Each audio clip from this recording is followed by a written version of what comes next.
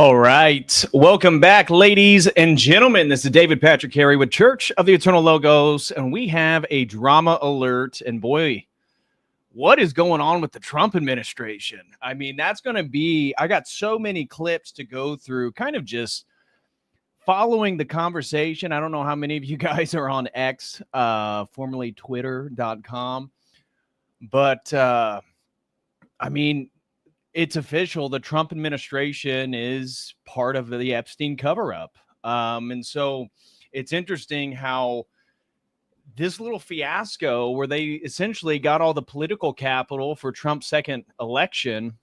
Oh, we're going to release the Epstein files. We're going to, release this client list, although, again, debated whether there's a literal client list. I doubt that, but we do know that they have a black book. We do know that there's flight logs, and we do know that there's incriminating videos and evidence of many high-profile people, of which at least 12 billionaires are implicated in. So we're going to be covering really the latest fallout with Trump, and even today, his latest comments, now claiming that the Epstein documents have essentially been doctored by the Democrats. That was kind of what came out today. And that narrative really began shaping this weekend. And so we're going to be seeing how this is splitting the MAGA base. Charlie Kirk, who I certainly have my own criticisms of regarding some of his ideas, he hosted, was it the Student Action Summit, SAS or something like that? The Turning Point USA. I'm not even sure where exactly it was, but that was this weekend. And people such as Tucker Carlson was very outspoken about the Mossad-Israeli connections with Epstein and his blackmail operation. Of course, Maxwell, Ghislaine, and her father. And we got a video from Mike Benz talking about Bill Barr and Donald Barr, his father, who hired Epstein, who is the attorney general under Trump's first administration, who essentially, he was the first one to really argue for him committing suicide in his prison cell. And so looking at people like Steve Bannon, Tucker Carlson, even Megyn Kelly. Again, Megyn Kelly, she's part of the I would say centrist right. She's kind of the boss girl feminist. That's kind of been her thing the last few months, is kind of railing against these trad Christians who want trad stay-at-home moms, and she's kind of been defending being a girl boss and this type of thing, and how you can still be a great mom. Okay, maybe we have some disagreements on the whole girl boss thing, but I do have to give it to her. She actually, there's a 20-minute video on her YouTube channel, of which we're going to watch about a 3-minute clip of, where she had Ben Shapiro on yesterday. And essentially it was kind of a debate, really. Shapiro, which we're going to be watching a video of, no surprise to probably anyone in the audience. Ben Shapiro is saying that the Epstein files, this is a nothing burger, and this is like the lowest topic of interest for the MAGA base and the American public. What? Dude, do you even internet? I mean, this is like the biggest topic everyone is talking about. And Trump is just digging himself in a deeper and deeper hole. And this is really, I've made the argument that Trump, being a sort of, people say he's egotistical, maybe megalomaniac, but I think that was beneficial during the Russia hoax and kind of the first administration, and how the mainstream media, are constantly attacking that. I would assume the average person probably wouldn't be able to deal with that media scrutiny. But now his megalomaniacal tendencies and ego is doing the exact opposite, and it's essentially destroying the base. And I mean, the latest thing, he's sending 17 Patriot missile systems to Ukraine, or at least trying to. This is some type of agreement he made with NATO that we're going to sell weapons to Europe, and then Europe's going to give them to Ukraine. Apparently, there's somebody in the administration claims that on a phone call or conversation with Zelensky, Trump asked him if he's capable of striking cities like St. Petersburg and Moscow in Russia. And Zelensky said, no, not really. And Trump said, well, we need to make sure that you're able to do that. And this comes after he's talking about, he resolved the Pakistan-India situation. No, not really. He resolved the 12-day war. Okay, well, that's still a hot war. And I have some thoughts about that going on right now in Azerbaijan, Israel, NATO, America, essentially being aligned for some type of military operation, potentially in September. This is at least a rumor going around from some of the military people that I follow online.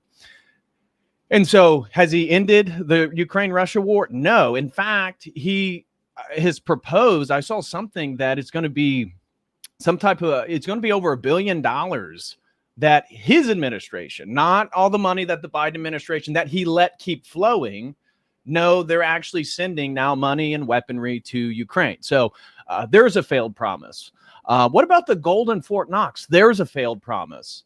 The Trump DOJ, this was something that Alex Jones covered that we're going to be looking at today, is they're trying to make sure that the federal regulation for fluoride in your water is not removed. So they are allowing states, we've already seen certain states remove fluoride from the water, Florida being one example. But for some reason, the Maha movement with RFK Jr.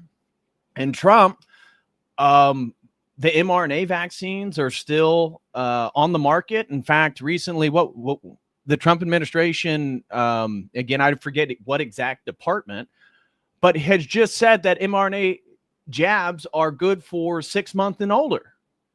And it's like RFK Jr., that was his whole thing. It's like, what is happening? What is happening right now? It's like, I mean, it's just full of lies. And that's where I again, the egotistical tendencies of Trump. He's like wanting, this is what I'm talking about is Netanyahu comes, who we're going to talk obviously about the Israeli control AIPAC over the U.S. government. It doesn't seem to ever end. It doesn't seem to ever let go. Netanyahu comes for the third time to the White House in 6 months and then flatters Trump that he should win the Nobel Peace Prize, of which Trump eats it up. And that's the problem with him being an egotistical, megalomaniacal president, is that if you just flatter Trump up, you'll be on his good side. And, again, due to his sort of turning back on many of his campaign promises, the rumor is that Russia is basically has no confidence in the integrity of the Trump administration, feels like that they've wavered on multiple issues. They say one thing, then do the other. And so they're just going to go about their business, and they've already taken over the mineral mine. You guys remember a few months ago that Trump wanted to make a deal with Zelensky. This was after the fiasco in the Oval Office with Zelensky, that Trump wanted the U.S. to essentially broker a deal with Ukraine where we would have access to their mineral mine in exchange for military assistance. Well, a little too late. Russia now is in control of that mineral mine. So no deal going to be struck there. And yet, for some reason, we're still sending them money and weapons. And then, so we're going to get into all the Epstein stuff. I mean, this is the biggest story. And him trying to tell people to stop talking about it. We've already seen like the Dinesh D'Souza's and the Benny Johnsons and the Charlie Kirks of the world. Even though Charlie Kirk, again, at that SAS TPUSA event this past week, and even though he was allowing people like Tucker and Jack Posobiec and Megyn Kelly to talk about the Epstein stuff, apparently Trump has reached out to these prominent conservative influencers and told them to stop talking about it. And lo and behold, what do we see Monday and Tuesday is all the sort of people fall in line and say, oh, well, I trust Jan Bongino and Kash Patel and Pam Bondi. And if they say there's nothing there, then we need to stop focusing on no. And this is the big thing. This is the big thing about the Epstein. If our country is controlled by a elite group of people who have degenerate sexual proclivities that they've been blackmailed by, let's just say the CIA. Obviously, we know that Mossad and Israel's connected here. If we know that that's the elite ruling establishment of our country, this is not something that we can just give up.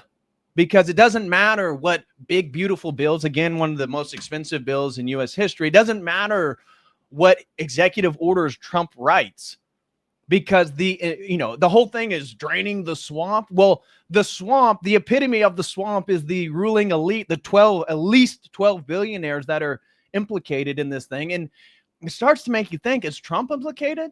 And this is where, me personally, I tend to like a guy like Mark Dice, tends to be a general truth teller, but I definitely disagree with his argument as of late. I've watched a few of the last 3 of his YouTube videos, and his argument is, well, if Trump was implicated in the Epstein stuff, the Biden administration would have brought that forward or leaked it. And my thought process, and again, maybe you guys think differently. My thought process is that doesn't make any sense, because if what we're told, the Epstein clientele and people that were affiliated with him, spans both the right and left of the political spectrum, well, why would the Biden DOJ, why would the Biden administration want to open that investigation? Because it's going to implicate everybody, even though they may try to leak stuff about Trump. If it connects to everything during the exploration in the court cases, everybody's going to get exposed. So the idea that if Trump was implicated, the Biden DOJ would have, no, not necessarily at all. To me, that doesn't make full sense, because even if he is implicated, which I'm not even saying he is, but the way he's acting right now definitely seems like there's something on him. And according to Iran, I don't know if you guys saw, I'm going to show you here in just a few. Iran posted today that Netanyahu and Mossad have blackmail on Trump, and that's part and parcel of some of the actions he's taking. And I'll say it certainly looks that way. I don't have any evidence. Of course, we know he was on the Litecoin Express. We know that I think it's like 7 or 8 times he was on Jeffrey Epstein's plane. From my understanding, the majority of the time he was there with his wife, Ivanka, Donald Trump Jr., so his children were there. So was he touching underage girls on the Litecoin Express? It doesn't seem like it. And from my understanding, there's no evidence he went to Epstein Island. It's famous that he kicked him out of Mar-a-Lago, but something doesn't smell right. Something's going on here. So I don't know. We're going to open all that up. The other topic, there's really 2 big other topics of interest that I want to talk with you guys about today. And I think the other interesting thing was the conversation between Candace Owens and Nick Fuentes. Did you guys catch this? Candace put it behind a paywall. But if you just go on X and search Candace Owens, Nick Fuentes, you'll see that it's like a 2-hour, 21-minute video or something. The whole thing's already posted on X. Apparently, the Candace Owens has been copywriting people on YouTube. And so we're going to look a little bit at this conversation. I got a few mixed opinions. I feel like, honestly, Fuentes came out looking fairly good from that interview. Now, you guys know, I've never interacted with Nick Fuentes, but he blocked me for some reason on X years ago. This is like in 2021. Somebody believes it has to do with the video that I criticized the Groypers for talking about mommy's milkers, chicken nuggies, and chalky milk. And I was talking about how childish it was. Maybe that was it. I doubt he even knows who I am. So it's not like I interact with Fuentes, or I'm a big Fuentes fan. I don't really follow him much. He's a very articulate guy. And some of his political ideas, I think, are shared. I share some of his political ideas, not all of them. But I've always wondered about, the amount of money he has, and being a trad Catholic, and, why hasn't he had a girlfriend or be married? And that was kind of brought up. And there's kind of a viral clip where Fuentes responds to Candace, like, you don't know me, you don't know my life. Fair enough. And that's kind of been one of my major criticisms of Fuentes. It didn't appear, and I could be totally wrong, but it didn't appear like his religious identity is totally, his behavior and his life may not be totally informed by his religious identity. That was my thoughts. Now, maybe I'm totally off base there. I will say, though, from that interview, I thought Fuentes came out looking pretty good, because Candace was way more I don't know. It seemed like she was on the attack the whole time. And I thought this was a bit strange. I don't know, because obviously she's been very vocal and critical of Israel. Some of the content, I don't watch Candace very often either. I did follow the Brigitte Macron thing, which seems to be validated now. I don't know if you guys saw, but Candace Owens, she did the whole series exposing that Brigitte Macron is a man, and that she is essentially the brother of the sister that she's taken the identity of. And he transitioned somewhere in his like mid 30s. And apparently there was a transgender doctor that was getting ready to do an interview just a few days ago, and he was killed mysteriously in France. But however, there was 2 journalists that really broke the case on her being a man and raising all these questions. This was in France. And Brigitte sued them for defamation, but the judge has ruled in their favor that there was no defamation. And if there is no defamation for them claiming that she's a man, that must mean that the judge saw sufficient evidence to say maybe Brigitte is a man. So I think it's fairly conclusive that Brigitte is a man. Emmanuel Macron is a homosexual that's been groomed and essentially put in place by the Rothschild family. I mean, his whole career makes no sense. That's not a central focus of today's stream, but getting back to the Candace Nick thing, I heard that she was going to be doing the interview with Fuentes, and I thought, oh, I'll check that out. I saw some clips after it came out, at least circulating on X. So I found the full interview, watched the whole thing. And, I would say Fuentes came out looking a little bit sharper than she did. And again, that's not me endorsing Nick Fuentes or anything like that. It was just, she seemed kind of defensive about certain things. It seemed like, especially with all the clips she had lined up, that it was kind of setting Fuentes up. It wasn't like a hit interview or anything like that, where they're totally trying to set somebody up and make them humiliate them. But there were certainly some things there where it was pre-programmed. They had like 4 or 5 clips of Fuentes saying controversial things that they had lined up ready to go. And I think the one that really struck her the most was him talking about essentially the theory of the bell curve. And this can get a little controversial online, is it's called the general G factor of intelligence. So the mean average of an ethnic or racial group of people. And of course, the book, The Bell Curve, that had to do specifically with America. But now, IQ tests are essentially one of the better standardized tests. Now, I'm not a big fan of reducing humanity to IQ scores. I think that's very anti-Christian. However, that doesn't mean there aren't differences among different groups in average general G factor of IQ. That is also true.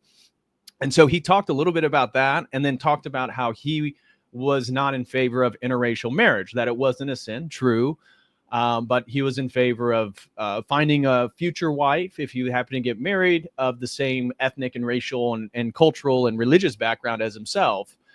And I don't think that's controversial. At least it shouldn't be. I mean, everybody should be able to have their preferences. And I think, yeah, interracial marriages aren't a sin. There's nothing wrong with them per se. But given the state of Western civilization and the anti-white discrimination and the inability to essentially be pro-European heritage, I mean, I'm not a big fan of using the general category of white, because if you study history, nobody in Europe or nobody historically viewed themselves as a general blob of white people. They were French, they were German, they were British, they're Italian, they're American. But anyways, it seemed like she was kind of offended by the interracial marriage conversation. So we're going to check out some clips on that. We'll look at some of the reaction of that conversation. I'm curious what you guys think who saw it. So I'm going to be doing some polling in the chat tonight to see what you guys think about the Epstein stuff, Trump's potential implication in it. Excuse me. Man. Trump's potential implication in it. And The other thing, the other bit of interesting news, at least for my audience, is I don't know if you guys saw, but the Voice of Reason YouTube channel. So it's the gentleman who has like a super deep voice, identifies as Byzantine Catholic, kind of LARPs as Orthodox. He's had a very popular interview or two with Father Josiah Trenum. Well, Voice of Reason, it's and I have not been following this super tightly, so I'm sure there's pieces of information, and I was too bored reading through all the leaked or exposed text messages. But Voice of Reason, apparently, he has had a problem of messaging underage girls, and one that has really got him in trouble is a 14-year-old girl that he was sending sexually explicit stuff with. And Jim Bob's tweet was hilarious. Yeah. Voice of grooming. Yeah, pretty much. And so, yeah, exactly. Consistent with the papal optics. But he was apparently sending sexually explicit stuff to a 14-year-old girl. She had contacted, I think, and you guys can correct me if I'm wrong, I have not been following this much at all. But I saw it started to blow up in my feed, and then I was trying to read some of the messages, but I mean, it's like, it's kind of cringy. And I would imagine most people, if you got your private messages, if my messages, all my messages with my wife were exposed, yeah, some of it's going to be kind of cringy, but apparently he was doing it with multiple girls. The rumor that I heard online is that he was actually in a Roman Catholic church, and some of these improprieties with young women was a problem, and he was actually kicked out, and that's why he's Byzantine Catholic. I can't confirm that. And so, you know, that it's a serious deal. I have he posted, I guess, on Instagram or something. I have a screenshot of it that was posted on X about his public response to it, claiming that these are rumors and allegations. So we'll see, at least within the text messages. Again, he was like exposing himself in some of them. It's very sexually explicit. There is, at least I saw one message. And again, are these AI doctored? That some of the defenders for Voice of Reason, they're saying that this is all a hit on him, and that these are AI generated or Photoshop. These aren't real. Okay, well, we'll see. But Catholic Answers and some of the groups that he's affiliated with have already taken him off and kind of scrubbed his existence related to them. So, Voice of Epstein servants. So who knows how that's going to play out? But yeah, that's kind of the big one. So I got a thing from Ubi Petrus, kind of keeping people up to date on everything going there. So that's kind of what we're going to be diving into. Those are at least the main topics. I got some other stuff. You know, Albania, one of the things I'll be showing is Albania for the first time is actually majority Christian. And well, first time in 17, what was it? First time in, I forget how many years. Anyways, a very long time. They've been majority Muslim. I forget how many centuries that went back, but a lot of Muslims are converting to actually Orthodoxy. So last time I looked at the Albanian demographics, it was Islam, Catholicism, and then Orthodoxy. Apparently, a significant number of Muslims have been converting to Orthodoxy. And because of that, Catholicism and Orthodoxy have grown to the point where now Christianity is the dominant religion of Albania. So glory to God for that. That was one of the positive things. And I got some other fun stuff that we're going to be looking at today. So we'll check it all out. Onyx Rocks throws in 5, says, I had to quit X for my own sanity. Here is 5. Well, thank you very much, Onyx. Do appreciate it. And I can understand why you would have to quit it for your own sanity. Well, as I've said before, I can't scroll X if I have to do research, read, or write. So if I'm going to be reading and doing, because I do like 2-3 hour blocks of reading, if I got to really get through reading for a day or two, I'll divide it into like 2 or 3 different blocks, maybe do it 2 or 3 times, 2 or 3 blocks that day. And I can really knock out a bunch of stuff. But if I'm on Instagram, for me, my guilty pleasure is X because it's immediate, it's news, it's information. I'm an info junkie. And so it appeals to my worst sensibilities, but it totally F's up my ability to focus. when I am on social media and I engage or I get those dopamine hits early in the morning, the ability for the long-term reward system to sit there and read for 2 hours or focus and write, your mind just goes all over the place. So I do agree in regards to your comment about sanity. The social media, especially X, and things like that, or really Instagram or TikTok with the immediate scrolling of all the reels, it messes with my head. So Slow Boy Whiteboard, thank you very much, sister. She says, thanks for covering Nick Fuentes and Candace. I wouldn't have looked into it otherwise. God bless you and yours. Well, thank you very much. I do appreciate that. And we're going to watch a little bit of it. Again, if you want to watch that whole thing, you're going to have to go watch it yourself. It's like 2 hours. We're not going through it today. We're going to watch a few clips, some of the controversial stuff, and I have some videos of Nick's response, talking about some of like a conversation he had with Candace afterwards. So we'll see.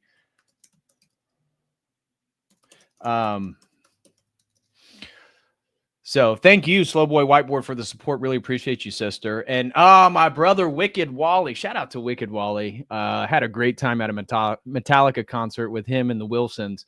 Says, all I know for sure about Epstein after the past week is that everyone is really hung up about it. So there we go. Thank you, Wally, for another wonderful dad joke. You know how we love those. And let me just check if anybody sends anything in on the other Streamlabs or Dono chat. Looks like somebody sent something in over on Streamlabs. Let me check that real quick.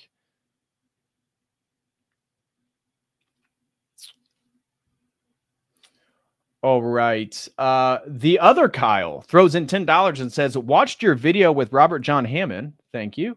My wife and I are catechumen at a parish named after one of the saints in the documentary. Looks like we're getting a viewer. Well, glory to God. Thank you so much, the other Kyle, for the $10 super chat. Really appreciate that. Okay. So first thing that I actually want to show you guys, and it's totally unrelated with everything I just said, but I think it's newsworthy. This was actually out July 11th. So what, 4 days ago? This is Israel News. Practice burning of the red heifer carried out. So very interesting. Again, not totally related to everything. I'm going to share the link with anybody who wants to dive into it. But if you've been following some of the conversations about Orthodox prophecies and eschatology, and even Jewish eschatology, you know that the sacrifice of the red heifers is kind of the beginning domino for them to rebuild the temple. So interesting little thing. Of course, I covered last year, and actually I think it was for members only, as I went into the Jewish theology of the red heifers, the importance of the red heifers, and that they had purchased some from Texas that they had already selected, the genetics of it, and then purchased them and brought them over last summer. And this was right around, do you guys remember the eclipse last summer in April of 2024? It was right around then when they bought the red heifers. And so the fact that they are now practicing burning the red heifer, interesting, because that would insinuate that they are very close to the time in which they think they're going to build the third temple. And of course, the Greater Israel Project, all that stuff is tied to it. So again, doesn't directly relate to everything that we're going to talk about today, but I thought it was worth mentioning. And just to back it up, I thought, given the fact that the Democrats are now the ones voicing in the Senate and the Congress about releasing the Epstein files, I thought it was a little interesting to find this article from 2022 that Republicans are working with the communist activists to advance a violent vision of Jewish control over Jerusalem's holy sites. And this is about the GOP's plan to build the third temple. Interesting. I wonder if what's happening with the GOP and all this fallout is connected with any of this. And of course, the Iran-Israel conflict. Interesting. So I'm just going to throw that out there. We're not going to read the article or anything, but essentially it talks about all the Christian Zionist and political Zionist within the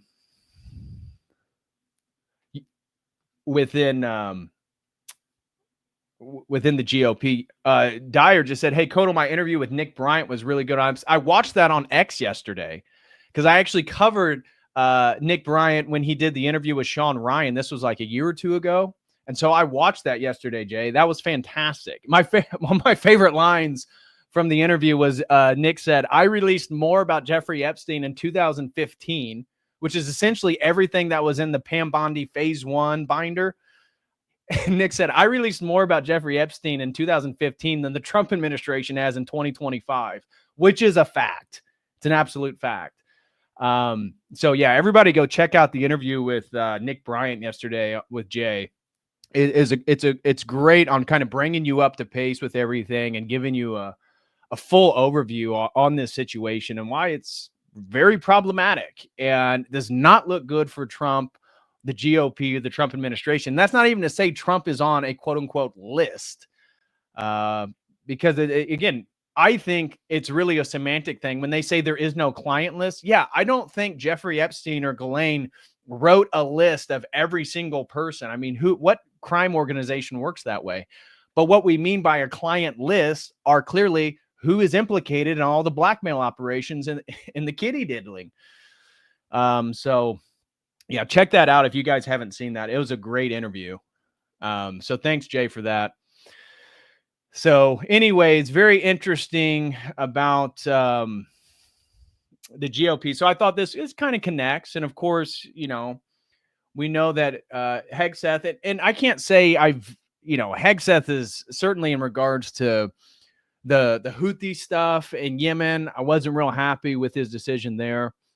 But it sounds like he was totally caught off guard. Now this article, why I'm bringing it up is because he's a Christian Zionist.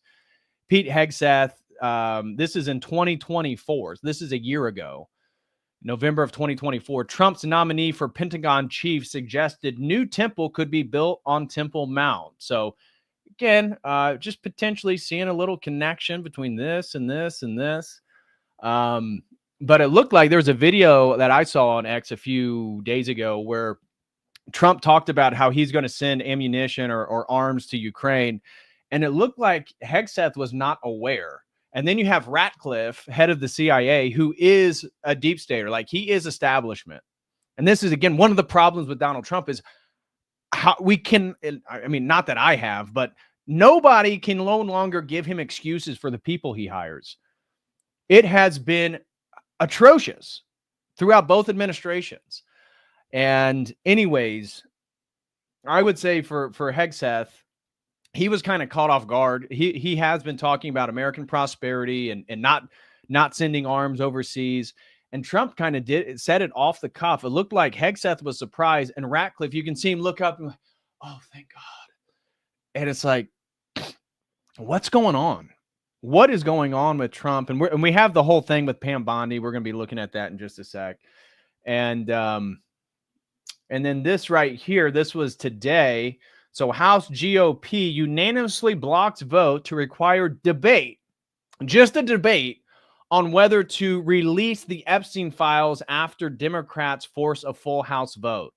And there you see every single Republican voted in lockstep. And so, again, the House GOP, the narrative has totally flipped. Totally flipped. Again, that's where all the political leverage Trump had in 2024 was utilizing the Epstein controversy, of course, him getting shot in Butler, Pennsylvania, that they're going to release. This is the administration of transparency. And what we're seeing is it's business as usual. And it feels like Trump has been compromised. There's blackmail. There's something going on. Unless he's just not that intelligent, which also could be the case. His endorsement of Lindsey Graham as of recently, did you guys see this? I mean, he literally was posting stuff about how they got to get rid of the neocon Lindsey Graham and Mitch McConnell. And now he's playing golf with Lindsey Graham and taking his advice, which is terrible. The idea that so this is what apparently Lindsey Graham, he went on some news broadcast this weekend. I forget what it was, ABC or something like that. and was talking that Trump is apparently sending these 17 Patriot systems to, or selling them to NATO. We don't know exactly the details. He's not very clear about it. And they're going to be given to Ukraine in some manner or another. And the thing is, he's then saying Putin has 50 days, like Trump has any leverage to give Putin an ultimatum. He says Putin has 50 days to end the war, or he's going to issue 100% sanctions on all trade, not just on Russia, but anybody who purchases Russian oil. What? So that means China, Iran, like Middle Eastern nation. What? India? What? Trump? Like, this is where his tariff stuff, I'm not totally against tariffs per se, but the reasons why he had to back off China and do the Chinese deal is because China threatened to no longer send these precious metals that we have to use for the car industry. And so American car manufacturers are totally dependent upon minerals that we get from China. And so China said, okay, you want to give us tariffs? Well, we're not going to give you any of these minerals, and goodbye, American automotive industry. And so this idea that if Putin doesn't end the war in 50 days, you're going to sanction all these different nations. All China has to do is say, okay, then you're not getting our minerals. That does not benefit the United States in any form or fashion. Like, what is this guy doing? So anyways, that was one of the things. So these were just my quick articles. Now we're going to begin. As you can see, I got tons of stuff to go through on X today. So we're going to be here a minute. We're going to be here a minute. It's going to be fun. But the first thing we're going to watch is a little fun. It's actually a clip of Ari Shaffir, one of the Jewish comedians, talking about something that relates to all this. And this is a kind of a comedy, but I thought it was interesting. So we're going to begin here, and then we're going to start diving into all the Epstein stuff moving forward. So check this out. And if you guys have children around, this is not PG. So some of the stuff today, especially talking about Epstein, this again, if you have little children around, just please be aware that today, usually my streams are very educational, all PG stuff, but today may not be. So just FYI before we dive into everything for people. Neo-traditional news throws in $2, says Trump has more pics with Jeffrey than me with my granny. Yeah, that's probably true. That is probably true.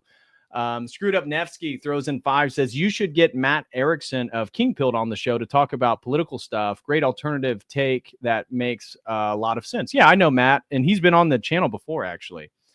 I reached out to him months ago about doing a stream. He asked me a day. I said, does this day work for you? He never got back to me. So, but if he's open, yeah, I'd be happy to do a stream with him. And Red Fox throws in 50. Thank you so much, Red Fox, for the generous super chat. He said, I was having a conversation with a retired senior leader and philosopher on military normative ethics. He asserted that there are no postmodernists in the military. Love that you are doing these updates. Well, thank you so much, Red Fox. And thank God to hear that. It seems like if there are any postmodernists in the military, they're probably higher up in the chain of authority. It seems like the most of the corruption is in some of the ruling establishment of the U.S. military. So I'm sure within the general ranks, although you do have, you do have the variety, but in the general ranks, I have a lot of friends that are former military, some guys that just got out, and it's still predominantly white, predominantly conservative. So anyways, thank you, Red Fox, for the support, brother. God bless you. So, okay, let's get into some of this stuff. So this is Ari Shaffir from 10 years ago. And I just saw this floating around X, and the guy said, I forgot this post yesterday, but better late than not at all. Listen to this while mowing your lawn and picking up all the firework debris from last night. So this was from July 5th, but check this out. I don't give a shit. You don't find it a great I really don't care treasure about politics. trove of Some people material? do. I don't. I think the system is corrupt. Every time I'm walking on the street, somebody's like, hey, vote for so-and-so. I'm like, it's all corrupt. Anarchy is the only way we're going to change anything. Violence, kill a politician. That's the only way you can change shit. What? Yeah. I mean, obviously you're joking. No. Are you serious? Yeah, voting is not going to make a difference. It has never. Not in 100 years. So what would you like to see? I'd like to see some politicians start getting murdered and reform this government. Oh my Into one that's God. not corrupted. I'd like to get business out of government, and they're not going to do it. So the only way to do this is start killing people. Isn't that exactly what Look you around the don't world. want? How has anything changed around the world? How has any regime change happen around the world? Violence. That's the only way. You think people in Arab countries are that much different than us? Yeah. Violence. That's the only way you depose a system that doesn't represent the people anymore. I mean, I think the wonderful thing about the United States is that we can vote, and you do change Your administration. vote doesn't go anywhere. Your vote doesn't do anything. Yeah, somebody Rip said, sounds like it is a very revolutionary spirit. Again, you guys can look into that. I highly recommend Fire in the Minds of Men. Anyways, I'm not showing this to endorse what Ari Shaffir is saying. My point is, this is a sentiment that is growing, right? This is why I think this whole Epstein thing is serious business for Trump's long-term reputation and the Trump administration moving forward. Guys, we're only 6 months into his 4-year term, and it feels like things are falling apart. And if you just can catch the sentiment, and I have a clip of Tucker Carlson here in a few talking about exactly this. This is where the culture is moving, given what we're getting from the Trump administration. And so, yeah, we know. I already mentioned that. But the fact that this is so appealing to millennials and Gen Zers, this is very interesting. Yeah, Ari was a in rabbi school or whatever it's called. Yeah, he grew up Orthodox. My only point, though, is very, very interesting what he's talking about and how so many young people are sharing this sentiment. Yes, it does. You can now be arrested and never tried if they say you're a terrorist. Never tried in your life. Just arrested and held forever. Who voted for that? So shoot them all. No, not shoot them all. Start shooting them until they get business out of politics and they start representing who we are instead of their money interests. Yeah, violence. That's the only way shit changes, man. Okay. Look at history. Tell me when a regime has changed with voting. I mean, I know. I'm not trying. That's not fair because you haven't studied this stuff. Well, no, I'm not trying to, murder politicians. I'm not trying to do what I don't like that others do that I would like to change. So I will shoot somebody because I'm pissed off that they're shooting somebody else. Yeah. It's not the way that I think, but that's fine. We think differently. I think even if you don't want to shoot somebody, don't vote. Voting is you complicitly saying, I support this system and I don't support it anymore. I get that sentiment. I always say definitely vote for your local politics because, as I always use as the example, COVID during 2020 and the lockdowns, my county in Indiana was very good because we did have a sort of conservative Protestant Christian sheriff who was not going to enforce any of the regulations that, any authority tries to put forth. So I was able to get through most of the pandemic without ever having to put on a face diaper.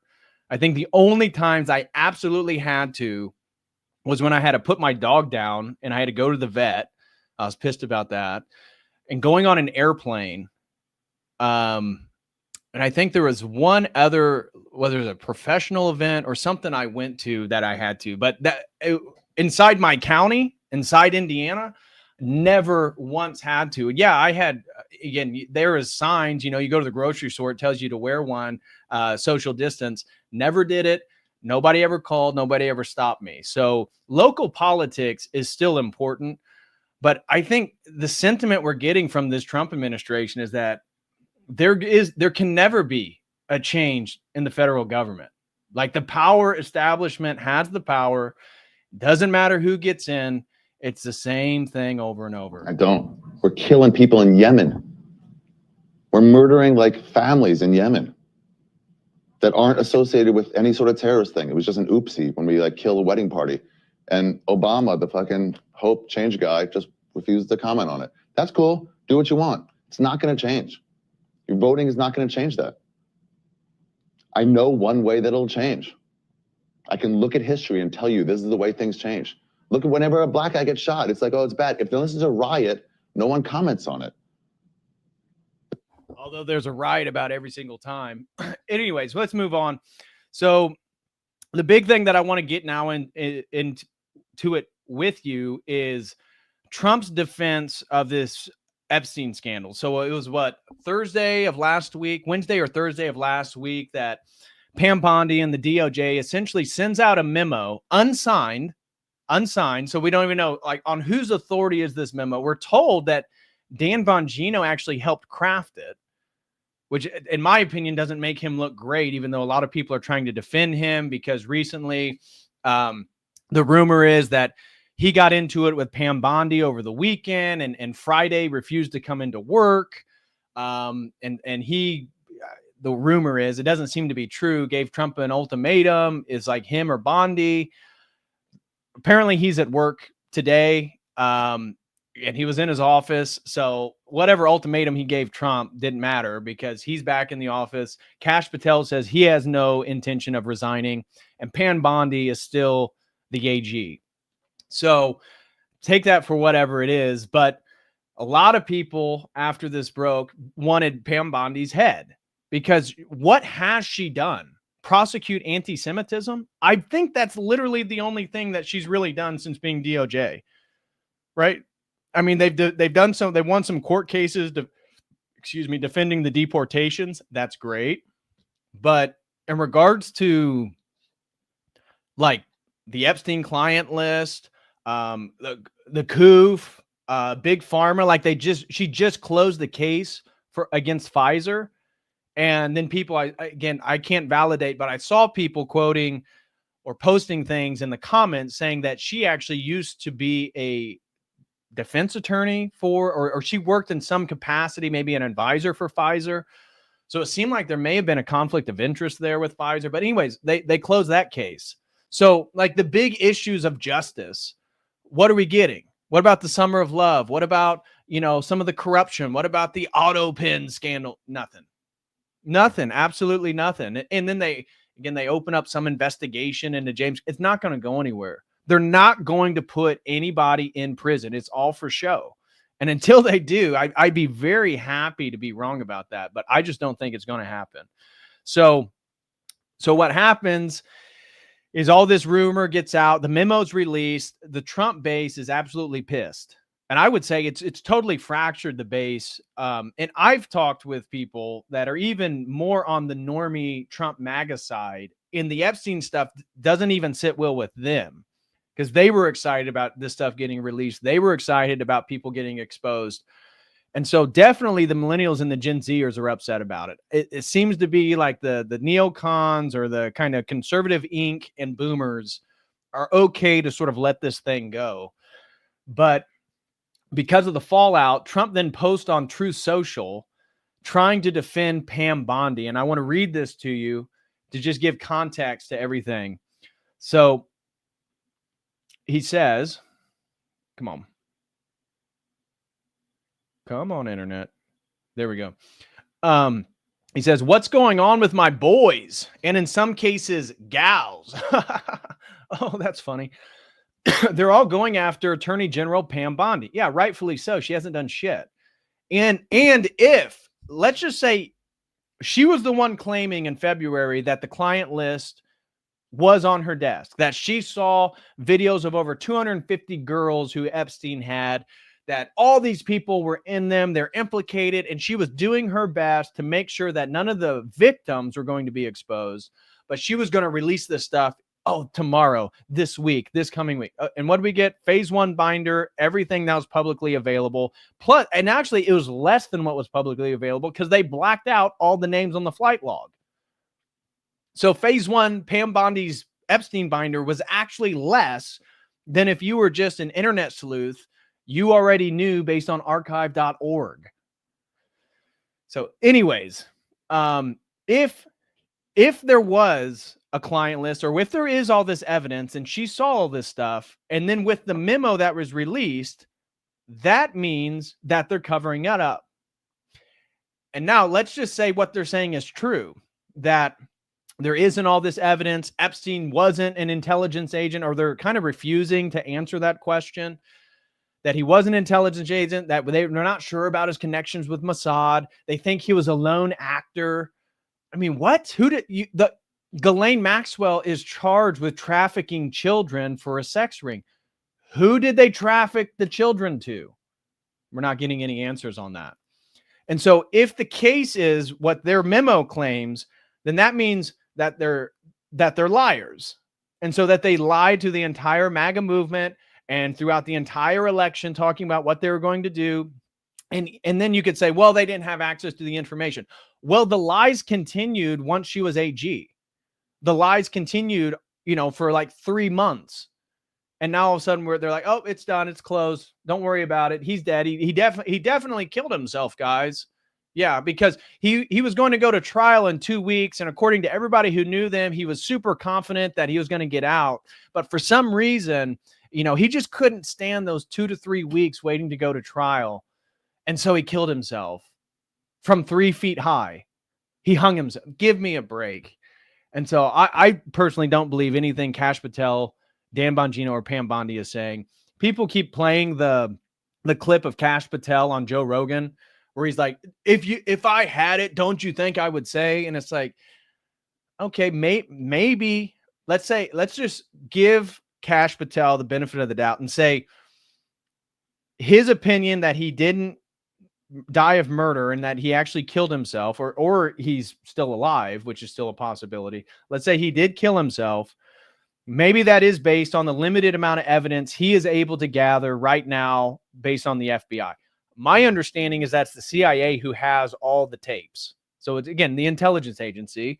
It's the CIA who has all the blackmail tapes and stuff like that. And I wouldn't be surprised if Mossad has them. I don't know what exactly going on. Anyways, because of all this, people want Pam Bondi fired. And so this is Trump's response.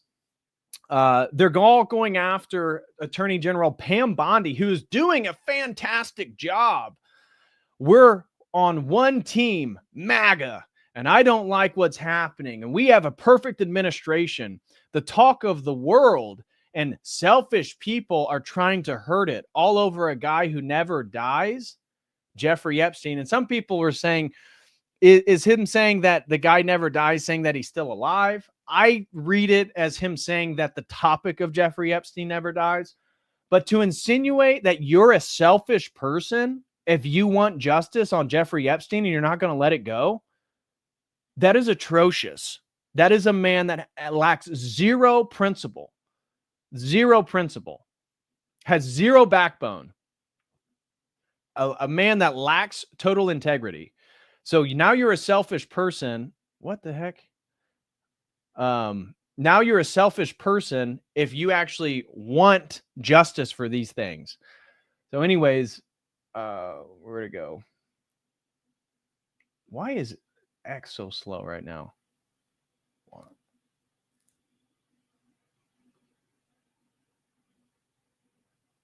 Come on. Okay, for some reason, X is like clicking on the wrong thing. All right, we're just going to read it as is. So selfish people are trying to hurt it all over a guy who never dies, Jeffrey Epstein. For years, it's Epstein over and over again. Yeah, because it implicates the ruling elite of our country. It's an international blackmail operation. It should. And if we can't get justice for this, we can't get justice for anything. Why are we giving publicity to files written by Obama, crooked Hillary, Comey, Brennan, and the losers and criminals of the Biden administration who conned the world with the Russia hoax? Okay, so he's making it about him again. And he's claiming that crooked Hillary Clinton doctored the Epstein files to implicate her husband, Bill Clinton. What? He's claiming that Comey and Brennan and Obama just created the documents out of total fiction. Then why is Ghislaine Maxwell in prison? Why was Epstein in prison? Like, what? This is absolutely retarded. And so who conned the world? Russia. He always brings it back to, and that again, legitimate hoax. 51 intelligence agents, the laptop from hell, and more. They created the Epstein files. just like they created the fake Hillary Clinton, Christopher Steele dossier that they used on me. And now my so-called friends are playing right into their hands. Playing to their hands. The people who voted you are playing into their hands because we want justice on Epstein. Why didn't these radical left lunatics release the Epstein files? Because everybody in the federal government on both sides, not everybody, but a large people in the ruling, and this is what the rumor I'm hearing. I actually heard this from Ryan Dawson. He was on Judge Napolitano's channel. What was it, yesterday or so? Anyways, I caught, it's like a 20-minute interview, and he believes that the people that are really implicated in this are not actual like general congressmen or senators per se, but it's the lobbyist groups, it's the donor class, it's the multimillionaire, billionaire type class that's implicated in this. And he was arguing, which again sounds logical to me, that these intelligence agencies, if you can get the people who donate the money, they already control the politicians. You don't need to control the politicians because they're already controlled by the money. You just need to control who has the money and who they're giving money to and for what purpose. And so I think that that's a very plausible, but we know that it doesn't matter Republican or Democrat, both people are implicated. And so why don't these radical left lunatics release the Epstein files? If there's anything in there that could have hurt the MAGA movement, why didn't they use it? Because you can't just open the Epstein stuff just on Donald Trump, because the exposure is going to expose everybody implicated, because there's going to be criminal cases coming. So if both parties are, it makes sense why it doesn't matter if it's the Trump administration or the Biden administration. They haven't even given up on the John F. Kennedy and Martin Luther King Jr. files. Yeah, because we haven't even still gotten all those yet. We haven't even gotten all the JFK files. And what's the rumor is because it implicates Israel. We haven't got all the MLK stuff. Why? Because it implicates the CIA. No matter how much success we have had securing the border, deporting criminals, I mean, in this where I do appreciate the Trump administration said that we have 65 million illegals in the United States. I believe that's probably an accurate number. You know, the general media will tell you, oh, it's about 20 million, 35 or 65 million. Okay. Probably more. But the deportation numbers, this is not going to be the biggest deportation effort in American history. What are you talking about? Like, I'm seeing posts like by the U.S. government saying we got 319 people today. 319? Okay. Let's just do the math real quick. Let's say there's 65 million people in the United States. 65 million people. And you have 4 years to deport.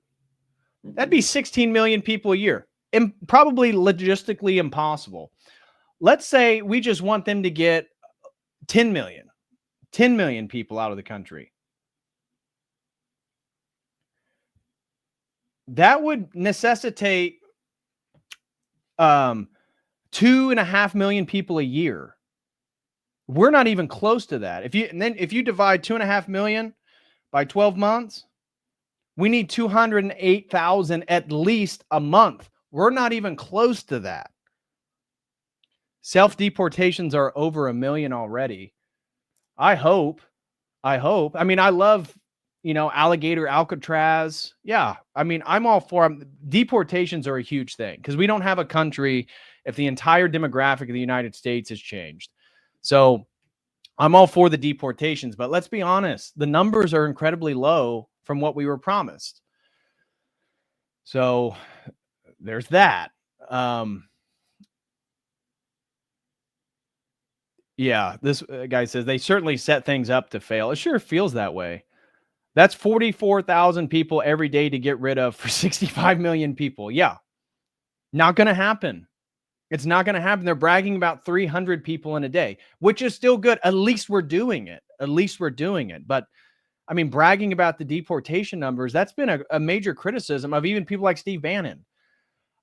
Fixing the economy. Well, I just saw that again, look at the housing market.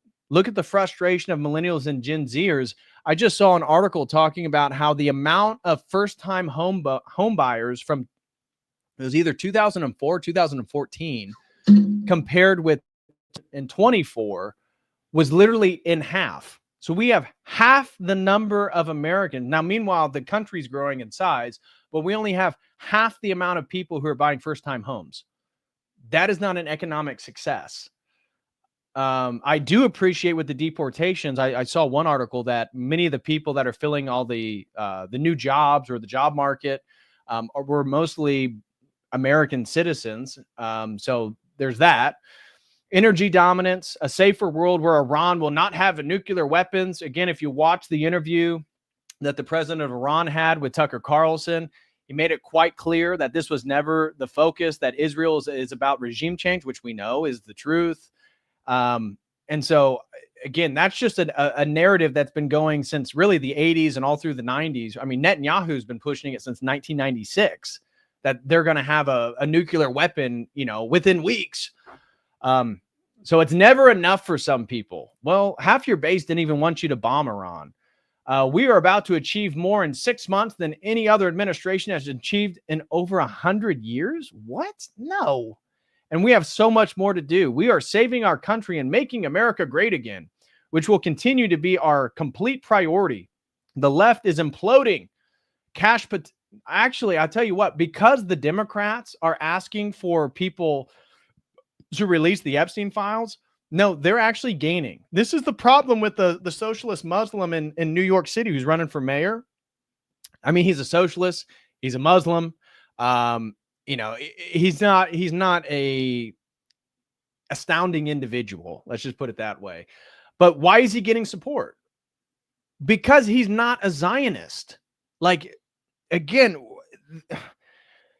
the generational gap right now and understanding kind of the cultural flavor is that you can be a radical leftist Muslim in New York City, supposed to be the literally the capital of capitalism, New York City. And it's because he's not a Zionist shill that he is getting so much support from young people. It's like, GOP, do you not realize what's happening? And then with this Epstein stuff, you're literally allowing the Democrats to get back into the game.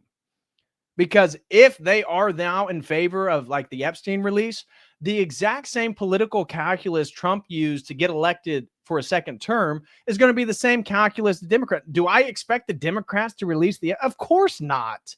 Of course not. But we're talking about political capital, political calculus in regards to getting people to vote. They're going to win the midterms. Don't you guys realize that if they just released the Epstein files, they wouldn't have to worry about a midterm at all? At all. The left is imploding. Kash Patel and the FBI must be focused on investigating voter fraud, political corruption, Act Blue, the rigged and stolen election of 20. And fair enough. But who's gone to jail for any of that stuff? Who's been indicted for any of that stuff? Okay, again, let's steel man them and say they haven't had enough time. Okay. And arresting thugs and criminals instead of spending month after month looking at nothing but the same old radical left-inspired documents on Jeffrey Epstein. Radical left-inspired? How does it help the left in any way? What? Again, you see the rhetorical shift here. You see the frame that he's trying to paint, that somehow if you're pro-release of the Epstein, you must be a radical Democrat. Let Pam Bondi do her job. Well, I hope she would. She's great. I mean, even people like Megyn Kelly, who's a girl boss, has said Pam Bondi is completely incompetent. Completely incompetent. Now, I'm not here to defend Megyn Kelly, but my point is, if even Megyn Kelly, who's a girl boss, you could say centrist, maybe, certain topics kind of left of center, let's say general right of center, conservative centrist, if she's already saying that you're totally incompetent, and then the next day Trump's saying about how she's so great, the 2020 election was rigged and stolen, and they tried to do the same thing in 2024. That's what she is looking into as AG and much more. Why don't we look into the COVID stuff? Why don't we look into Operation Warp Speed? Of course, that would never happen. That was Trump. That's what she's looking into as AG and much more. 1 year ago, our country was dead. Now it's the hottest country. It sure doesn't feel like that. It feels like I live under an Israeli establishment. It feels like I live under corrupt elite. Let's keep it that way. No, let's not. And not waste time and energy on Jeffrey Epstein, somebody that nobody cares about. Nobody cares about. Everybody cares about it. Thank you for your attention on this matter. I've personally talked with people that are basically non-voting, even kind of left of center millennials, and they voted for Trump specifically for the Epstein stuff. That topic was one that galvanized people from kind of both political spectrums. So this is just totally, totally tone deaf. This guy does not get it at all. Rigovich throws in $2, says, any chance of getting Ryan Dawson? I just said Ryan Dawson. I don't know. I'd potentially be open to that. He certainly knows a lot about the Epstein case and would be a great resource to chat on that. So yeah, I don't have any personal way to contact. I guess I could DM him on X or something, but yeah, I'd be open to that. Thank you, Rigovich. Dernan throws in 10, says, according to the Jewish Business News, Trump converted to Judaism. What? I got to look this up. Trump converted to Judaism. Trump converts to Judaism. And then what was the Jewish Business News? Okay.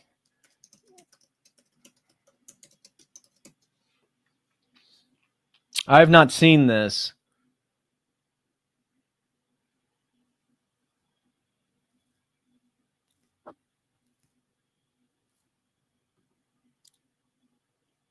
Huh. This is an article from 2021.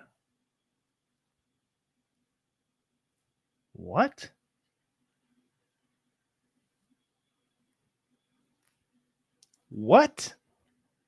I don't know how accurate this is, but this is Jewish Business News. It's not from this year.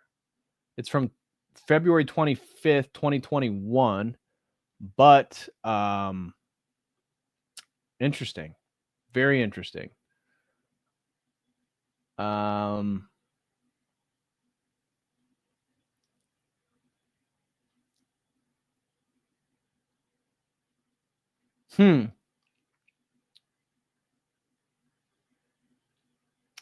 Reports are that he has held talks with local Israeli politicians and explained to them that only he can make the best final peace deal for Israel.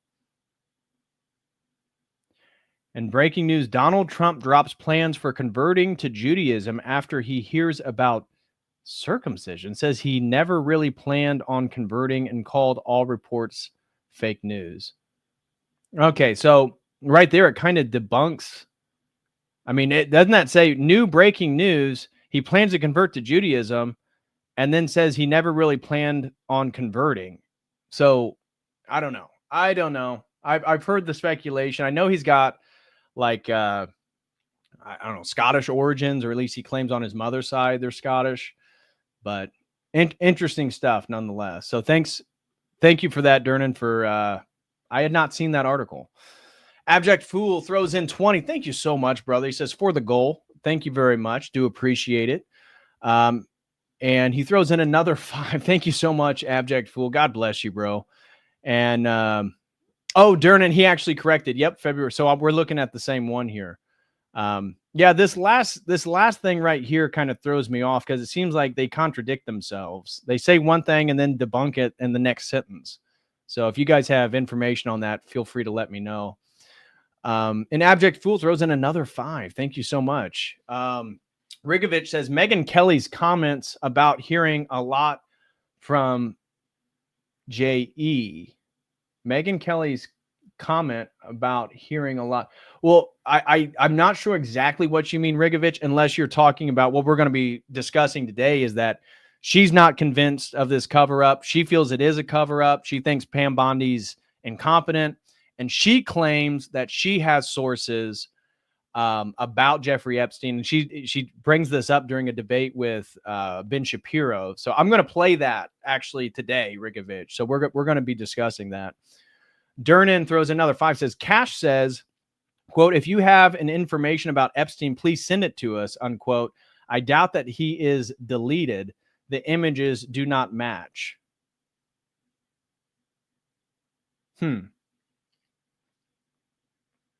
Interesting. Abject Rule throws in another 5. Thank you so much, brother. And then Colomark throws in 5, says, Devil's Advocate, what if there's enough info for blackmail, but not enough for a conviction? It would be a high bar to get a guilty verdict. Well, even if they didn't. So Colomark, I agree with you. Let's play this scenario out. Let's say that, let's even say that for one reason or another, the evidence that we thought we had no longer exists. The FBI, let's say the CIA, I mean, Tulsi Gabbard's DNI, so she should have access to everything. Let's say, and ironic, we've never heard from Tulsi speak about Epstein.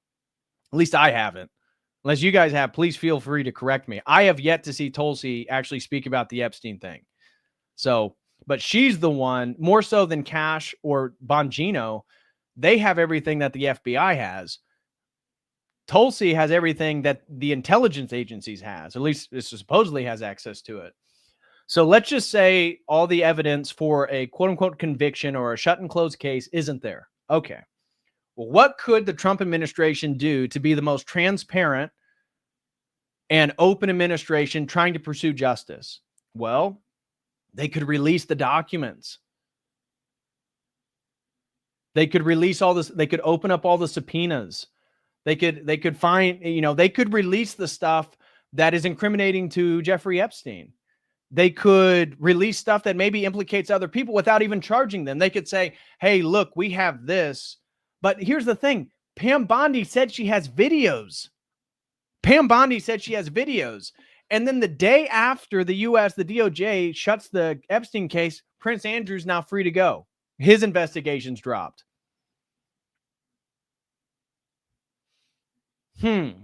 So even if they couldn't, let's say they couldn't prosecute anybody based on the evidence they have, they could still release a ton of stuff to suffice the appetite of the public to know more about what happened. Well, how did Jeffrey Epstein get his money? Why was he given like $150 million for tax advice? Like, who is Lex Wexler? Like, we need to look into this stuff. And the Trump DOJ, like, they could make all this stuff available for people without even assuming your devil's advocate argument here, Colomark. Let's say they couldn't convict anybody. There's so much information. And the fact that the Epstein binder was phase 1 already insinuated there's going to be a phase 2, if not a phase 3 of more information coming out. There's multiple interviews of her on Fox News literally saying she's about to release something that we never got. I just watched a clip today of her saying, oh yeah, I'm going to release that tomorrow. It was about on some of the people that were implicated. Never got it.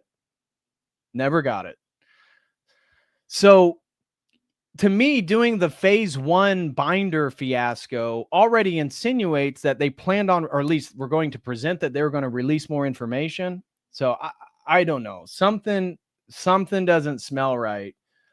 Even if they couldn't get a guilty verdict.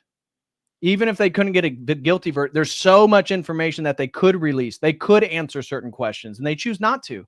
They just want to close it up and shut the case, which tells me that they are part of the cover-up.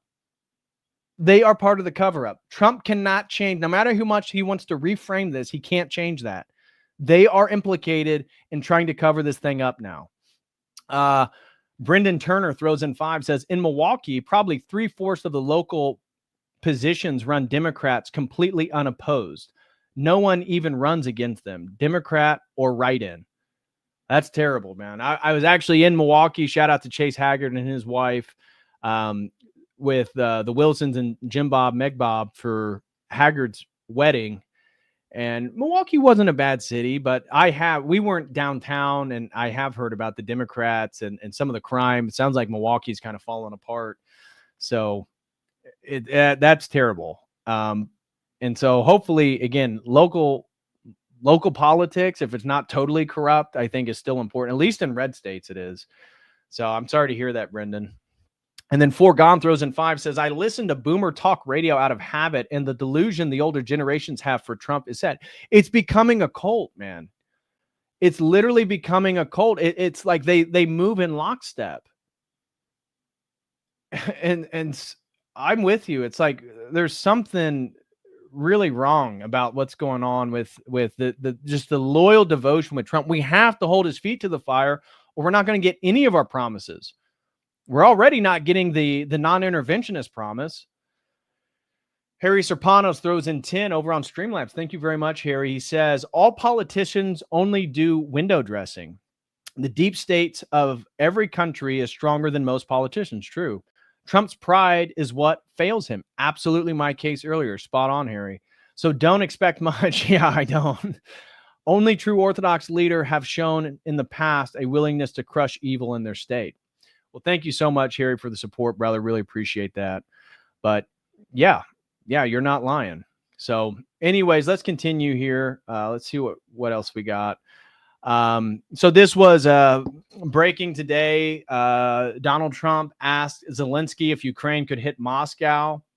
Say people briefed on the call. Now, Trump was asked about this today. It was right before we went live, and he denies it. So he denied. Somebody asked him directly, did you ask Zelensky if he could or encourage him to have military strikes on Moscow or St. Petersburg? And Trump said no. But what we're hearing from people that were briefed on the call is that Trump asked him if they could. Zelensky said they couldn't. And Trump insinuated that the U.S. needs to make it happen so that they can. So it sounds like, if that is correct, it sounds like Trump is realizing he has no leverage over Putin. The sanctions that they issued in 2022 against them when the war started have only strengthened the Russian economy, and their economy is made for manufacturing. I read something that they're producing 1,000 military drones a day. Like, they're ready for war. And so the whole Ukraine thing has actually been a sort of catalyst to get the Russian economy and manufacturing industry in place for perpetual war and things moving forward. The U.S., we make 660 Patriot missiles a year. I was reading that I forget the name of the type of ballistics and missiles that Russia uses, but their military industrial complex, and obviously it's not an international thing to the same degree the U.S. is, but their ability to build for military defense, I read that they were making like a serious factor of like 5 or up to 10 compared to the U.S. So they and Iran and China are making bombs, and they are stockpiling, and they're ready to go for a long-term war. And that's where we make 660 Patriot missiles a year. If we were in a battle, let's say a real war, we would use 300 to 400 in just a couple or a few days. Like, if we were actually in a serious war, we would use up the amount that we make in a year easily within a week. Like, what leverage does Trump have over Russia? He can't sanction him anymore. And we're not in a position to fight him with our military. So what are you going to do? It sounds like what he wants to do is like bolster Ukraine as some type of negotiating tactic. But the war's already lost. The war is lost. Ukraine cannot win. I expect by September of this summer, I expect that the war is going to be over. That the rumor is, and this is one of the things that I said I was going to mention to you guys. I follow some of the former military and intelligence guys that seem to be truth tellers. At least they're not Zionists. Scott Ritter, Colonel Douglas McGregor, a handful of other people.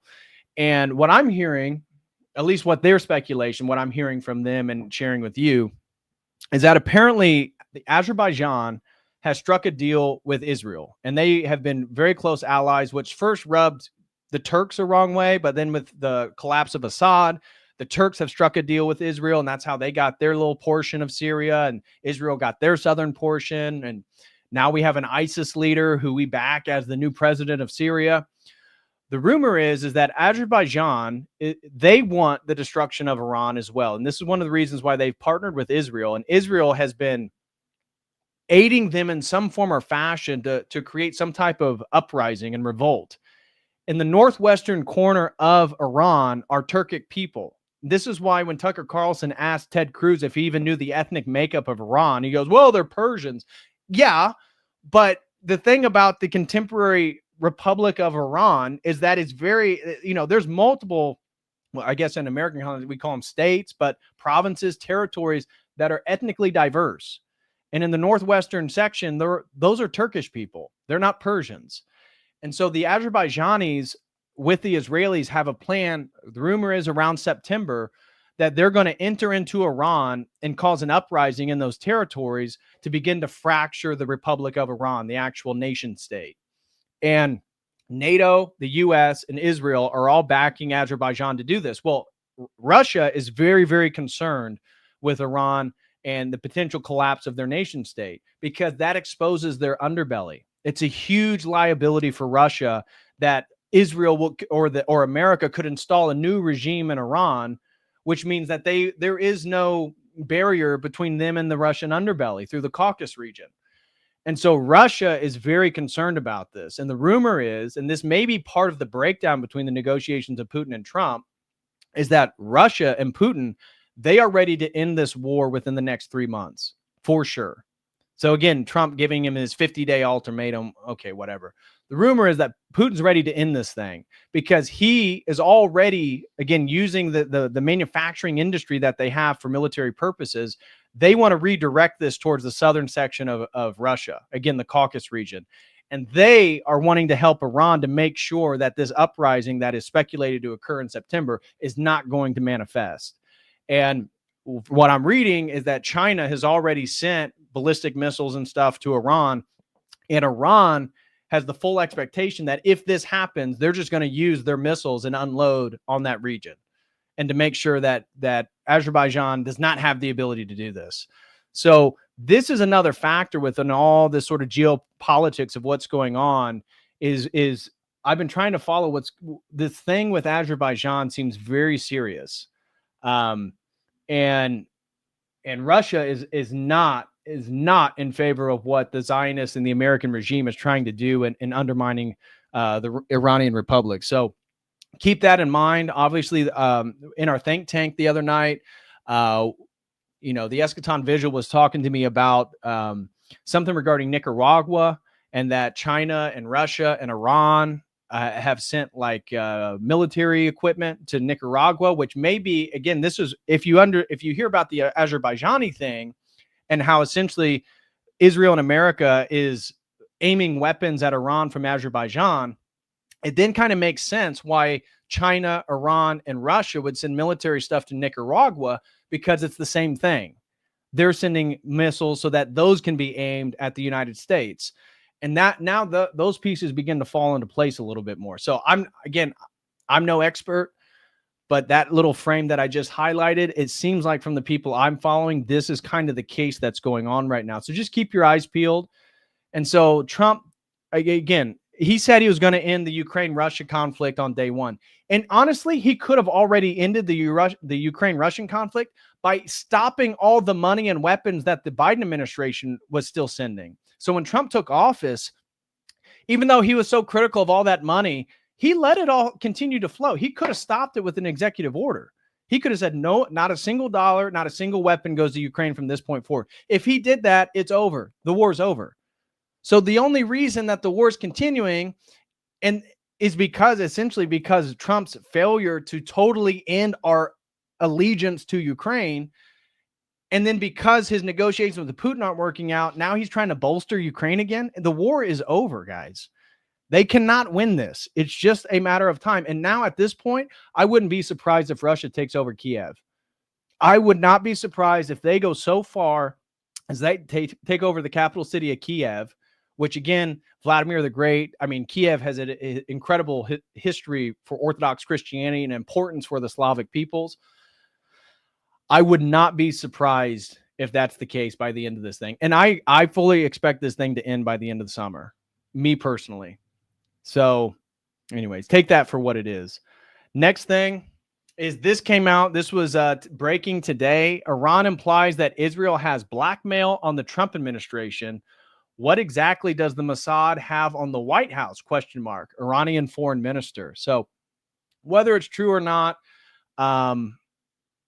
you know, interesting thing I wanted to show you guys. That was today. And so I thought this was funny. Stop talking about the Epstein list. And so here's Trump today. I told you guys about this. Again, continuing on this new framing he has, that the Epstein files aren't real, they're not legitimate, and it's all doctored by the Democrats, which again makes very little sense as to why Ghislaine Maxwell is in jail and Epstein was in prison as well. So here's Trump. No, she's given us just a very quick briefing, and in terms of the credit, she is Pam Bondi. So the question, if you saw the full clip, the question is, did Pam Bondi discuss or have a briefing on any more of the Epstein files? And this is his response. Credibility of the different things that they've seen, and I would say that these files were made up by Comey, they were made up by Obama, they were made up by the Biden. We went through years of that with the Russia hoax, with all of the different things that we had to go through. We've gone through years of it, but she's handled it very well, and it's going to be up to her. Whatever she thinks is credible, she should release. Yeah. No. So again, pretty pathetic. And it's not that he's wrong about the Russia hoax. Again, he has to always make it about him. And I think this is part of a rhetorical trick that he's obviously doing to try to reframe things, is that, oh, the Epstein conspiracies, which he himself voiced. Donald Trump Jr. was actually one of the largest voices leading up to his election in 2024, talking about Epstein. So he himself, the people he's hired, Kash Patel, Dan Bongino, his son, Donald Trump Jr., which from my understanding, I have not heard Donald Trump Jr. actually say anything about Epstein since this came out, which I would be curious his legitimate opinions, not maybe whatever public post he eventually makes. But my point is, they all thought this was legitimate. And now that they're in power, and even for the first 3 months, they claimed this was all legitimate, but now it's all just a hoax crafted by the Democrats. What? How does it benefit the Democrats? If anything, it benefited you, Trump, getting reelected. How does that benefit the Democrats? So, for the boomers, as one of the commenters said, for the boomers, this might work. For the boomers, they think, oh, Russia hoax, 2020 election, Epstein, that must all be part of the same thing. No, it's not, actually. It's not. Rebel Umbrian throws in 10, says, I can't help but feel this is God giving us the government we deserve. Yeah, true. We got rid of our Christian monarchs in favor of secular atheist republics. True. These are just the consequences of our actions. Absolutely. Well, as you guys know, I'm no fan of democracy. I'm pretty, I'm not a black pillar, but one thing I am black pilled about is the efficacy of democracy, liberal democracy, right? The whole point of Bush's Middle Eastern wars, we're going to give them liberal democracy and they're going to be great. No, I'm very much convinced that liberal democracy is a form of control, that you can't ever get rid of your ruling establishment through it. At least if we had a monarch, the whole country or town or village, we can all go raid the palace, kill the monarch, kill his imperial guard. Like, that's happened multiple times in history. How many times, again, back to Ari Shafir's, not making the same argument he made, but the point that he made, how many, give me an example of a liberal democracy that was able to, overthrow its corrupt leadership. There isn't one.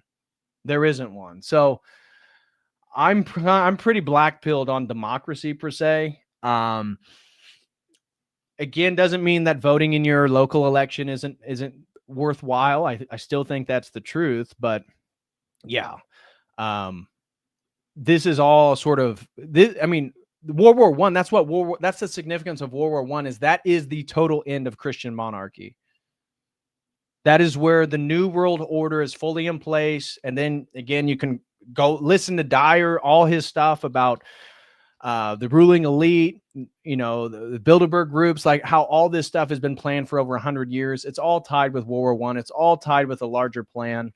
And, you know, we're in the midst of it. And maybe even to take, Umbrian, to take a more optimistic note, certainly we have the government we deserve. I give you that for sure. But maybe what the silver lining is that even with the enthusiasm of the MAGA movement and Trump's second election, is that this sort of brings the majority of those supporters to a reality showing that the structure itself is corrupt, right? There is no voting our way out of this. There is no getting the president we won and getting a few people in the ministry. It doesn't matter. It doesn't matter. I mean, look at Mike Johnson. Look at the Congress. Mike Johnson's first bill when he took over leadership was what? To send more billions of dollars to Israel. So, you know, maybe what this is a saving grace, because what the Trump administration has done is totally shift the Overton window. The conversation about Israel and Zionism and their control of our government. Now the conversation on Epstein. I mean, I think this is actually a blessing, right? So in a way, I'm frustrated with Trump because he's failing to live up to his campaign promises in a spectacular fashion. But because he's doing that, maybe it's opening the eyes of more and more people, and it's shifting the narrative in a particular direction. I'm open for that possibility. So that was Trump saying that it's all doctored by the Democrats. And you know, like I said, Steve Bannon has some ideas that I'm not totally supportive of, but I have become a bigger and bigger Steve Bannon fan as of late. And he's been one of the few people, Tucker Carlson, really calling out Israel and Zionism and what's going on in our government. So check this out. This is from yesterday. As I've said, the convergence, and you got Bibi Netanyahu and, Tel Aviv Levin and the Israel First crowd cheering on, regime change in Iran. They said by Labor Day, let's take the 1st of September, always a memorable day for European wars. You're going to see the merger of these two conflicts. We are rapidly moving, inexorably being drawn in to a major war on the Eurasian landmass in Ukraine, where we will be a combatant. And we're being also drawn in. They continue to try to draw us in. President Trump's taking a pretty tough line to be drawn into a regime change conflict in Iran. And those two are going to merge. So all the people said, oh, with Third World War to start, Third World War is here, bro. That's a fact. The Third World War has already started. So when you see the people that are saying, oh, Tucker Carlson said the bombing of Iran is going to start the Third World War. And look, we're not in the third. Dude, it's already started. What? And that's where, notice that he talked about, they're claiming by Labor Day, the Iranian regime is going to be gone. Well, what did I just say about Azerbaijan? They expect that, at least again, the rumors that I'm hearing, they expect that to occur in September. So that whole situation I laid out, that frame with Azerbaijan and Israel, and then the rhetoric coming even out of the Trump and some of the Israeli elites and what he, Tel Aviv Levin, that's a good little nickname for him. And they're claiming by Labor Day, this thing's going to be resolved. It begins to make you think, interesting. Neon Arrakis throws in 5, says, DPH, random question, but if the USA collapsed, what would you like to do job-wise in whatever society that arises afterwards? Well, if the USA collapses, there's not going to be a whole lot of job opportunities per se as the normal economic structure exists.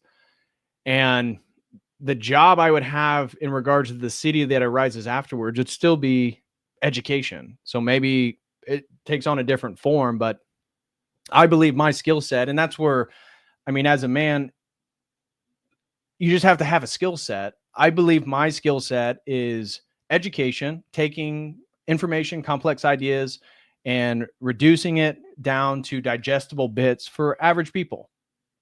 That's what I believe my skill set is. That's what I believe my talent is. And so I would try to figure out a way to monetize that in one way or another.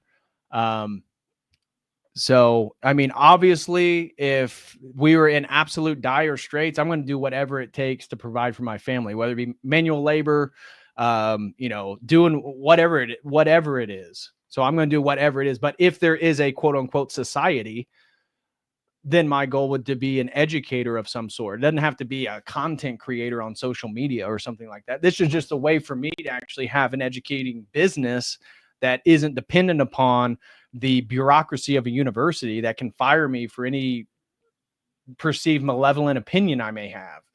So to me, the reason why I'm on YouTube is because of the collapse of the university structure and the politics within it and the degeneracy and debauchery within it. If that didn't exist, I probably would be at a university. I probably wouldn't even have a YouTube channel. And so this is just a way for me, again, to monetize a perceived skill set that I have. Maybe people feel differently. That's fine. But this is a way for me to utilize my skill set, which again is like researching, finding books, creating arguments, connecting dots, at least the way that I perceive them. So if there was a society, that's probably what I would do, Neo Neon.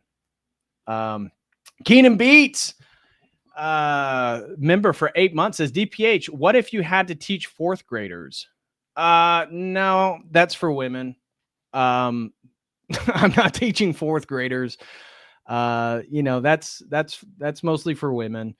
Not that we don't need more men in primary care and primary school. We absolutely need more men, but that's not what I mean by education, Keenan. I see what you did there. But no, my goal is to educate adults and kind of speak at a college level. So at most, I would teach high school, I guess. If we're in a society and everything collapsed, maybe we don't have a grid and we're back into like face-to-face education. Okay, I'd teach at a high school, or if I could, teach at a college, preferably a university. Again, if it collapsed, that's presuming that the status and the status quo of the university structure is different. So JB throws in 5, says, my theory is that there is some financial connection between Trump and Epstein. Trump doesn't seem like the kind to participate, but who knows? No, I agree. I don't see Trump as a kitty diddler, but something's going on. I could easily see that Mossad may have some type of blackmail on Trump. And it doesn't have to be kitty diddling. It could be something else. Could be, like you said, could be financial crimes, could be business dealings. Could be that he was more closely connected to Epstein than we thought, and that him banning him from Mar-a-Lago may have been a personal beef, just like with Elon Musk. Maybe they got into a personal beef, Trump and Epstein, and that's why Epstein was no longer invited to Mar-a-Lago. And it really wasn't about the case in Florida. So I'm not sure. But I tell you what, Trump knows something or is guilty of something for sure. Trump is covering up the Epstein fiasco, the Epstein controversy, conspiracy, blackmail ring, whatever you want to call it. I don't know how Trump is implicated, but without even speculating on that, we can just say for sure he's participating in the cover up, which again leaves him open to that speculation. If he doesn't want people to call him again, that's where Elon Musk saying that he is on the Epstein list. I don't know. Is it true? I was less believing of that when Elon tweeted it. It sounded like an angry high school boy who's just saying something, nasty about somebody else to tarnish their reputation. But the way Trump has acted since Wednesday and Thursday of last week, you think, geez, maybe he is. Now, he claims, and I'm going to play you a video here next, is he claims that Steve Bannon is on the Epstein list. And I have a video of Bannon rebutting this. And it's actually very, very illuminating regarding Elon Musk. So again, they have their own beef, but we'll get to that in just a second. Austin DeTulio throws in 10. Thank you so much, Austin. God bless you, bro. And Mason throws in 5. I should have sat on the couch for this election due to DT being an Israeli sympathizer and defender of the most degenerate people in the U.S. Yeah, we knew he was a Zionist. When I voted for him in 16, when I voted for him in, well, when I voted for him in 2020, when I voted for him in 2024, I know the guy's a Zionist. Unfortunately, it's like, again, picking the lesser of two evils. I just didn't expect him to be so catastrophically, just fail so catastrophically regarding his campaign promises. Again, maybe I was totally suckered. I really thought we were going to get something on the Epstein stuff, like some real changes, especially in that first week or two of the Trump administration. There was so much stuff going on, and it felt promising. Any enthusiasm I once had has been totally diminished, especially after Iran. It really began with the Houthis in Yemen, especially after the failure to do anything with Ukraine and Russia, continuing the payments to Ukraine, backtracking on his criticisms of Zelensky. He used to call him a little dictator. Remember, kicked him out of the Oval Office. Literally a week and a half later, he's calling him a great man. It's like Trump just has no principles. He will move. He flip-flops on anything and just reframes it as if you don't believe him. You're one of the bad guys. So, yeah. And now he is defending the most degenerate people. All right, let's finish this. And I want to get into this next clip. Been here. Millions dead or wounded already. And it's about to get a lot nastier. It's about to get, we're going to go up a couple of notches. In the United States, by supplying offensive capabilities is now just like in the 12-day war. You're going to go from a supplier of weapons to someone that helps them figure out how to use them, to, join as a combatant on the defensive side, to join as a combatant on the offensive side, regardless of whether NATO is the middleman or not. So, the next one, okay, well, this is not exactly the next one that I thought, but interesting nonetheless. Every single prime minister of Israel was born in Ukraine or Poland, or their parents were from Ukraine or Poland, except one being from Belarus. Interesting. So only Ashkenazis have been prime minister of Israel. And now, I'm not going to go into details, but I personally am more in the camp of Arthur Kessler's 13th tribe theory. If you guys are familiar with that, the book is banned in Israel and essentially argues that the Khazarians, the only Jewish empire outside or nation state outside of present day Israel, converted the Turks that converted to Judaism, controlled parts of the Silk Trade, became very, very wealthy during the 7th to 9th centuries. I believe that is who the Ashkenazis are personally. And so makes sense. Interesting little tidbit there. Next thing. This was Mike Benz. This wasn't the exact one that I was wanting to show, but we'll play this whole thing. So it says, Bannon, Bill Barr's father was one who met Epstein once at a bookstore. Epstein was from Coney Island, had no college degree, and yet Barr's father gave him a job at one of the most elite boys' prep schools in New York City. He taught math or was a tutor. After that, Ace Greenberg's son picked him up. Next thing you know, he's at Bear Stearns. Then he's a partner. And as another coincidence, Bill Barr was attorney general when all this resurfaced. It was under his authority that the Bureau of Prisons reported Epstein was committed suicide. So here's Steve Bannon, Mike Benz talking about that. And not to make the audience's head blow up anymore, but Bill Barr's father was the guy that saw Epstein one time at a bookstore, I think. And Epstein was from Coney Island, had no college degree, gave him a job at one of the most prestigious boys' schools in the prep schools in New York City.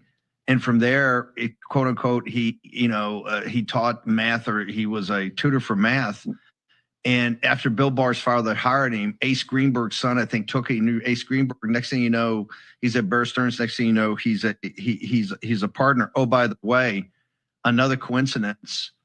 Bill Barr was the attorney general that drew up the whole new charging document on Epstein. It was in Bill Barr's control and authority that the Bureau of Prisons reported to that Epstein was murdered. Oh, excuse me, committed suicided himself. It stinks to high heaven, does it not? So yeah, it absolutely does. This is one that I thought is really interesting. I want to play it. It's 5 minutes, so it's a little bit of a longer clip. But somebody asked, because Elon Musk, as I said, what was it, last week, claimed that Steve Bannon he was responding to a post on X and claimed that Steve Bannon's going to jail again for a really long time, and then claimed that he's on the Epstein list, which I don't know about that. I'd be skeptical of, and especially with Bannon being one of the few people. Again, Trump has asked the MAGA base or these conservative influencers to stop talking about Epstein. He's one that's close to Trump that has not stopped at all. But anyways, this is a really insightful 5 minutes, him responding to the allegation that Bannon, he himself, is on the Epstein list, and then talking about like his real sentiments for Elon Musk. So if you didn't know, Joe Allen, he's kind of the transhumanist technology guy on the War Room for Steve Bannon. I covered one of his books, and Dark Aeon, which is on transhumanism. But Steve Bannon has been really good on transhumanism, and he's been really good at calling out Elon Musk as like, hey, he's not one of us. He's not a Christian. This guy's a transhumanist. He's a technocrat. Like, you can't trust him. He's manipulating people and using them for pragmatic purposes for his own intentions. And then when Elon joined the MAGA movement, he still never dropped his criticisms of the transhumanism, the technocracy stuff, but certainly went softer on him. And now with the fallout between Elon and Trump, this was the first time I heard Bannon actually address and say what his true sentiments are about Elon. So here you go. I hate me for this, but why did Elon Musk tweet that you were on that list? Do what? I'm not going to hate you for that. Elon, so Why do women talk like that? Like, just speak. I know you're going to hate me for saying this, but why did Elon say that you're on that list? It's like, just, hey, you may not like me saying this, but why did Elon say that you were on the Epstein? Like, just speak. Why do they talk like that? Ugh. Because you know why? Don't kill the messenger. I'm not. It's a great question. It's a great question. Because I'm the guy, one of my sole focuses in life is the total and complete destruction of Elon Musk.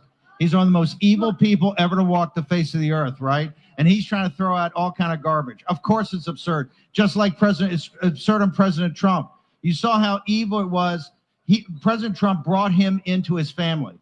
I've never seen President Trump have somebody for Christmas dinner. He had the family there. He let Elon come up with the little boy X, have a photo. He took it in there. And what did he say when he couldn't get his way on the tax cuts for environmental? He went there, and then he said, Trump's in the Epstein file. That's what kind of guy he is.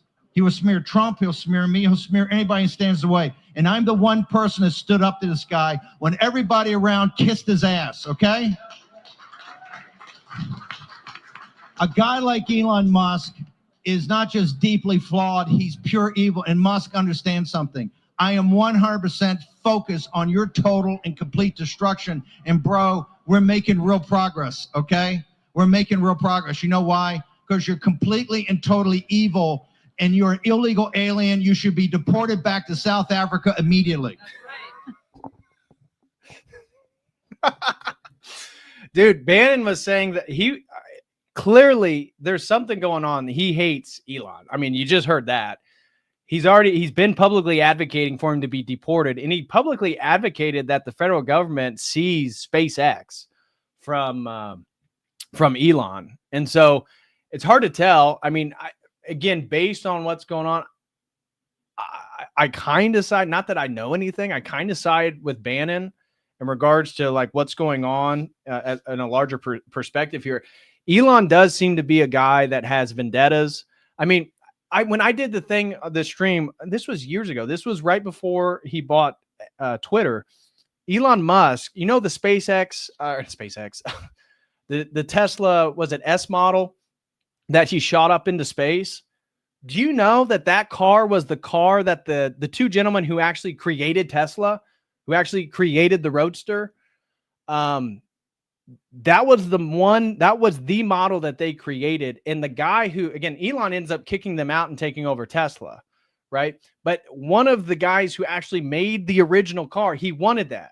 He wasn't going to get his money. He was outed, but he wanted the car back. He wanted the first one that they made. What Elon do? He shot it into space. The guy, he's kind of vengeful. And I definitely don't trust Elon at all. So hearing Bannon speak so openly about Elon as like this incredibly nefarious figure who's kind of moving behind the scenes, always to manipulate people to implement his agenda, that resonates with the way that I view Elon personally, even though he says things or does things that I agree with or support. Was that the answer? You got it. By the way, President Trump, his smear on President Trump, everything President Trump's done for this country, everything President Trump suffered for this country. President Trump, remember, he got indicted how many times? And he has 700 years or 350 years in prison above him. He got assassination attempt, 2 of them, and 1 where they hit him. I went to a federal prison for 4 months, and this guy who's done nothing but suck money and value out of this country and taxpayers. You know, SpaceX, 97% of SpaceX revenue come from you. You pay for it, okay? He owns 50% or 7%. They just did a valuation and a financing at $315 billion. Do you own a penny of that? No. When I made the statement, we should nationalize it, and we should nationalize it and take the value of SpaceX and give all of you guys a piece of the action, right? Because you're paying for it, not him. He should get 20% of whatever management teams get. All he is a defense contractor. He's a total scam, and he thinks because he owns Twitter, he can't. We backed him off the HB1 visas. We back him off every time. You know why? He's a tiny little boy. You see the pictures of him when he was at PayPal with the bald head and the goofy face? That's Elon Musk, right? That is Elon Musk. He's a total and complete dweeb and a nerd. You know that hits Elon right in the heart. Just like Jeff Bezos, right? It's like these guys that become billionaires and then like recraft their physical image, right? Get hair transplants, look like they're younger than they are, probably on testosterone so that their bodies are in better shape, their hormonal profile. He's like, you want to know who Elon Musk is? He's that bald dweeb that was at PayPal, that hurts the heart of Elon. And I am totally and completely focused on his total and complete destruction and deportation out of this country because he's evil. He turned on President Trump. He started this America Party, which essentially everybody that voted was in subcontinent of India. Why did he do that? He did that so he could flip enough House seats so that President Trump would get impeached. What's going to happen in 26 if you have an America Party that takes 5 or 6 House seats or costs a couple of $100 million? This guy's total program is to put a gun to President Trump's head. Well, guess what? A lot of people are afraid of him and back down. I'm not afraid of him. In fact, the bigger they come, the harder they fall. And I am totally and completely focused on his destruction. And he should understand what happened yesterday with NASA, where his buddy, his best friend, ran it and gave him we're going to give him all those soft contracts over to SpaceX to make it worth $600 billion. Sean Duffy was the one individual sat in that the cabinet room when Elon Musk sat there and told the president, hey, this guy's totally incompetent, doesn't know what he's doing. He said, dude, you got these Doge 19-year-olds with acne running around, letting half the air traffic controllers go. I'm not going to tolerate it. Elon Musk said, oh, no, that's not the truth. And Sean Duffy had the stones to sit there and say, you are a liar, and I'll prove you're lying. And President Trump respected that. That's why he put Sean Duffy in charge of NASA. And let me tell Elon Musk something. Your days over SpaceX are going to be a lot harder now that Sean Duffy's on NASA, including beginning a forensic audit of all the money you stole. You do understand the Doge thing. What he did, Doge, is a complete lie. You know what Doge was there for? It was there to get the data and data sets of American citizens to drive artificial intelligence. Artificial intelligence, he's not prepared to share with anybody. He's not prepared to share the value of it. We're not going to let it happen. I can already tell you there are many things underway right now to make sure he's totally held accountable for every second he was in the federal government. But thank you. Yeah. So, and that kind of makes sense to me. Now, I can't verify what Bannon's saying, but I don't, I have streams from 3 years ago telling you about Elon Musk and not to believe anything that he says, because he gaslights. He does one thing and then does the opposite. In fact, I have a post on X, I can pull it up, of him saying this exact, doing this exact thing. Watch. Let's see. He posts about demographic collapse in Europe, and on the same day posts about his new digital girlfriend through X and Grok. Let me show you. Gosh, I have so many X tabs up. It's so slow. Oh my gosh.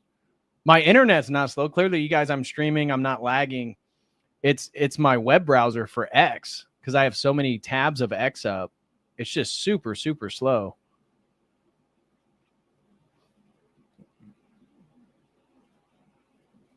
Anyways, okay, here we go. Come on. Come on, X. Come on. Come on.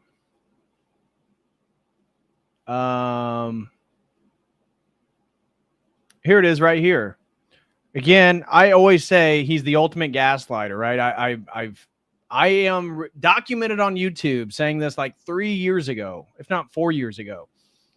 And so here's his post where he's telling Europeans, you guys better have babies because you're not going to exist in the future. Yeah, that's a fact. That's true. That's something I do agree with him on. What the heck? Man, X is just a shit show right now.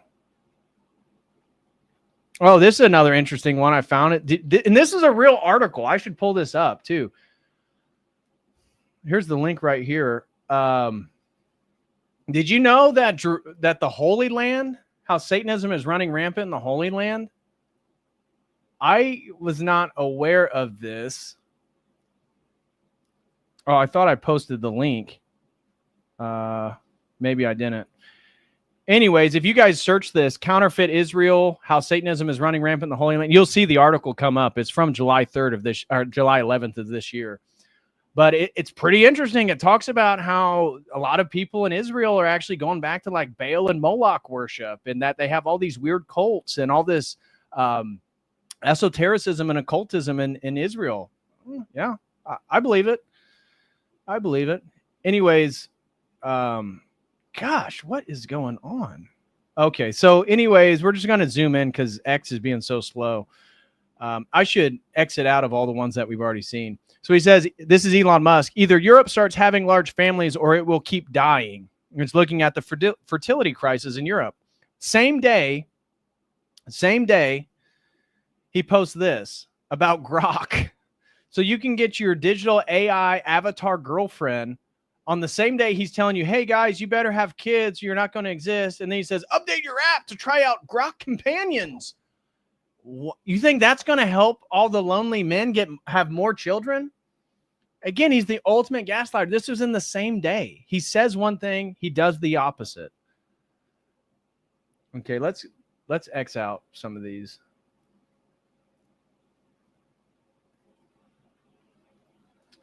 Get rid of some of these. It should run a little bit faster. It always does this when I have a ton of tabs open.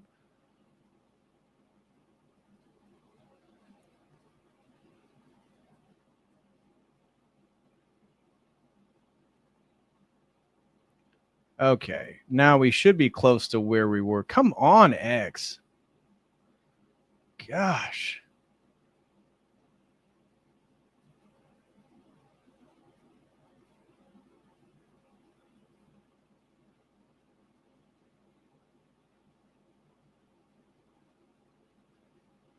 Okay, so we saw that one. We saw this one. We saw that one.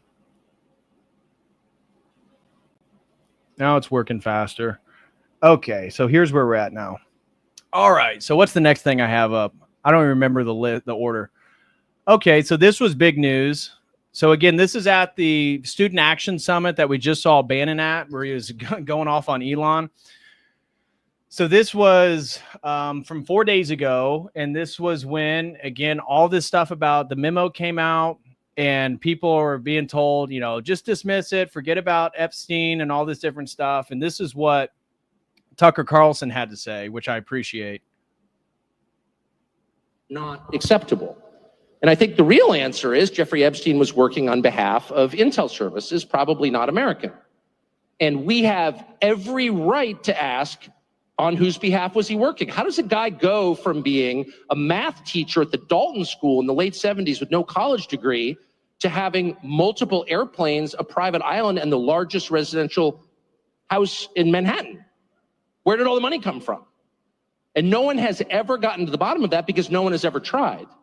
And moreover, it's extremely obvious to anyone who watches that this guy had direct connections to a foreign government. Now, no one's allowed to say that that foreign government is Israel because we have been somehow cowed into thinking that that's naughty. There is nothing wrong with saying that. There is nothing hateful about saying that. There's nothing anti-Semitic about saying. There's nothing even anti-Israel about saying that. I've spent my entire life pretty much in Washington, where I knew and loved a number of people, including one very close person who worked at CIA. That has never prohibited me from saying, I think the CIA has done some horrible things, murdered a bunch of people, participated in the murder of a sitting US president. It's got a whole trail of crimes. That doesn't make me a disloyal American. It doesn't make me anti-American in any sense. I was born here. My family's been here for hundreds of years. I love this country. That's why I live here. So criticizing the behavior of a government agency does not make you a hater. It makes you a free person.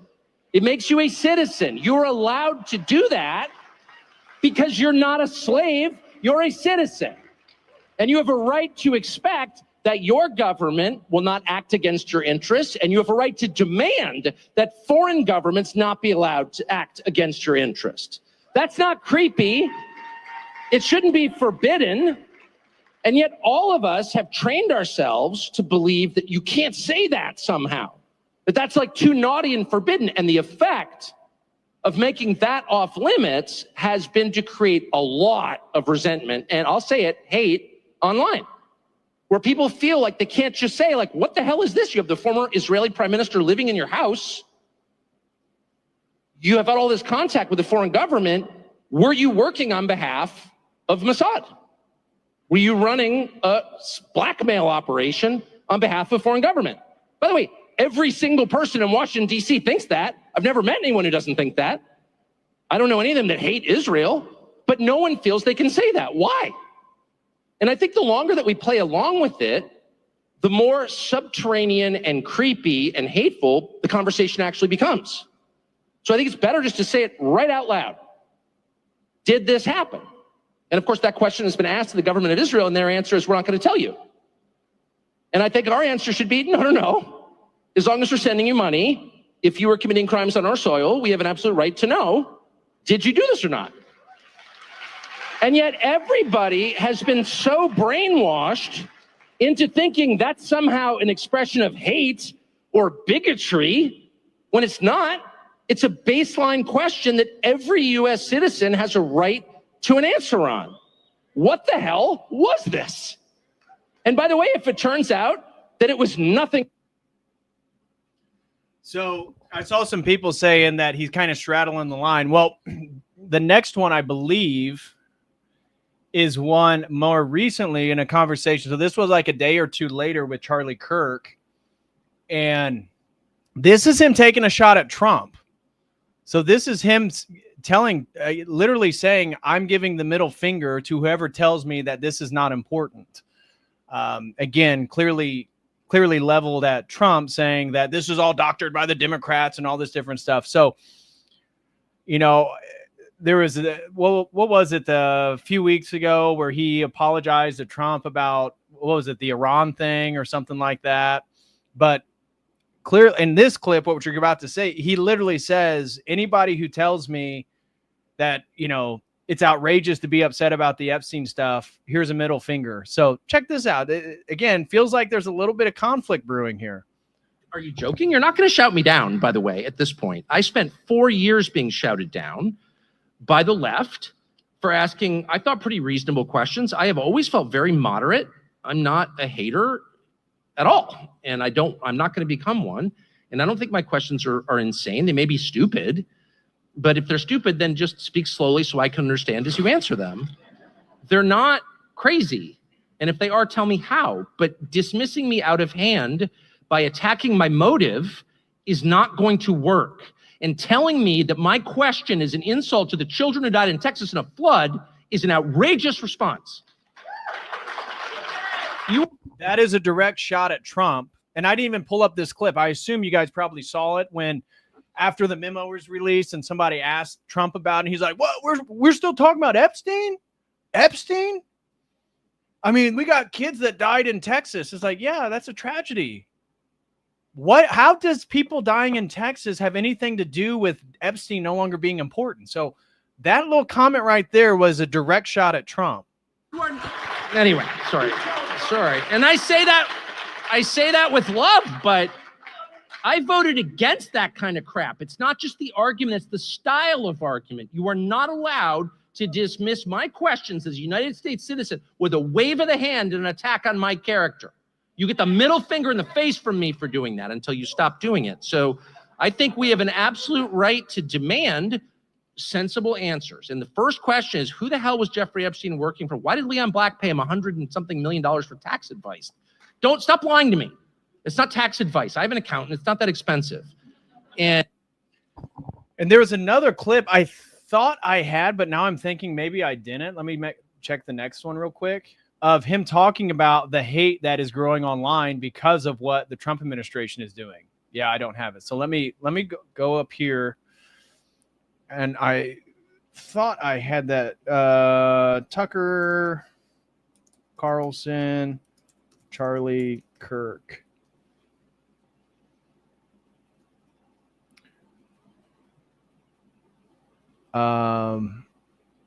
No, it's not that one.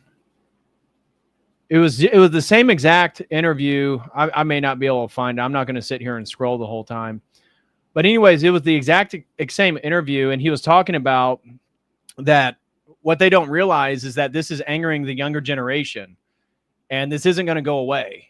And if they don't stop what they're doing and actually deal with this Epstein thing, they're going to lose the base, and they're certainly going to lose the support of the young people. And he said, and this comes in, I don't know if you guys saw, actually, I'll see if I can find the clip of Glenn Beck saying, you know what?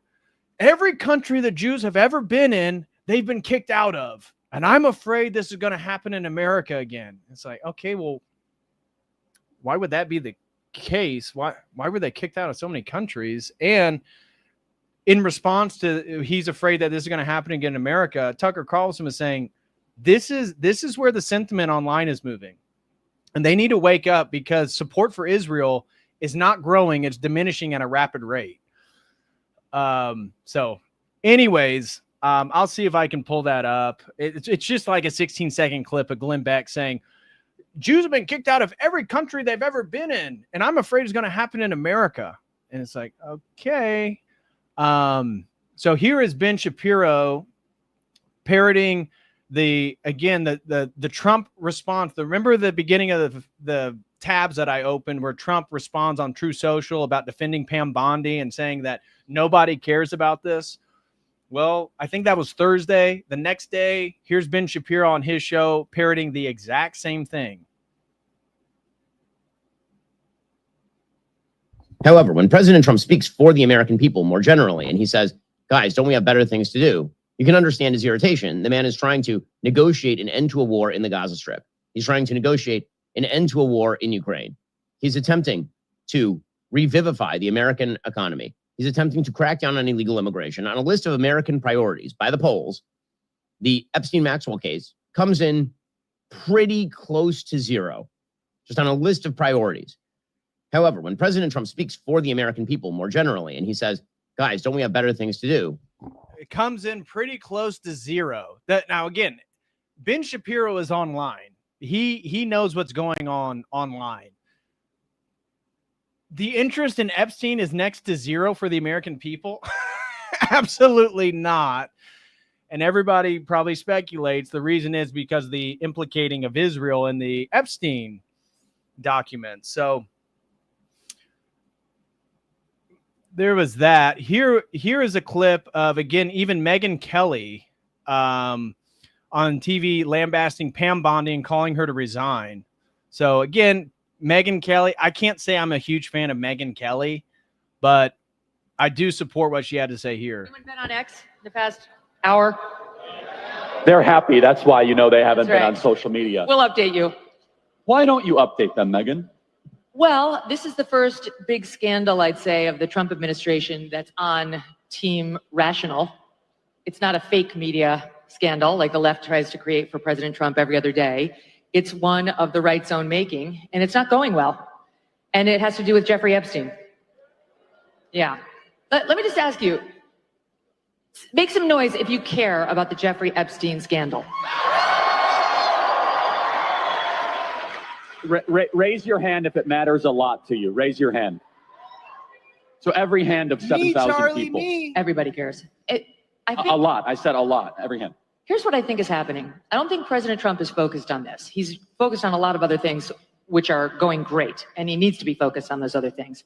Jeffrey Epstein's not the most important thing on his agenda by any stretch of the imagination. I mean, he's crushing it on the tariffs, foreign policy, just got nominated for the Nobel Peace Prize. If not Trump, then who? Honestly.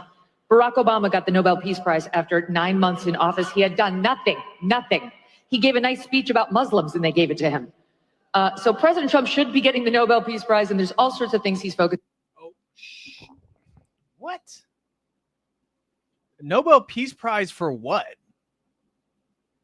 Welcome to communities. What? No, back. What? No, I don't want this.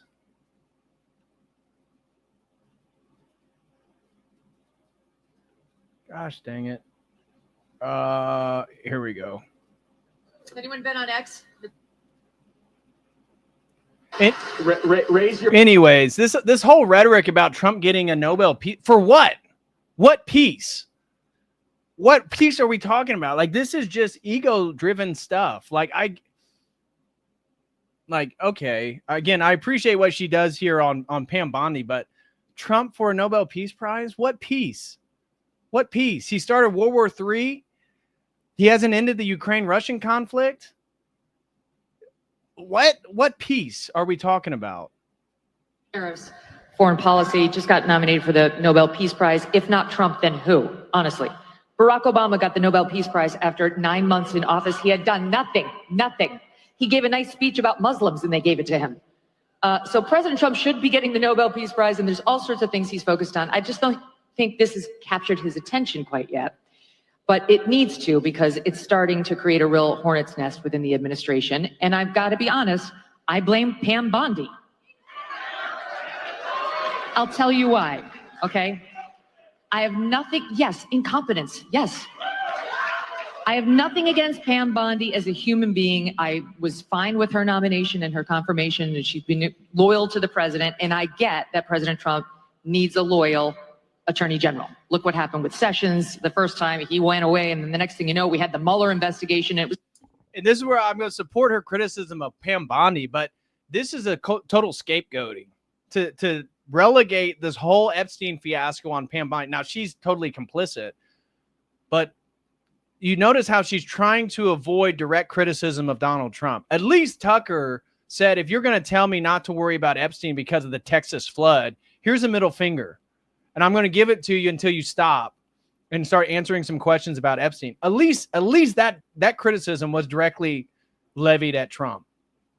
You notice how she's trying to skirt around. She doesn't want to hurt Trump's ego because, again, he's megalomaniacal. If you ingratiate yourself and flatter him, you will get what you want. That's exactly what Netanyahu does, and that's why the comment I highlighted is Netanyahu who came and said, "Oh, President Donald Trump, he deserves the Nobel Peace Prize." For what?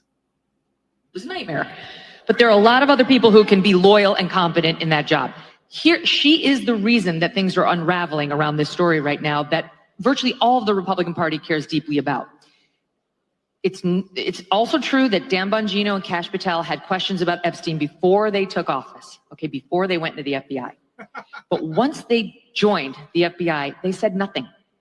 They've kept their mouths shut about Epstein. You have not seen them, except for one joint appearance with Dan and Kash on Fox, running all over the media looking for attention on this, yes, clickbaity story.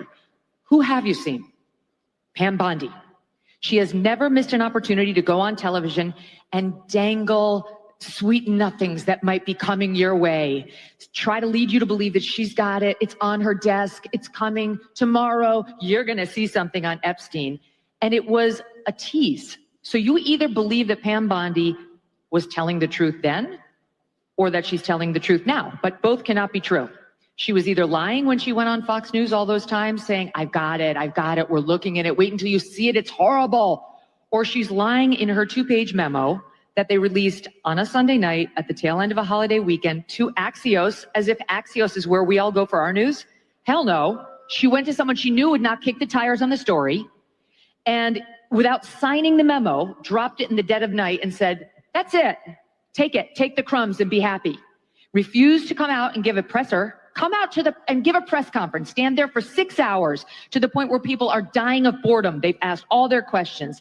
That's how you put a scandal to rest. But she wouldn't even sign her name to it.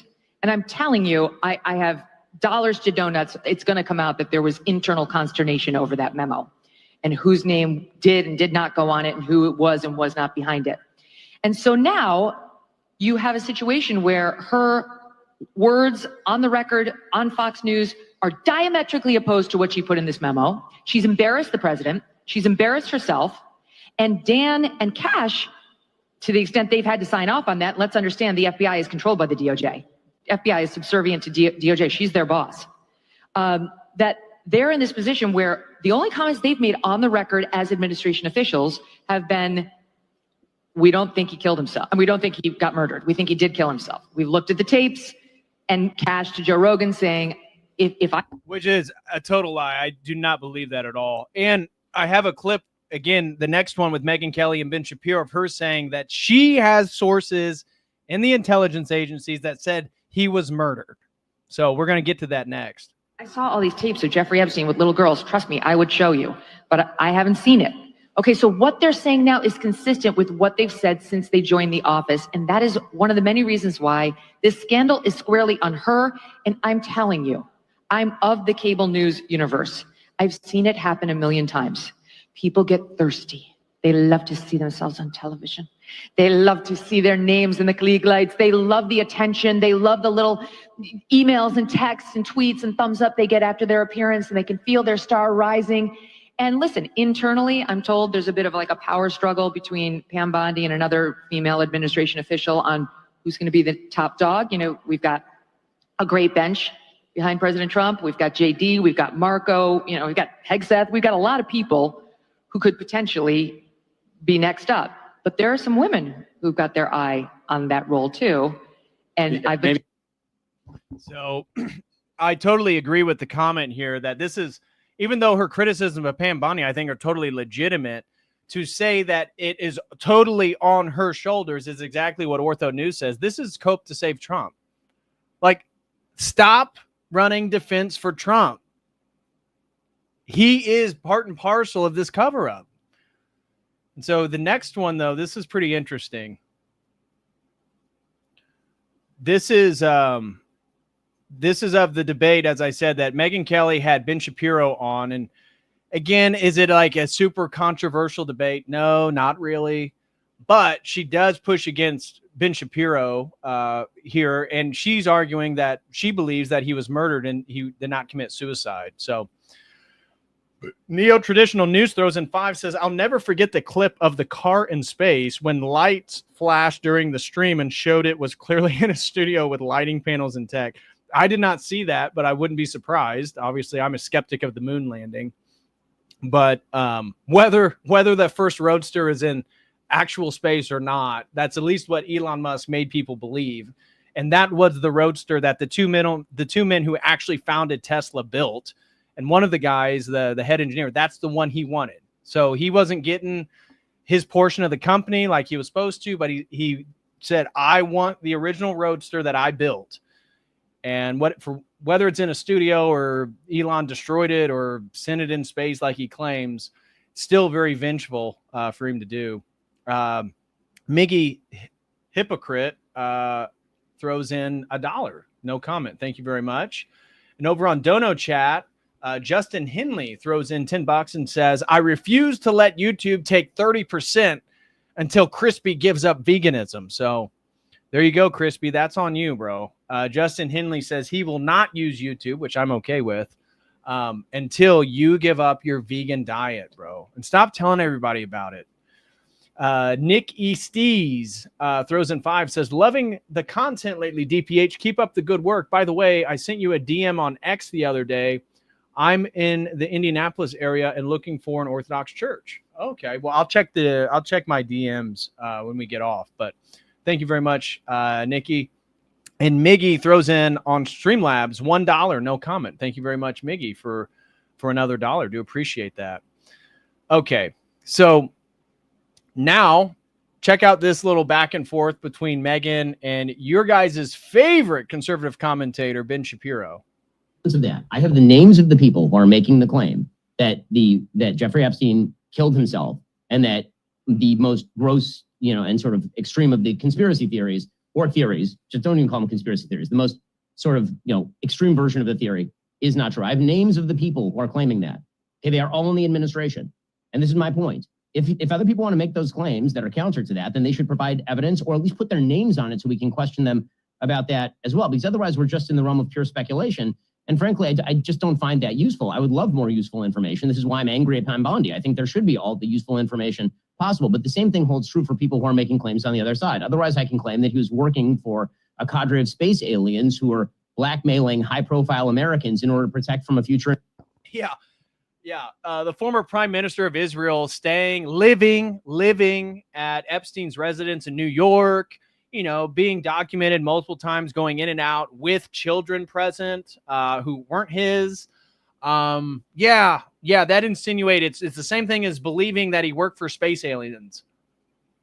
Like, you see the cover, he's running for Israel. I mean, it's so obvious. Everybody knows it, but come on, bro.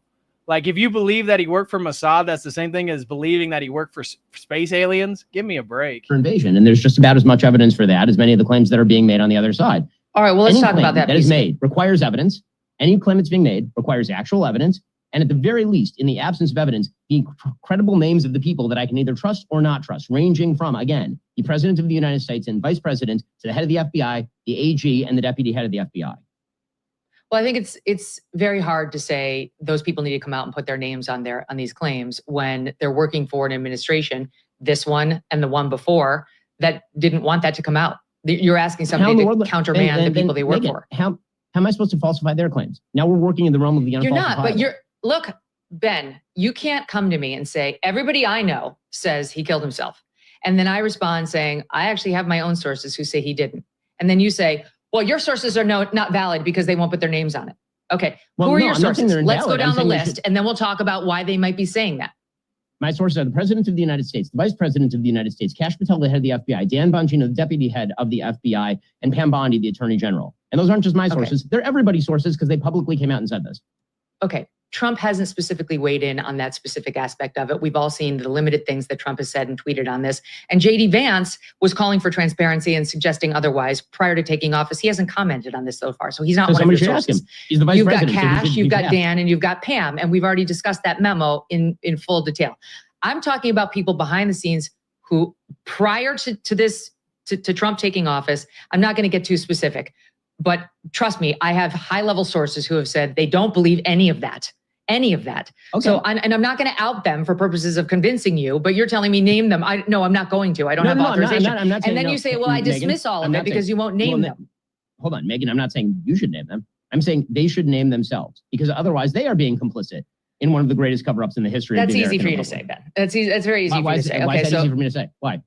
Because you'll have your job and you'll have your millions, no matter what they do. Megan, give me a break. If somebody came out today and they were a whistleblower on the greatest scandal in the history of the American Republic, they would make more money tomorrow than in their entire life working for the FBI.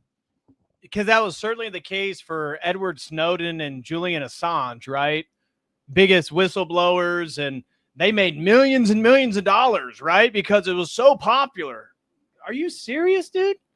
Are you serious? You think that people working in the intelligence agency can just come out and whistleblow without fear of their own life or their own family or all the they know how the system works, dude.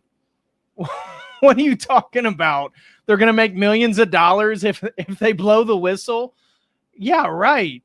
That's ridiculous. Okay, there are reasons not to cross the people who are in charge, and that's all I'm going to say. And look, this is me not having drawn a conclusion. I don't know what the truth is.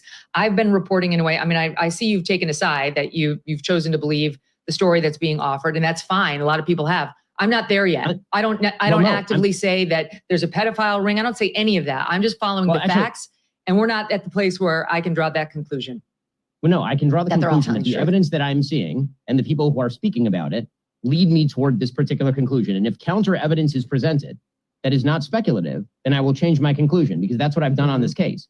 Until this memo came out, I was weighing toward the more extreme version of this theory, and you can look back at my tweets and what I've said about it.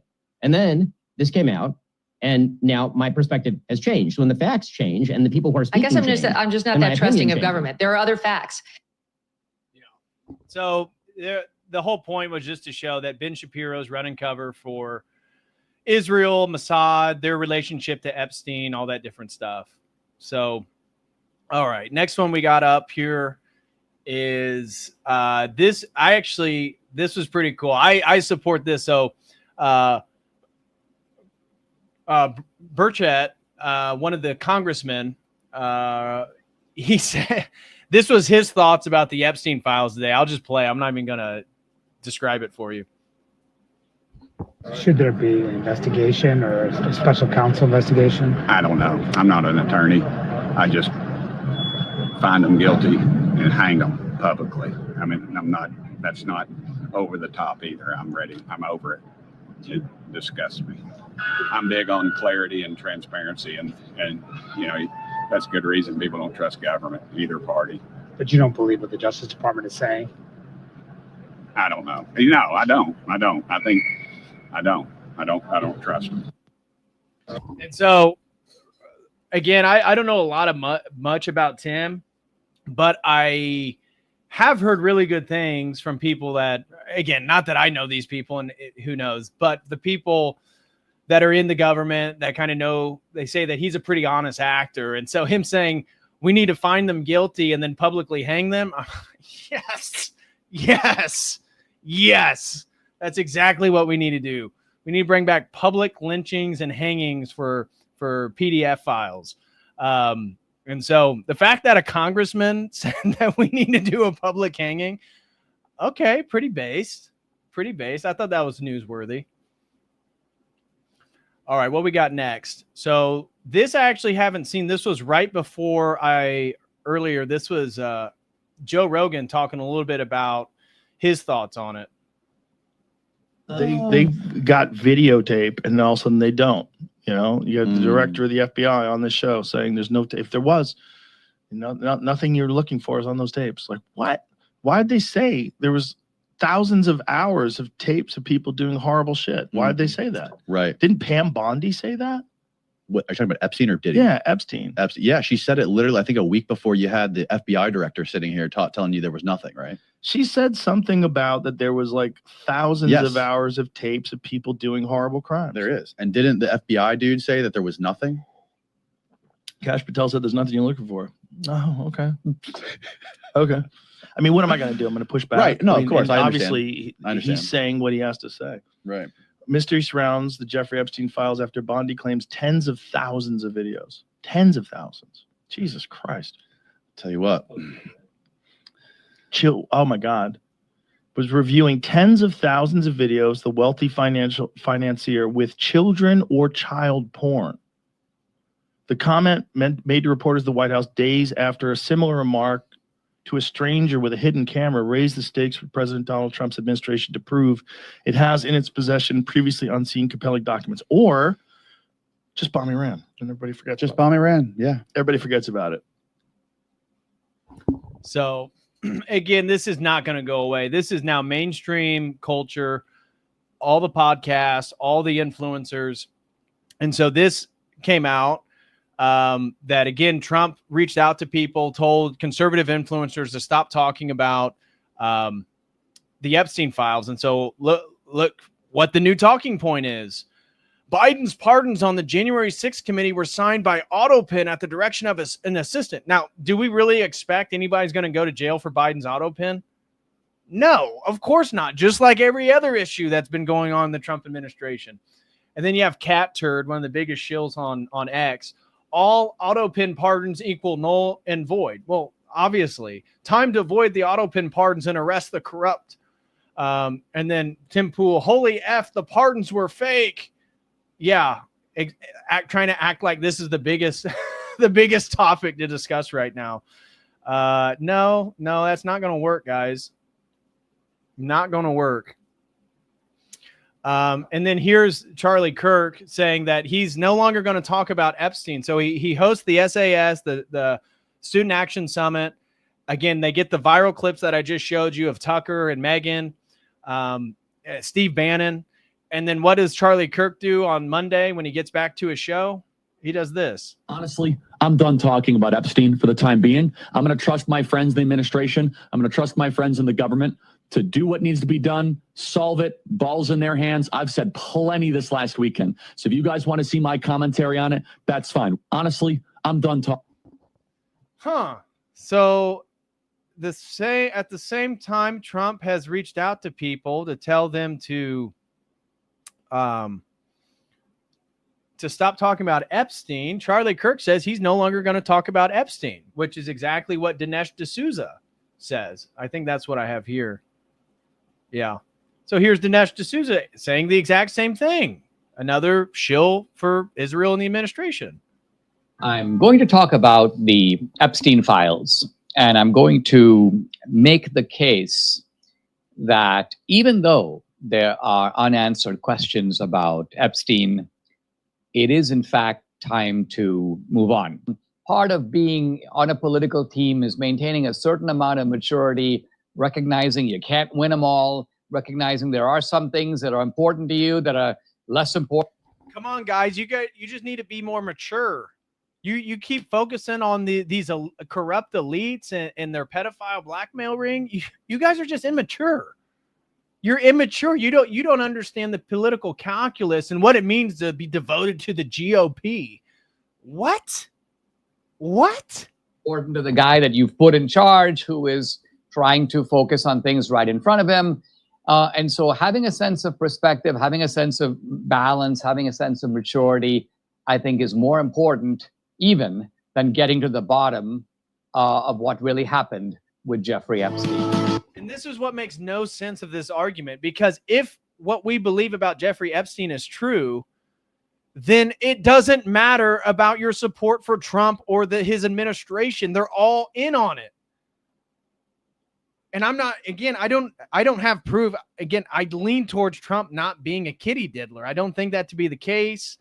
But my point is people on both political spectrums are implicated in this, and they rule our country. We're talking about the donor class of our political establishment.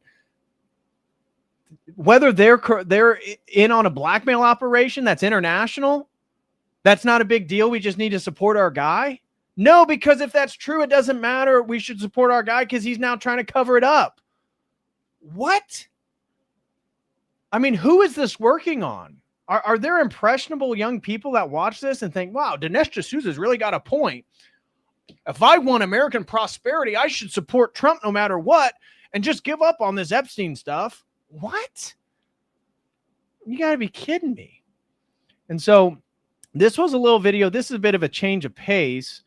Shout out to Anthony Westgate. He's been on the channel before, but he shared this, and I wasn't fully aware of this. I thought it was a little interesting video given the discussion on Epstein. I'm going to share with you guys. He says, I can't imagine how spiritually draining it was for Mouthy Buddha to research and expose the dark reality of Pizzagate. I couldn't even make it through the series without stopping to pray. Thankfully, he has since become a Christian.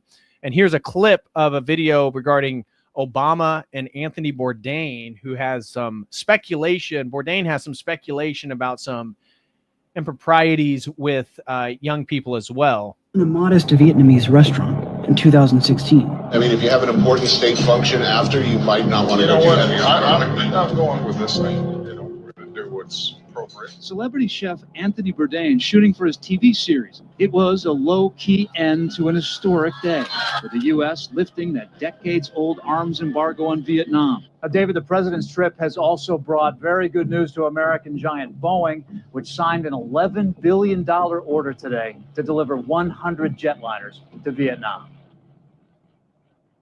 The red words behind them are Vietnamese for not smoking. Either way, after finding that out, I decided to type the words into Google.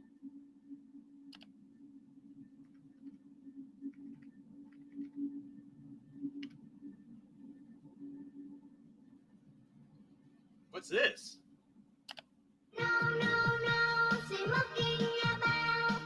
This video belongs to a massive YouTube channel.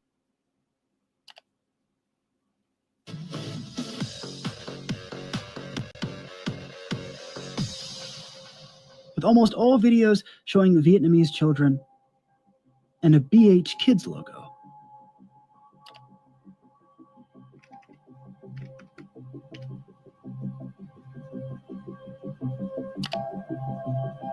Now, I immediately contacted my brother-in-law, who's a lawyer, and he put me in contact with someone who advised me how to legally research this, where to report the findings, and how to ethically present it. So, upon clicking on one of these images,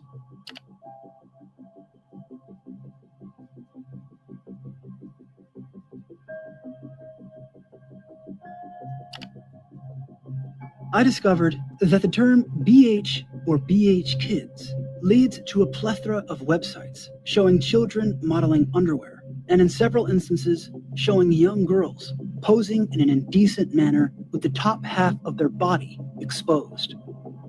Surprisingly, as you just saw, some of these illicit images showing naked children were suggested to me from Google. In a modest Vietnam.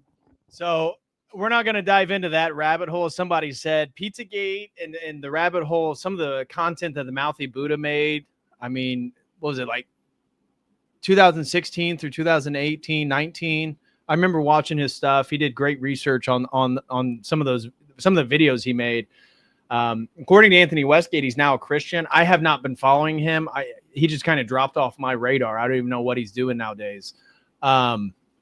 But good to hear that he found Christ. Amen. And I think if you are diving into such dark research, it makes sense why you'd probably end up finding Christ to save your soul after that. But that's what I mean about the Epstein stuff. This isn't just about politics. This is about the people who, again, is Sergey Brin implicated in some of the Epstein stuff? I mean, we're talking about the CEOs, the elite establishment of American society. If Google's complicit in posting explicit, you don't think they're AI? I mean, YouTube processes every stream I do and makes it a transcript to see what words I talk about. Right. And it's thankfully, because the Overton window is shifting on X, YouTube you're kind of allowed to say more than you were in like 2020 for sure. But we're talking about the elite of our society being guilty with this. Okay. Next thing. Let's see what we got here. Oh, this is so Matt Walsh. Not the biggest Matt Walsh fan. Certainly, I would say he's the best over at Daily Wire, but he has a very, very different opinion than Mr. Ben Shapiro. So I assume he's going to be on the outs here pretty soon, just like Candace was. And who is that other girl? There's another girl on Daily Wire. I totally forget her name. I never watched her stuff. Is it Alex? So, somebody in the chat knows. But the other girl at Daily Wire, she started questioning the Palestine-Israel conflict, and then she got fired from the Daily Wire. She was the biggest star of the Daily Wire. Well, Matt Walsh, I don't watch even Matt Walsh. I don't watch anybody on the Daily Wire. Oh, Brett Cooper. Yeah, Brett Cooper. Thank you. Not Alex. What was I thinking? Brett Cooper. Yeah. So Brett Cooper got fired. Candace got fired for the same reasons, essentially, questioning Israel. Matt Walsh has said some things about not giving them money and stuff like that, allowing them to defend themselves. All agree with. But his take on the Epstein situation is very different from Mr. Ben that says this is a nothing burger and we all need to move on. Now, of course, we have no idea what information, if any, this sociopath, this evil woman will ultimately reveal. But the fact remains that, especially after the humiliating display by Bondi and the DOJ we've all just witnessed, it's probably worth listening to Maxwell's testimony. If a client list exists at this point, she's the most likely person to tell us. Now, yes, it's an indictment of Pam Bondi and the DOJ that we see any reason to listen to a ghoul like this, but that's where we are. Millions of Americans are not satisfied with what we've been told. And we shouldn't be, because it's been contradictory and insulting to our intelligence every step of the way. So now we're looking elsewhere. This is what happens when people are deceived and strung along for years, only to be told that they're not entitled to any kind of transparency whatsoever. People are not just going to move on with their lives, no matter how badly you want them to. And there's a reason for that. And I want to make this very clear to those on the right, including the president himself, who are telling us to just drop the subject and move on. We can't drop it. We can't move on, because what we want is justice. We have a deep desire for justice. And we can see how the corrupt and the powerful are never held accountable. We can look at our cities and see violent criminals running rampant in the streets, also not held accountable. We want these evildoers to be punished. We want the innocent to be defended. We want justice. It's one of the most basic and most honorable of all human desires. We want to see that justice is done. We want to know who else was in those awful videos that Pam Bondi told us about. And we want those people to be dragged in front of us, weeping and begging for mercy. We want them exposed and humiliated and shamed and punished in the harshest and most painful way, because that's justice. And we're not going to drop the subject until we get it. So unseal everything, including the search warrants and the financial disclosures. Tell us what exactly was in those truckloads of documents that you recovered in New York. Show us the phase 2 Epstein files that you told us about just a few months ago. In other words, don't give us any more excuses from bureaucrats on Fox News. Don't give us any more stonewalling and doublespeak. We've seen more than enough of that in this case and so many others. Instead, for a change, give us something we're not used to seeing from the federal government and the DOJ. Give us justice. Now, of course. So, like I said, not the biggest Matt Walsh fan, but do appreciate him voicing that desire for justice. And again, kind of condemning the Trump administration for being complicit again. All right.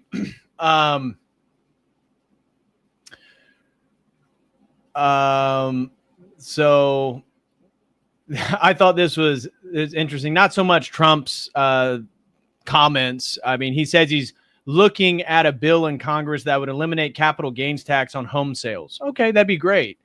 But I have the same sentiment as, I don't even know who this is, Lisa Christine says. He also looked at checking out the gold at Fort Knox, taking Canada, Greenland, and Gaza, eliminating the IRS and the CIA, the Department of Education, on and on. Yap, yap, distract, distract, distract, lie, lie, and lie. And so, yeah, hopefully he does. I mean, he talked about doing away with income tax, didn't do that. So again, it's like he's doing the opposite of what a politician should do. You should promise low and then exceed the expectations, right? That's how you really get the support of people. He tells you he's going to do something great, and then does half of what he said he's going to. So anyways, I just thought that was a little interesting thing I came across today. Let's see.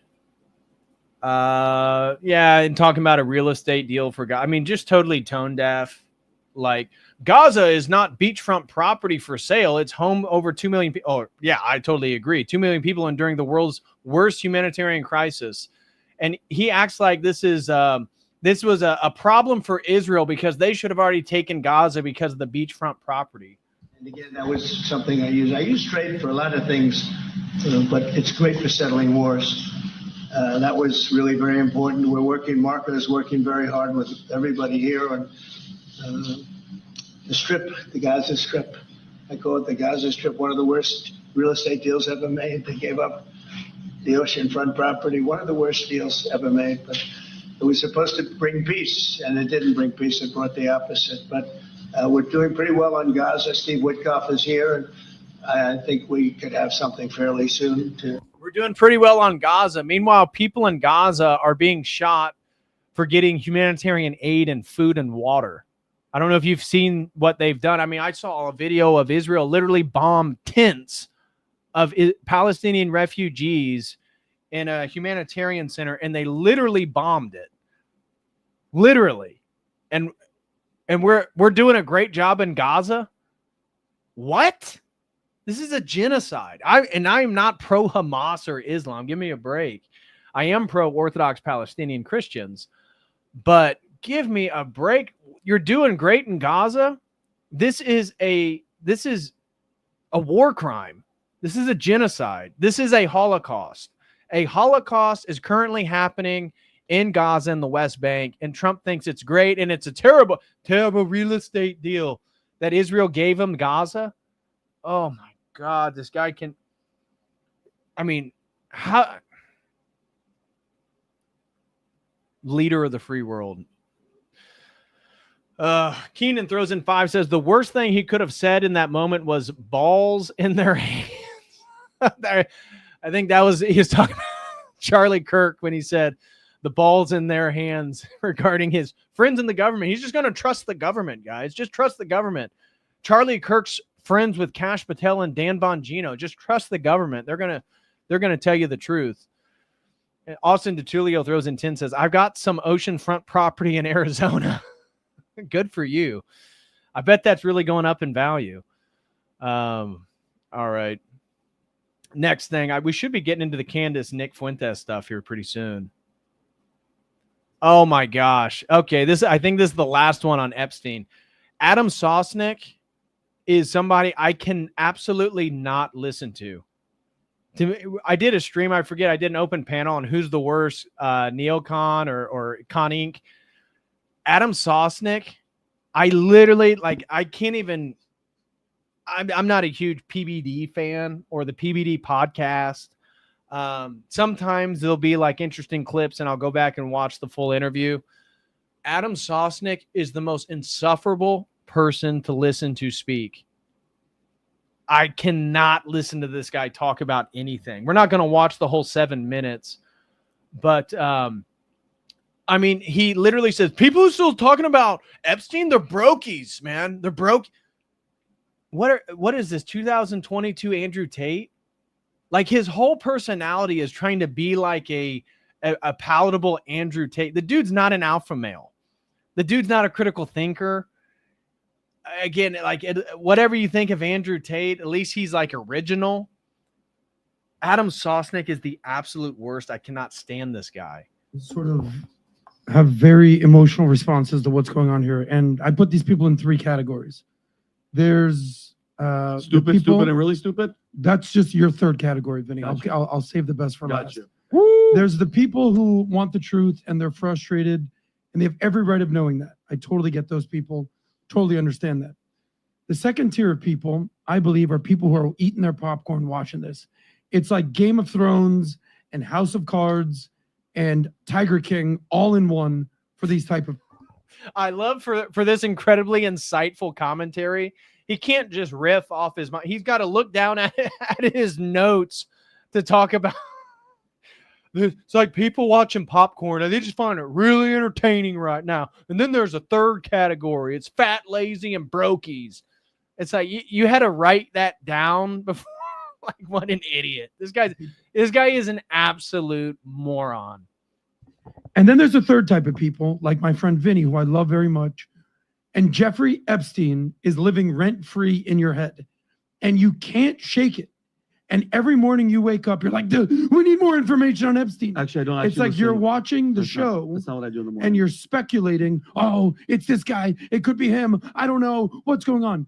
When the reality is, and I mean this sincerely, you don't know shit, bro. Oh, yes, I do. No, you don't. Yes, I do. Because I'll retort when you're done. If Pam Bondi is saying something, and Kash Patel is saying something. Oh, I believe that. And Dan Bongino is saying something, and Trump is saying the government something. wouldn't lie at him. You're right. Okay, The government would never lie. I'm not saying that. I'm just saying you don't know. So I have the humility, and I have the capacity to say, you know what? Does this matter? Yeah. Can I control any of this? Zero. If Pam Bondi can't control this, and Dan Bongino can't control this, and Kash Patel, who basically platformed himself on this issue, can't solve this, Vinny ain't solving this, homie. Who said I'm trying to solve you it, are. Adam? No, I'm because not. you put yourself out there, Okay, good. and you act like you're the authority on this. You're not. Say, Adam, and when you have hold on, those three groups, my final point here is a common theme that we talk about on this show: signal versus noise. To me, this is a whole bunch of noise.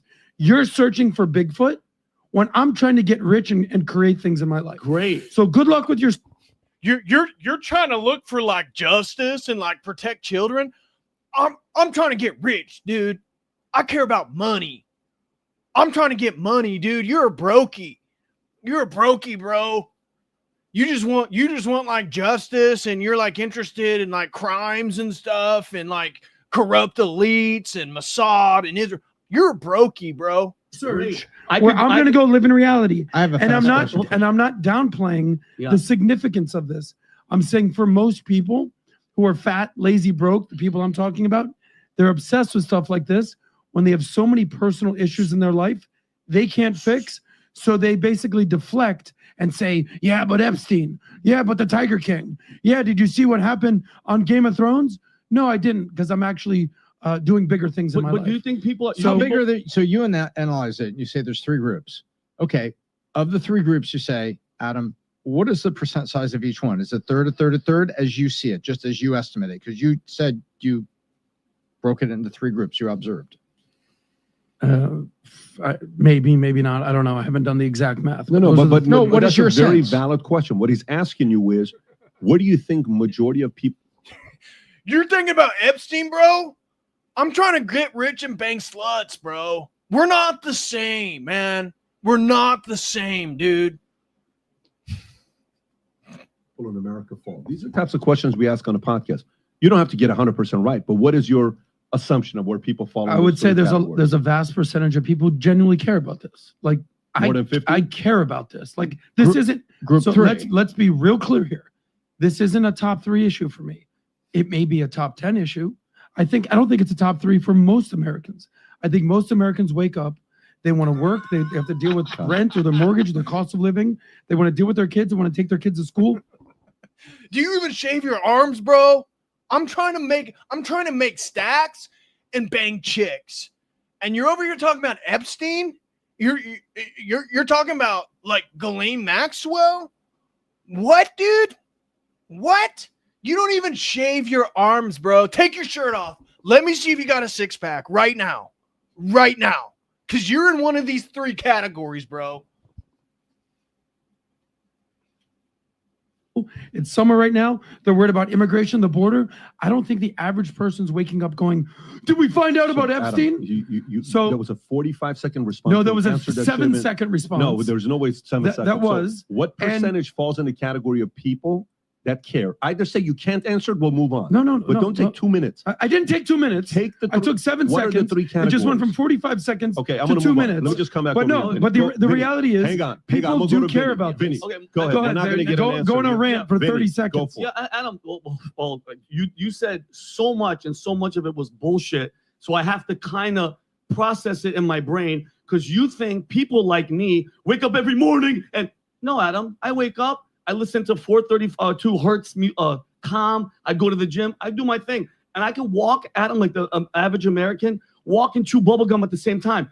I could worry about money. I could be investing. Tom took freaking 20 minutes of his time this morning to help me with my investments, help me with my stuff. And guess what? I could still think about Epstein. And the thing is, Adam, here's the real thing. All the victims that are out there, none of them are in your family. Your nieces, your nephew, none of them were raped. Oh, What? Wait, what family is Sosnick related to? Is nobody part of his tribe was a victim? Huh.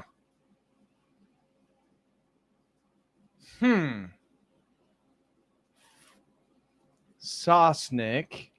Huh. I know. I clearly know, guys. That's what I'm hinting at. That's what I'm hinting at here. Yeah. None of them were trafficked, Adam. So I could see where you wouldn't give a shit. Were they in your family? No, hold on. Were they in your family? You don't care about the kids that much. No. No. Hold on. Don't say, Let no. me. But That's let me a bullshit finish. argument. No, it's not That's a bullshit argument. Because just like when the border, when these illegals rape, hold on, and murder. Wait a minute. So these are the only kids in the world that are dealing with tragedy. It's just these kids. No, Adam. It's not everywhere in the world. Adam, hundreds. These are the only kids we're going to worry of about. No, Okay. Adam. Again, I can walk and chew bubblegum at the same time. Okay. Because you're like, what about all the other stuff? And guess what? Trump has closed the border. Okay. Those rapes and killings barely even happening from illegals. Okay. Tariffs, ICE, everything is kicking ass. The main problem right now is they all ran on Epstein, deep state, everybody, we're going to get them. Now that they're here and they're kicking ass on everything else. Is that what they ran on, though? Yeah, hell yeah, they did. Was that their top priority? How many questions? Because I'm pretty damn sure it was the... Anyways, I literally can't listen to Adam Sosnick talk. It drives me insane. I can't stand it. Anyways, at one point, he calls people that are too worried about Epstein brokies. And it's like, who says brokey besides Andrew Tate? Why is Adam Sosnick claiming that people worried about justice for the Epstein victims? You guys are fucking brokies, man. You guys are brokies. You need to get your money up. Get your money up, Holmes. Get your money up, man. Yeah, Adam Sosnick. I like that. Yeah, Vinny. I mean, and Vinny's not the sharpest guy. That's why I don't consume a lot of PBD, because I want there to be depth and quality. And Vinny seems like a legitimate guy. At least he's Christian. He's open with his faith. We probably share a lot of similar values and opinions, but I cannot listen to Adam Sosnick. Oh my gosh. The guy certain people, just get under your skin.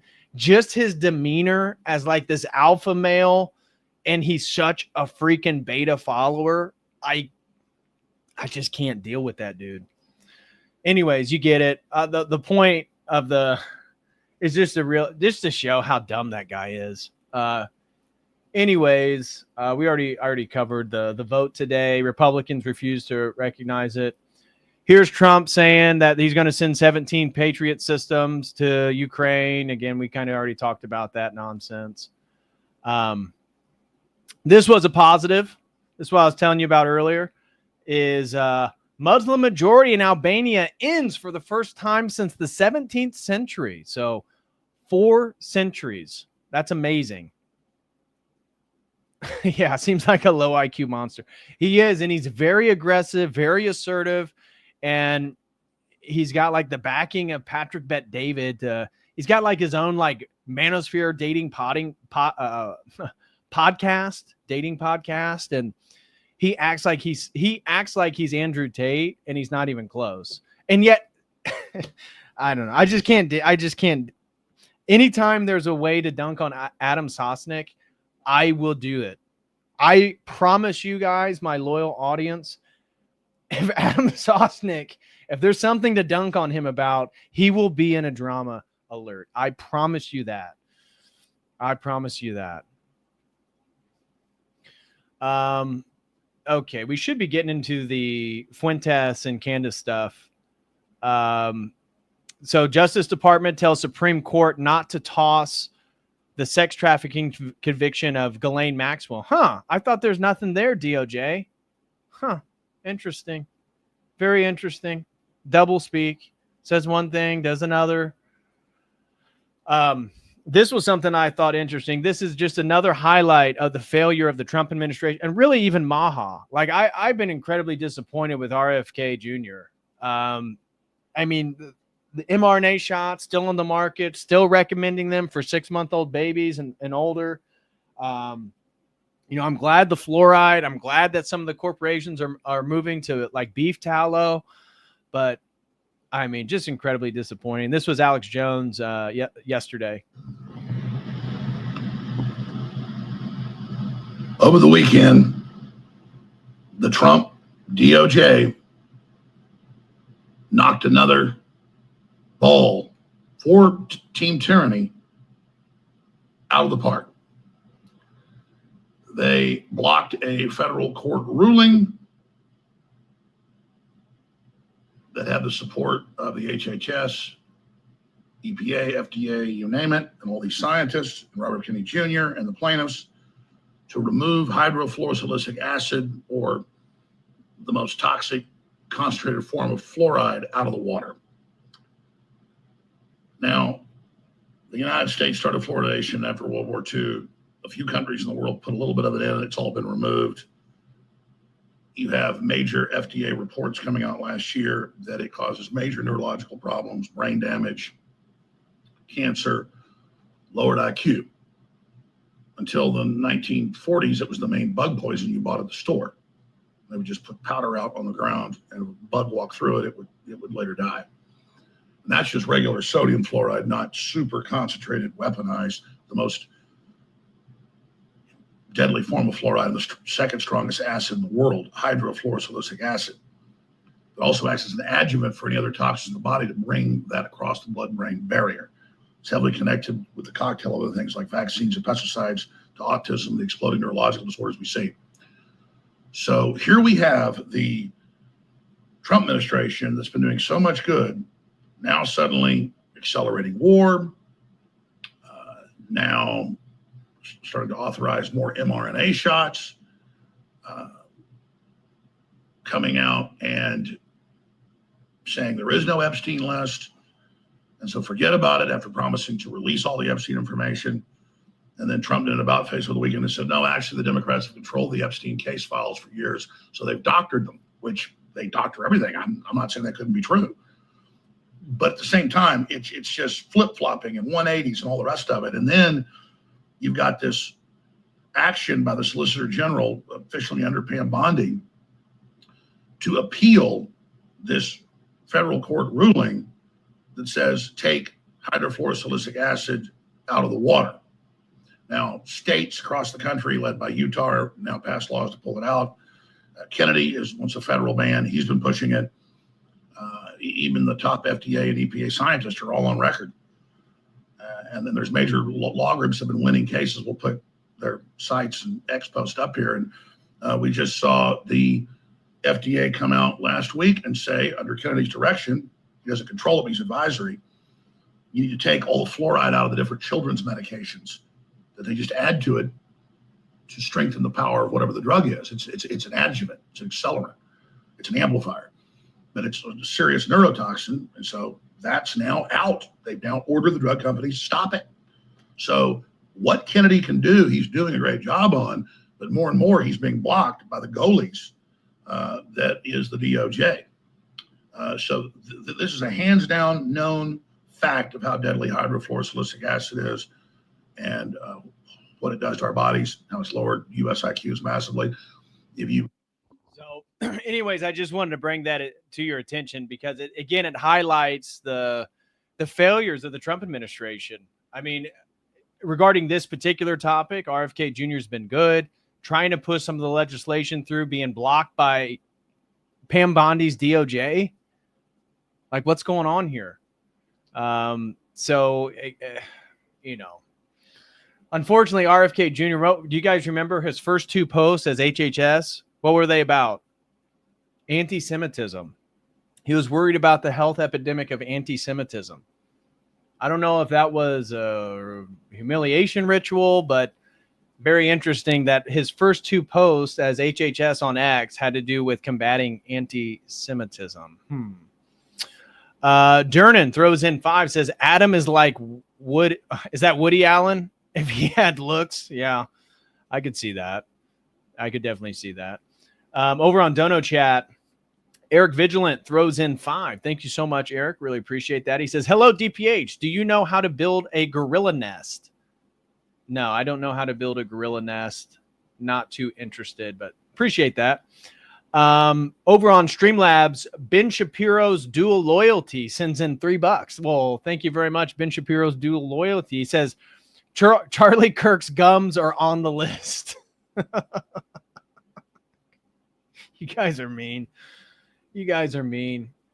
Ken Fresno throws in 10. Thank you so much, Ken. He says, since this Epstein stuff won't die, I wouldn't be surprised if a 9/11 false flag event happens and they blame it on Iran or Russia. Yeah, it's a good point. I could definitely see something coming down the pipe that's going to totally change the narrative. Like, you know, some of this minor stuff they're trying to change it with, like the flooding in Texas, which was terrible. You know, we need to pray for all those people affected. But the only way they're going to get the Epstein out of the news cycle is for something serious, very serious to happen. So that's a real possibility. I wouldn't put that past them. All right. Next thing we got. Speaker Johnson, this was right before I came on at 3 today. Speaker Johnson says he supports Ghislaine Maxwell testifying to Congress, which why would Ghislaine Maxwell like reveal all the truth? She got a sweetheart sentence. She lives in like her jail is like a retirement home. It's very similar to like what Epstein got. Maybe not to the same degree as his Florida deal. But why would she go on to Congress? Well, all she's going to do is validate what the Trump administration says. So I see this as a total red herring is we need to hear from Ghislaine Maxwell. Well, why? I mean, I'm not against her testifying. I'm not against her speaking before Congress, but do we really believe she's going to spill the beans? Knowing who her father was, knowing her relationship with Epstein, knowing all the things that she was involved with. Come on. Come on.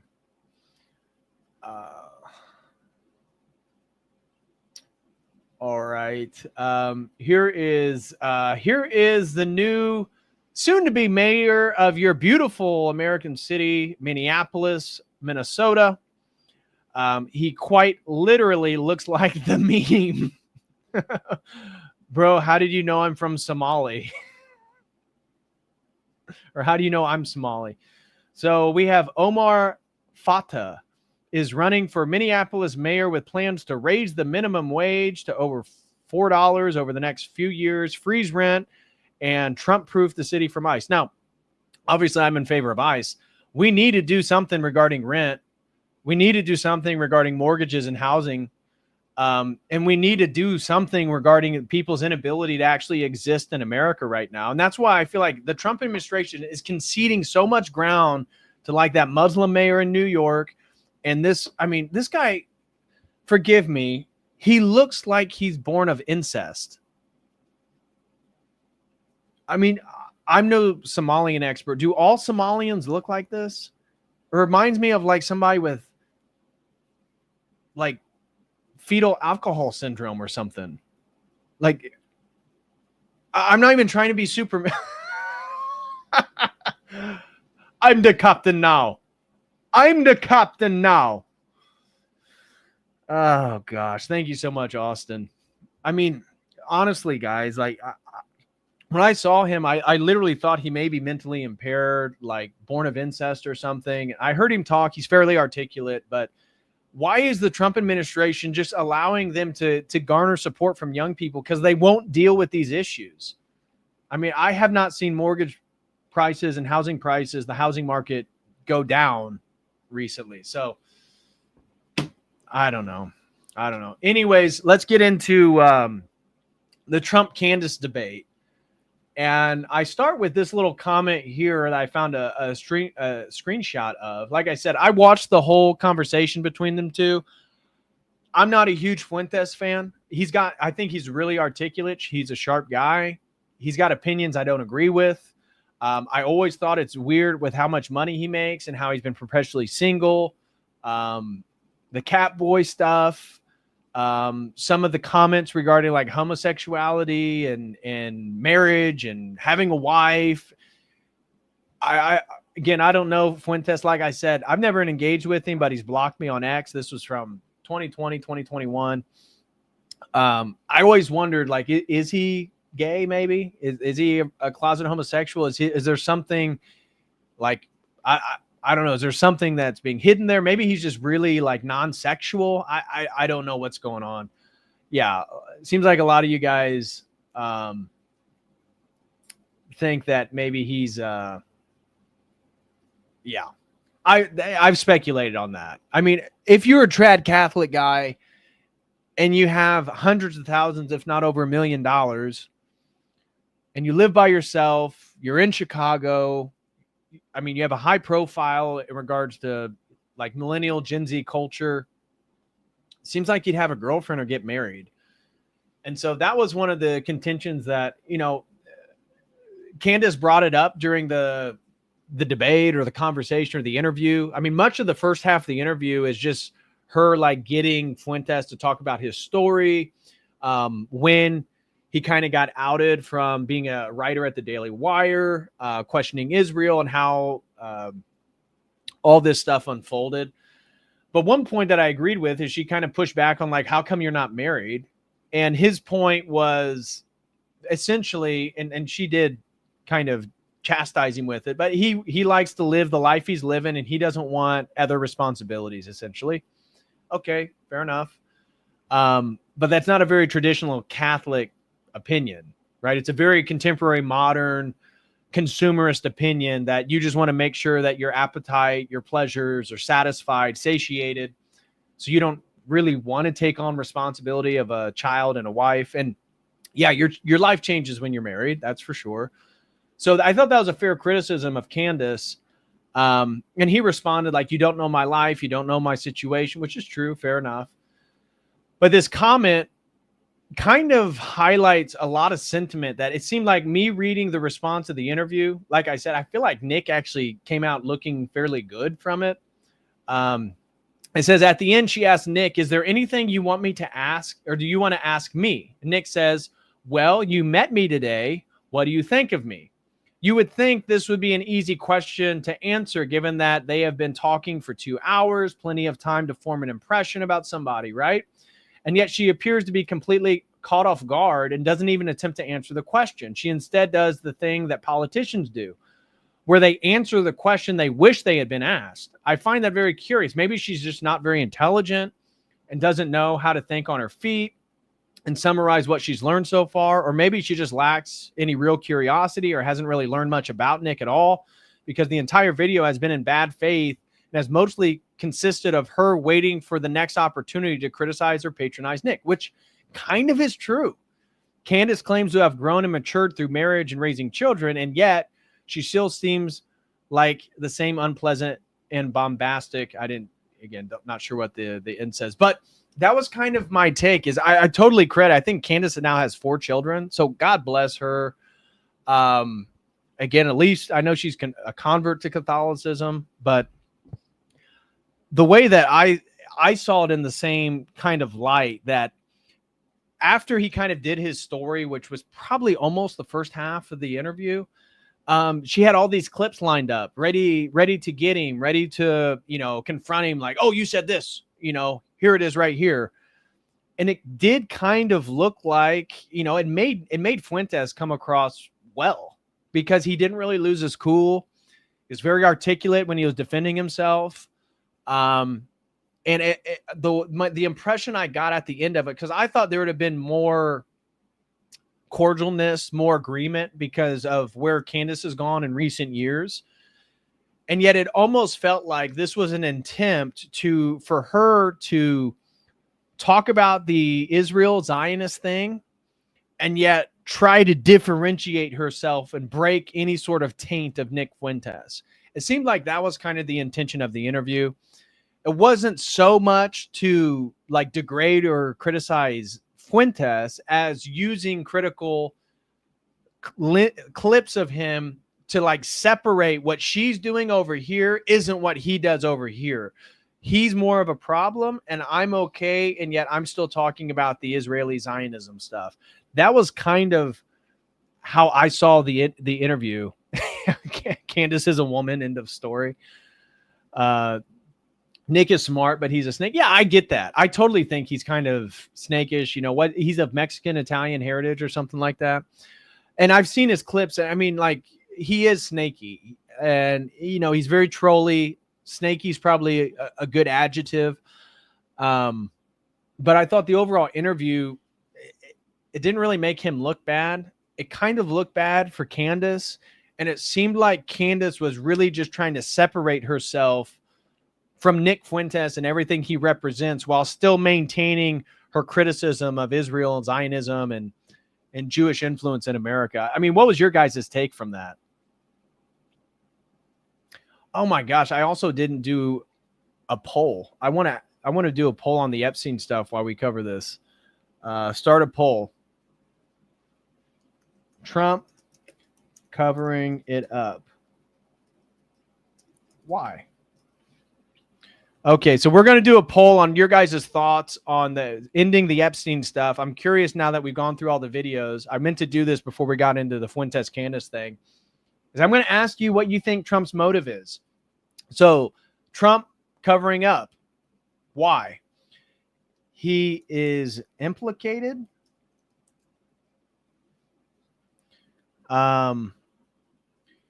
He is protecting those in power.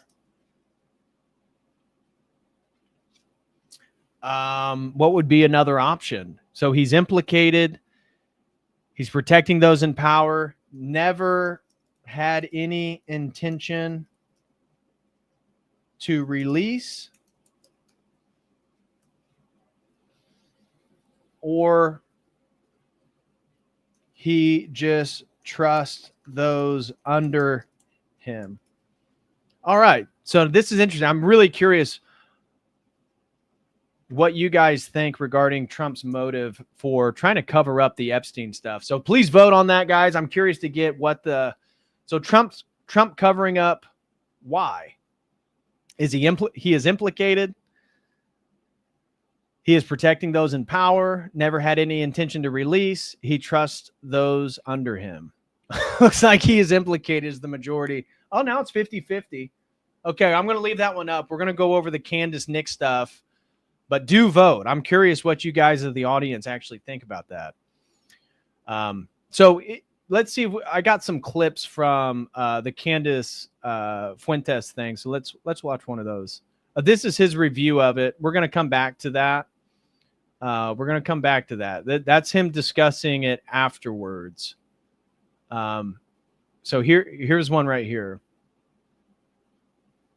This is on race and IQ differences, which it did kind of appear that it got under Candace's skin a bit. So let's check this out. And if you think that it's all Black people are like this, or if your world is kind of colored by this is what's going on in America, this has failed for 1,000 reasons. Welfareism has definitely, Black people in 1940s, stand up. My grandfather, I talk about that denigration and the corrosion of culture. Yeah. That's happening. White, Black, whatever you want to name it, there is this intentional corrosion of culture. So do you think it's literally, well, this is just what a Black person is when they come out? Or do you think that post welfare, LBJ, Great Society, this is what Black Americans have become, and I have a right to respond to that and say that as a white man, I don't want to live there? Well, I think it's more nature than people would like to believe. There's this classic tension of, is it nature, is it nurture, is it cultural, or is it intrinsic, is it racial? And I've always been on the latter side of this among conservatives. Conservatives like to say it's all culture. Black America is the way it is because of hip hop music and the Great Society and that kind of stuff. And I think the uncomfortable reality is a big part of it is intrinsic. One of the big arguments against the abolition of slavery in the 1860s is that, when Europeans colonized Africa, they hadn't discovered the wheel. There's no two-story buildings. There's no writing. There's no written language. Missionaries had to go to Africa in the last century and invent it for the African people because there's no recorded history. They didn't have writing. So Egypt is not in Africa. Well, Egypt is a different race. The Egyptians were not black. Okay, but you said when they went to Africa, so I just want to. The interior of Africa in the late 19th century, scrambled Okay, for so Africa. we're now knocking Egypt out of Africa. Well, Egypt is part of northern Africa, Right, but it's sub-Saharan Africa. Africa. You said Africa, so it's not. I'm not trying to get a gotcha. I'm just responding. You're saying Okay, sure. Africa. Again, this is almost like we was kings. So anybody familiar with Roman history knows that, yeah, the Egyptians were not what we would consider sub-Saharan Africans. They were a Hellenized people. They were heavily influenced by Greek culture. The Mediterranean peoples, they had lighter skin. Same thing in Carthage. So Fuentes is being historically accurate here by not including Egypt or the history of Egypt in part of the general tendency of sub-Saharan Africa and south of the Sahara. So again, I am not a Fuentes guy. I really don't follow him. I don't do, I just don't engage with much. I'm blocked on X. So I just don't engage with a lot of his stuff. This was one of the few interviews I had watched. I hadn't watched Fuentes stuff. It seemed like I think the last interview I watched of Fuentes, wasn't he on like Elijah Schaefer, and he had that show with the chick, and she like got so flustered and upset about Fuentes, and he kind of humiliated her on the show. I forget. I don't even remember what that show was. I think it got canceled. It was on The Blaze or something. But I think that was the last time I actually watched like a Fuentes interview. So this was the most recent one. And again, he's not wrong here. Egyptians historically were not, dark-skinned Africans. Yeah, it's in Africa. It's Egypt. It's kind of ridiculous that there was no written language. Well, so I'm just trying to get you to sure. Egyptians are not Africans. If I'm not pushing back, the internet will. So Egyptians are not racial Africans. When I say African, I'm saying sub-Saharan Africans. Sub-Saharan, okay. Black people because it is a different race.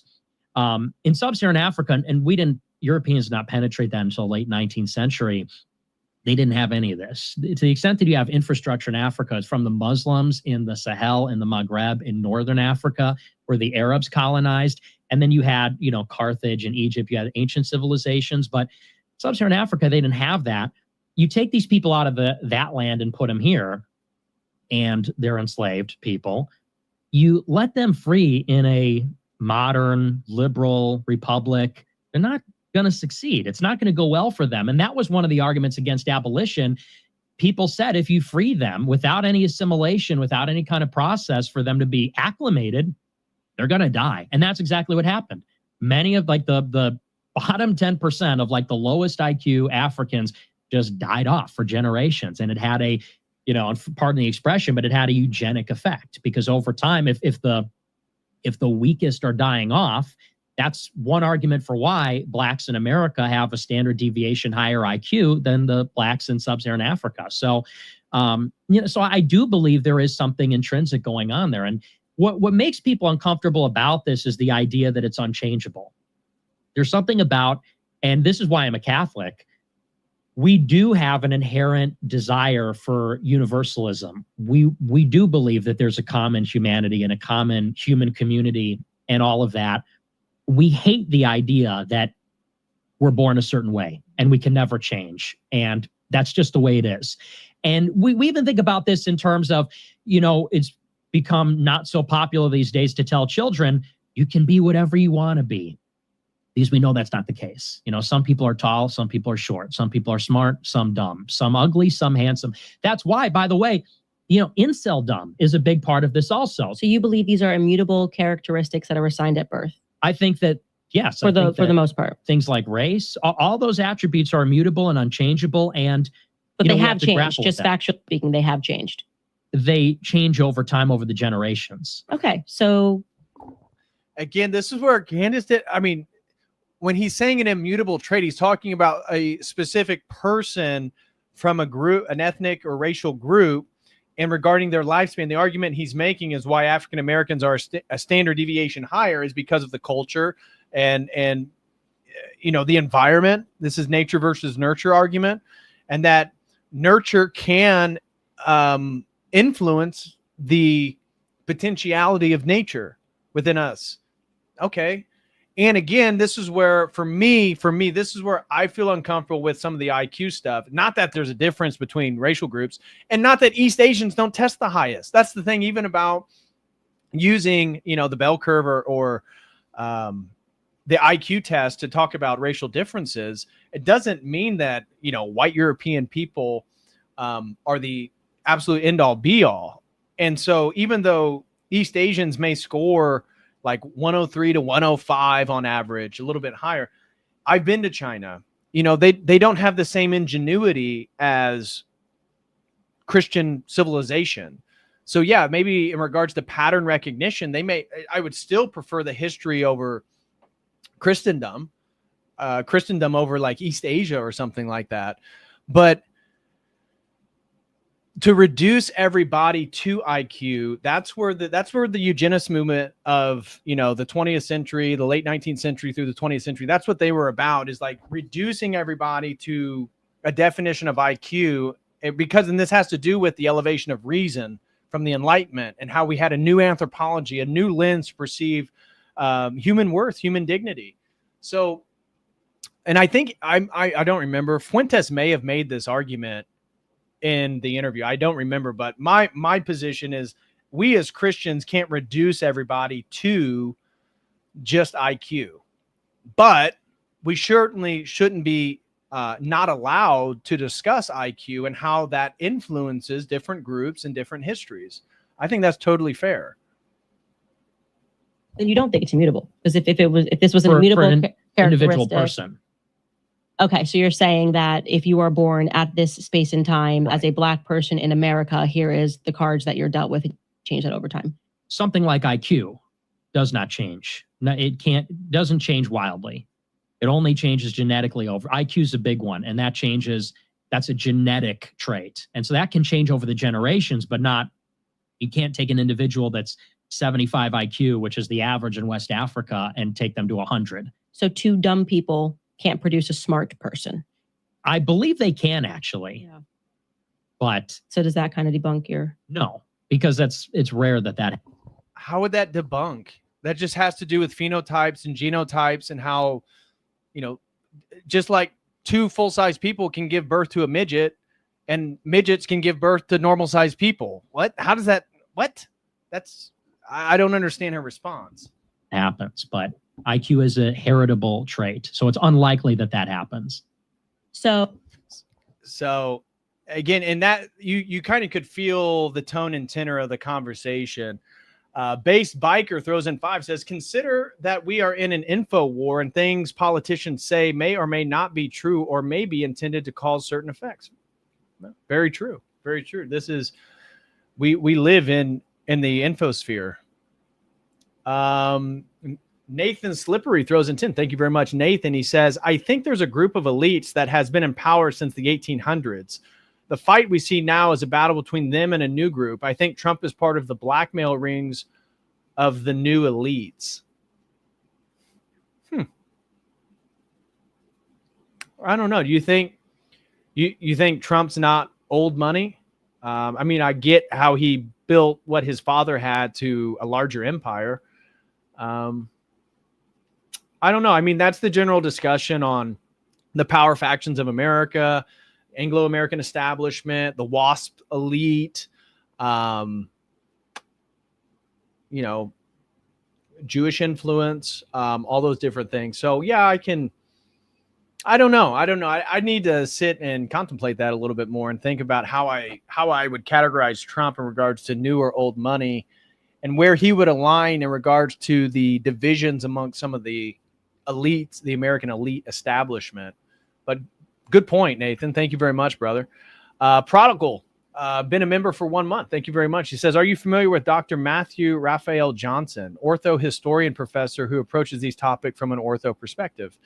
I've heard his name. I've never watched anything. I'm really not familiar I've heard his name multiple times. People have said it in the chat.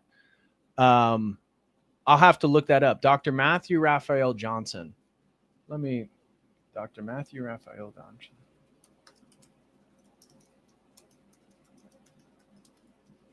I'll just pull it up so I can look at it later.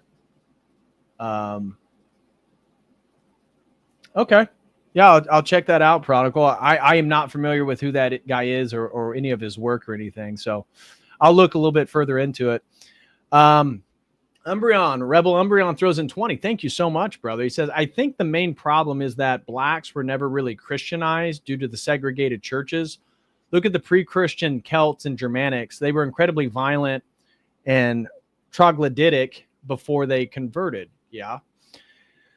I definitely agree. I mean, Christianity brings literacy. It brings morality. It brings a cohesion to society. It brings a better ethical and moral foundation. Some of the theories about IQ from what I've read has to do with ethnic racial groups that live in colder climates. So I've just heard this argument. I can't really tell you my total opinion. It kind of makes sense. But some of the microevolutionary tendencies is that the closer you live to the equator, the less you have to contemplate time for food or resources, because everything grows on a tree. Everything is relatively available.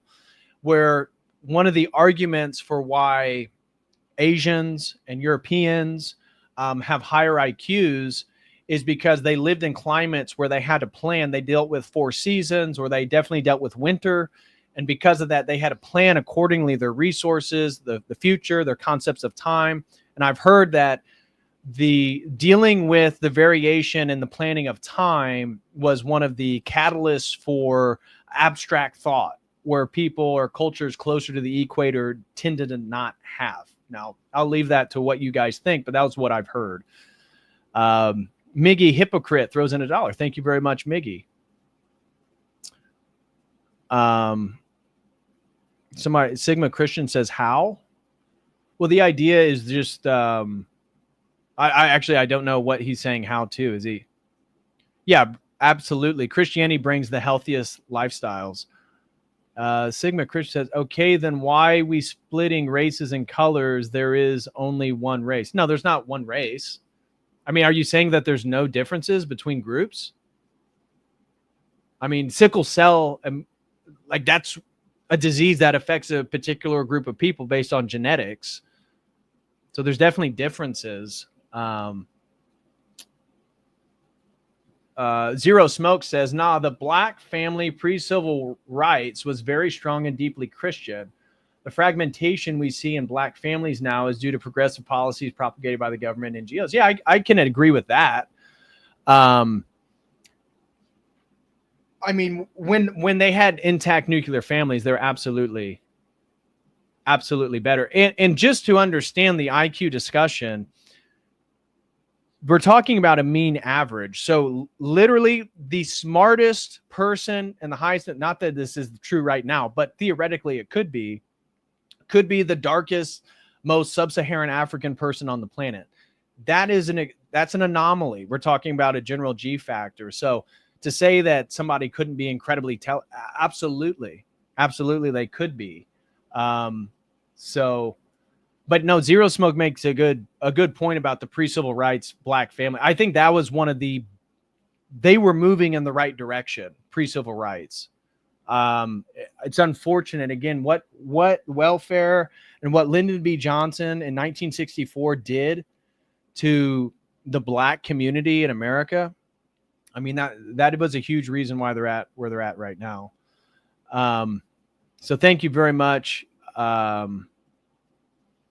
Rebel Umbreon, for that. And Nathan Slippery throws in 5, says, I think there's overlap between the old and new blackmail rings. The new group is Trump, Elon, Peter Thiel, and Zuckerberg versus George Soros and such. Interesting.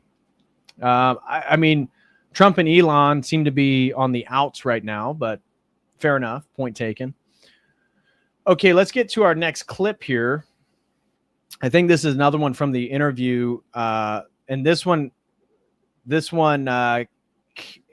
anyways, I'll just play it.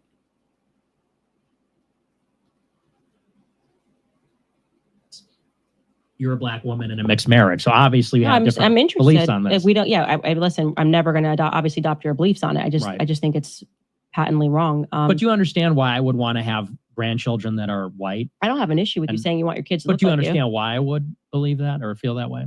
No, because I'm not white. I don't understand. What about your grandchildren being black, for that matter? Then, well, I'm mixed race, so that, I mean, I just feel like each kid comes out looking different. It's kind of incredible. So I think that when you actually have children, you realize like it's incredible how like my daughter is a little bit darker, but she looks like my husband, and then like my son's whiter, but he looks just like me.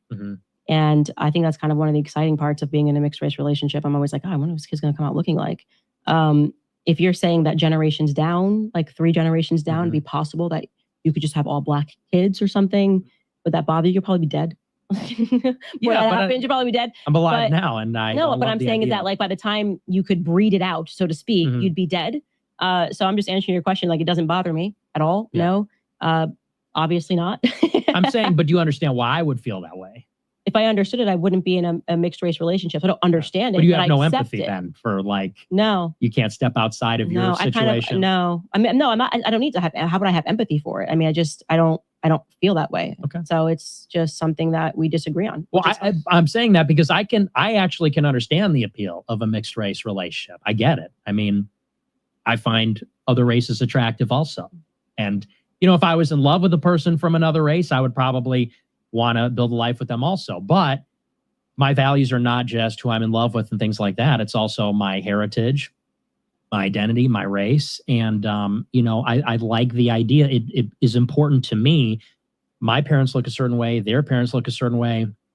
We come from a certain place. I like the unbroken chain. And I want my grandchildren and great-grandchildren to have a similar complexion. I want them to have similar hair. You know, because these kinds of things, they echo.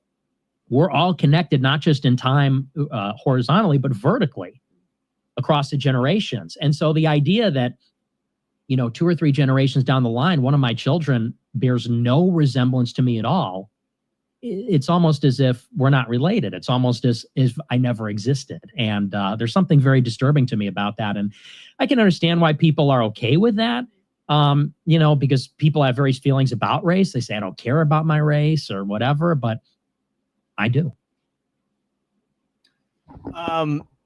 Somebody in the comments said, what does race have to do with Christ? Not going to lie?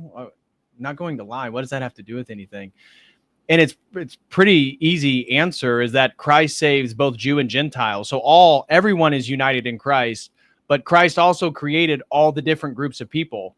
And so for us Orthodox Christians, we think that it'd be a terrible sin to annihilate all distinctions between groups and peoples for some type of mass blob of humanity, because all those distinct cultural differences, language, and customs are beautiful and should be celebrated and preserved.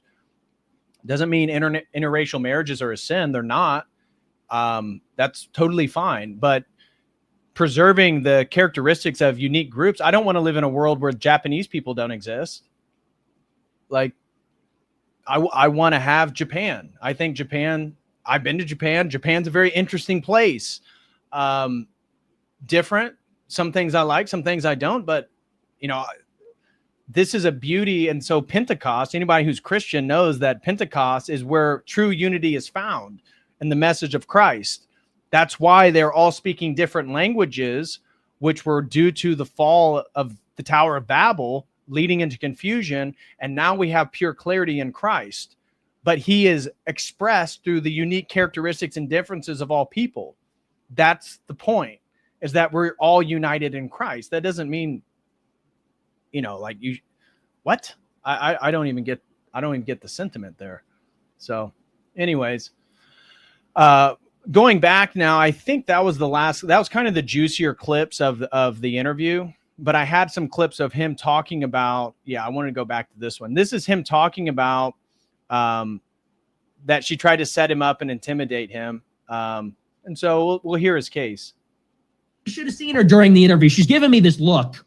She's giving me this death stare, like I'm going to shit my pants because a black woman's confronting me. Maybe that works on, I don't know, other people. Maybe that works on rabbis. Maybe that works on Ian Carroll or Dave Smith or whoever. Sweetie, that doesn't work on me. I'm going to be myself. I'm going to go along, sing my song. You can give me any kind of look you want. I'm a man. That doesn't work on me. So it wasn't just how it came across. Being the person that was in the interview, totally hostile, totally combative demeanor the whole time, which I thought was totally uncalled for. And then here's the best part. Then she puts it behind this paywall and she tells me, oh, it's only going to be $1. And I'm thinking, okay, well, it's $1.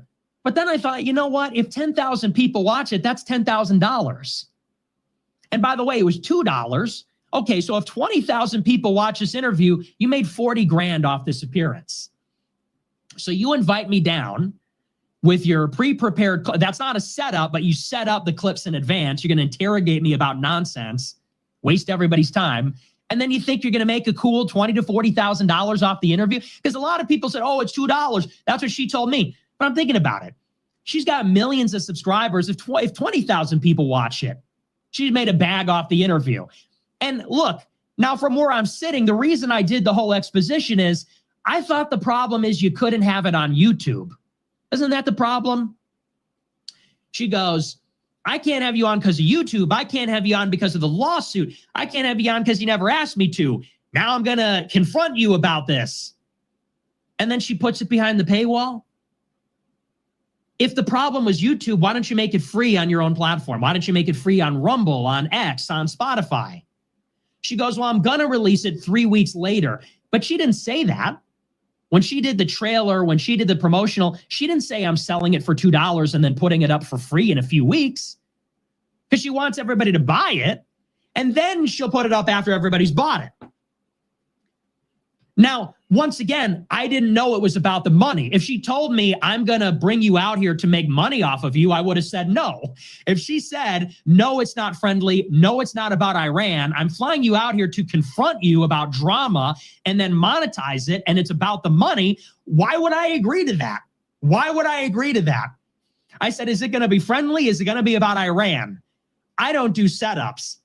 But if she had said, no, I'm going to fly you out here to confront you about why you hate Jews and black people, why you're a real racist, because you don't want blacks and whites to get married, and then I'm going to put it behind a paywall so I can make $40,000 off of you, I would have said, fuck no, I'm not doing this interview.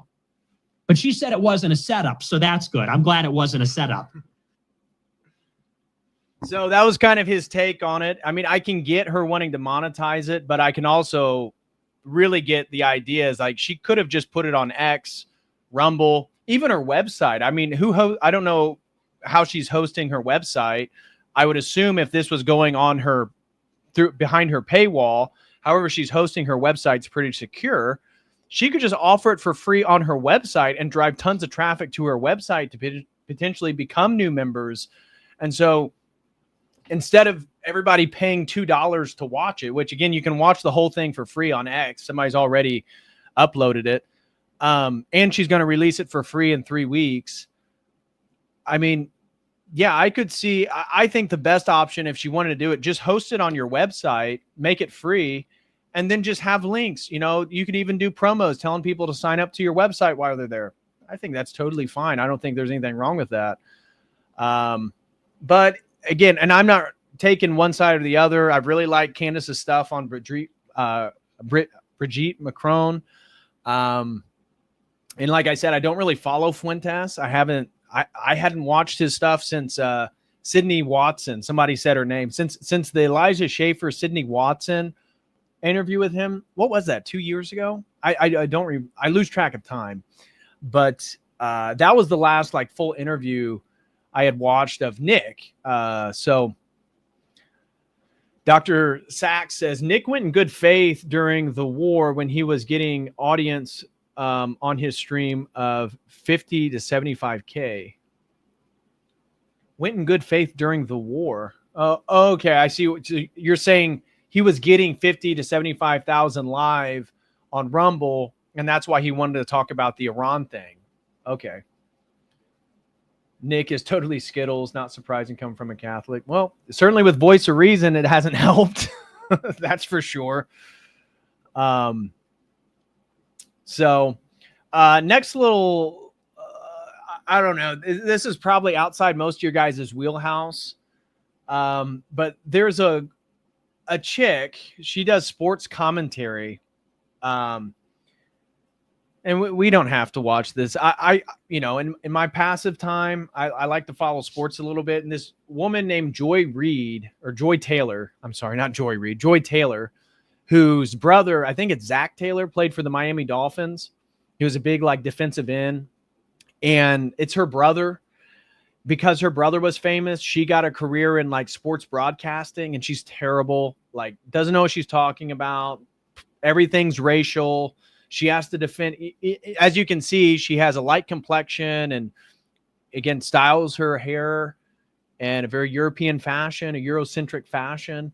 But everything's about race. And she is terrible.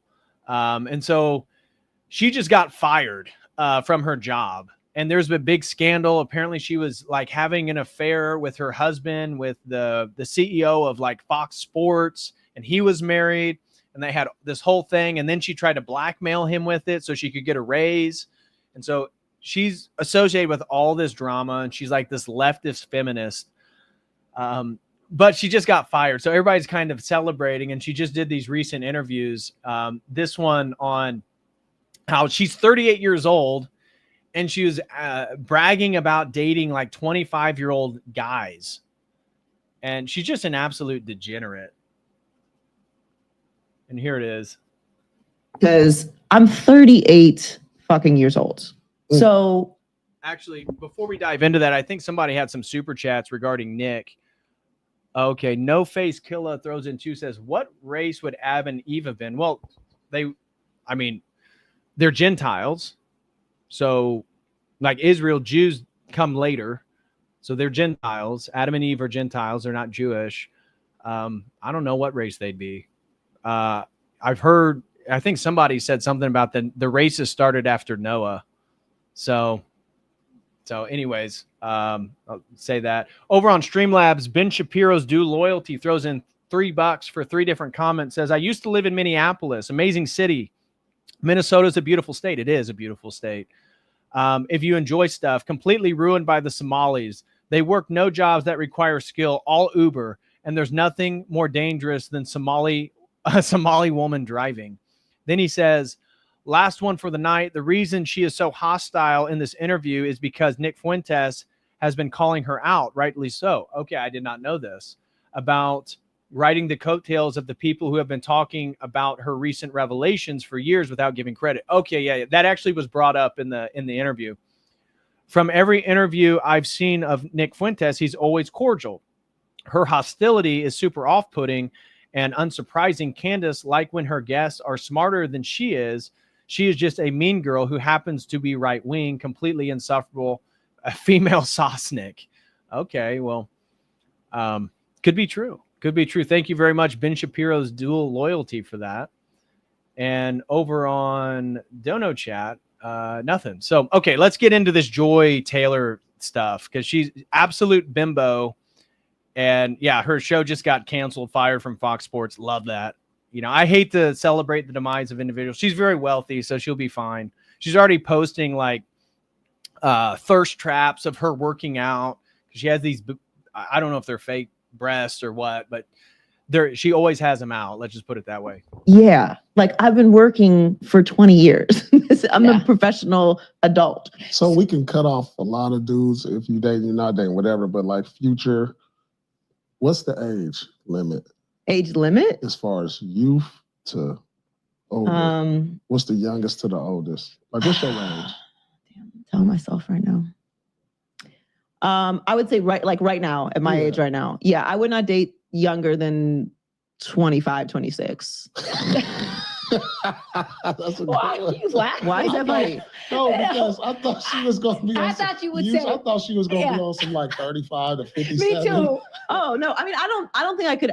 I don't know. I'm not gonna get up here and lie. Okay, young men are very aggressive and they do not care how old I am. And Wait, but Joy, I have to ask you, because this is a whole thing with women. 25 they're saying is a that these grown young men man. are really. 25 is grown. I agree. They're saying Nah, you ain't about to have me out here on some bullshit. No, 25 is a grown ass They're man. saying 25. See how they're I don't know. Like she just was speaking articulately, and now you ain't gonna have me on some of that bullshit. You ain't gonna have me on that. I date those young boys. I get them 25-year-old boys. I like athletes. I like guys that play sports. I'm gonna get. And then she's like, well, I mean, I'm 38 years old, so gosh. I thought that was Steve Harvey's voice for a minute. I'm gonna get them 25-year-old boys. You ain't gonna put me on that bullshit. I ain't no jive turkey. 5-year-old men are where it's at. All the older women, that's what I'm trying to say. The women that I've been talking to, like in their 30s, late 30s, they're like, yo's are like these younger men. They come, they're intentional, they come with it. They're like not playing around. They want to date you. They like treat you like you're a goddess. They appreciate you. Ugh. I wonder why all these 38-year-old and 40-year-old women are dating young guys. Is it possibly because none of the men, high quality men in their age group, want to marry them? Is that potentially why? And so old women get with young men for the fact that they can control them, they can be their sugar mama. I mean, yeah, obviously. They're so degenerate. It's disgusting. They talk life into you. Like, I am hearing that these younger men from all these women, they are where it's at. I've never dated a younger man before. No, I've never wanted to. They're telling but the like truth. at this point, they're talking about Is this the truth after dark? They're telling the truth. This is what I'm hearing. And even But I don't like it's 20. I don't want to be clear here because I don't like 25 is a grown man. It's a grown man. Joy. Okay. You're not. Don't You're not worry about to have that. me on some bullshit. What about it? What else is non-negotiable for you? I'm less and less interested in religious men, if I'm being honest with you. I told Paul this the other day. I don't know. But you hit me with the man of God thing. I says I'm. But you say God a lot on your podcast. God. Yeah, you're like God. Oh my God. Oh my God. No. Oh my God is different. Oh my God is talking different than about being a God. man of God. If you're leading, I don't know. I've just had some. I've had some negative experiences with people that lead with their religion. Are you religious? As a Not woman? really. No. So I would say I'm a person of faith, but I'm a person of faith. Yeah, I bet. You're a slut. You committed adultery on your last husband. You committed adultery with the CEO of Fox Sports, who is also married. You're a whore. I'm sorry.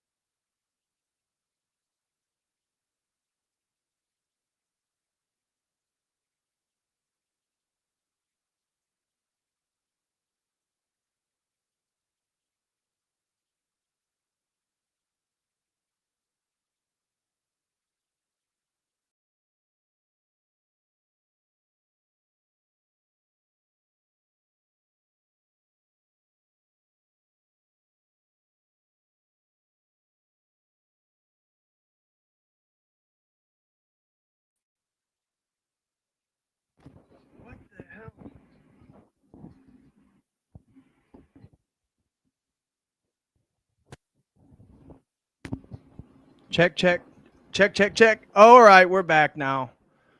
Woo! So I have no idea what just happened with my mic. It just stopped working. It just literally just stopped working. Turned it on and off, unplugged it. Now it works again. So that's never happened before. It may be time. This is the same mic I bought when I started my YouTube channel. So maybe it's time to get a new mic. I'm not sure. They on to you.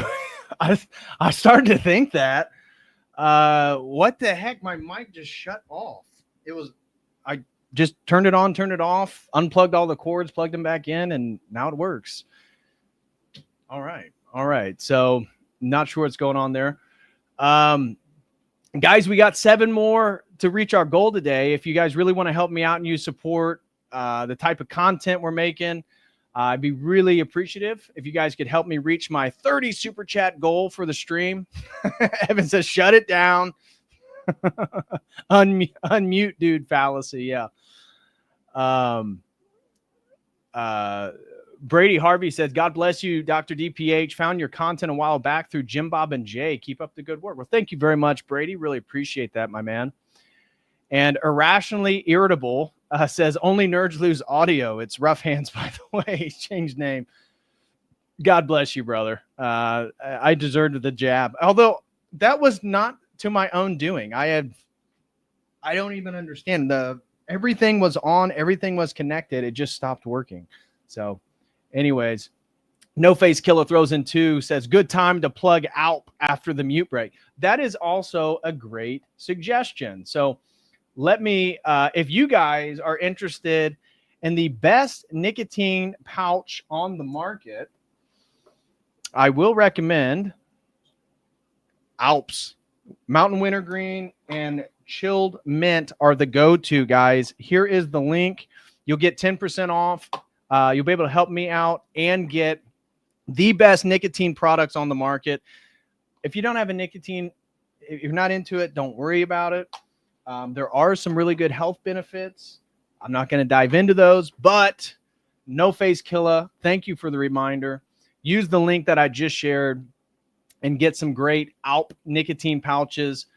I am an official affiliate with Alp Nicotine. So I'm a big fan. I believe they're the best nicotine pouches I've come across. So it's actually finally a product I can believe in. And then Glitchy Rhythm says, in my top 3 favorite channels on YouTube. Well, thank you so much, Glitchy Rhythm. God bless you, brother. I really appreciate that. You guys are too kind. All right. Yeah, well, Mr. Knight says, nicotine is being shown to help a lot with ADHD and the TISM. Yes.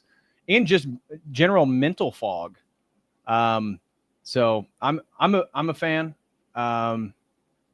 Yes, they're much better than Zen. Oh, my wife is in the chat being very generous. Don't take them. I tried them. It's so much better than Zen. Although she's not a big nicotine person, but she did try them. She likes the flavor and the ingredients a lot better. So anyways, if you guys are interested in nicotine and I assume most of the guys out there probably do. Yeah. And Alzheimer's. That was actually the reason why I started using nicotine, was one for the nootropic benefits.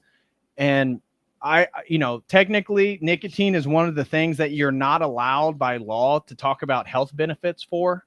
Like if you're going to sell nicotine, it's against the law to say that there's health benefits, but there are. And I just go dive down the rabbit hole on Alzheimer's and nicotine use and dementia.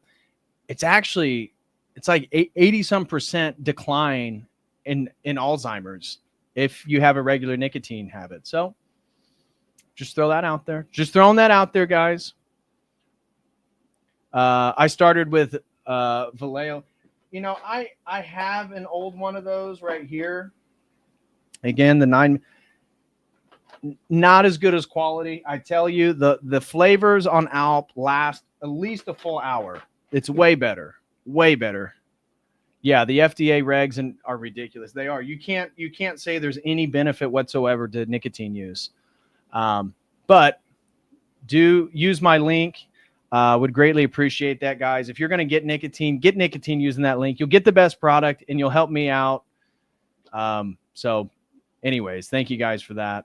Okay, let's finish this. But I'm not, I was raised in a Baptist church, very, very religious family.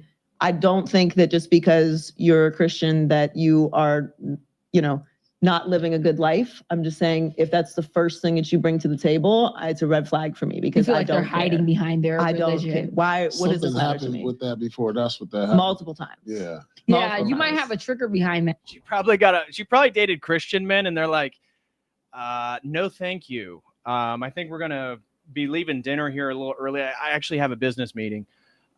So she probably hates it because she's been dumped by religious men because she's a slut.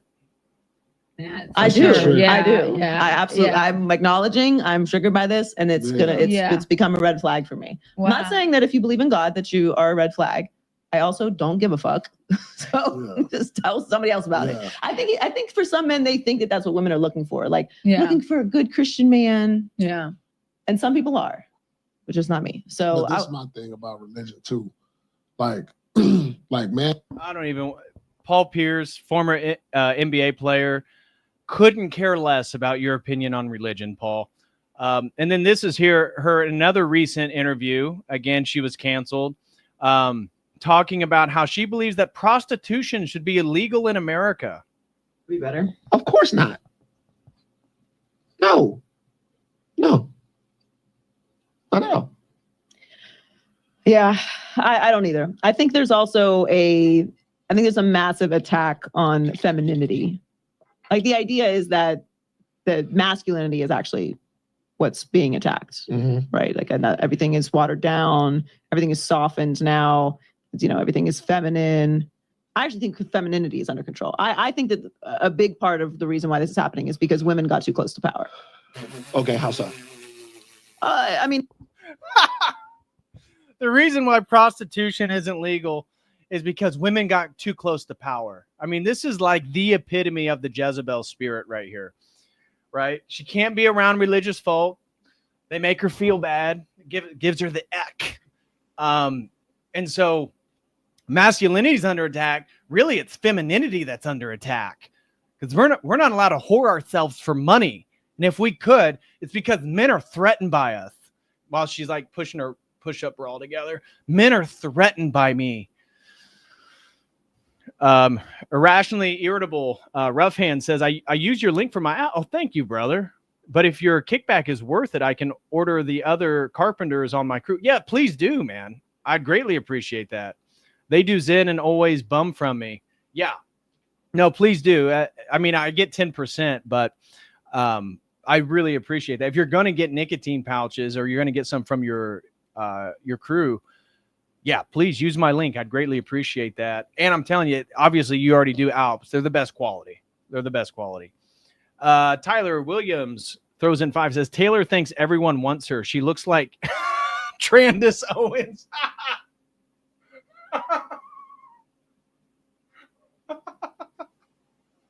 Candace Owens. You guys are hilarious. You make me laugh every time. Yeah. Well, she's definitely a whore. Now here's her trying to justify it. The audacity that a black woman would run for president. I mean, this was their last stand. They were like, hold on. And she's like barely black. And don't you notice this is like the women that are like almost like mixed or light skin, like they're the most hardcore about BLM and African Americans and black people are being suppressed. I'm a black woman. You guys are threatened by me because I'm just so smart. I'm just so smart and articulate. I'm powerful. We was queens. Hey, listen, we let you in boardrooms, you know, we let you get credit cards. Running for president is just, it's too much audacity for us. You know, when you have like cute aggression, when you see something that's like so cute, you just start spazzing out. They had like audacity aggression. Like, how the fuck could she do this? Yeah. She's supposed to fucking stay in line. Yeah. There's too many bitches. Get them out of here. And that's what it's really about. So rolling back. Who? Michelle Obama? Who is she even talking about? What black woman running for president? Is this Michelle Obama? The man? Is this Michael? Are you talking about Michael?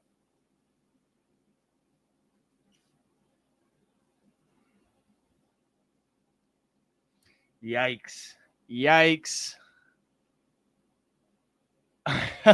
Hand different color. That's a great point, dude. Her hand is way lighter skin. What is this? Rachel Dolezal? Her hand is way lighter than her neck and her face.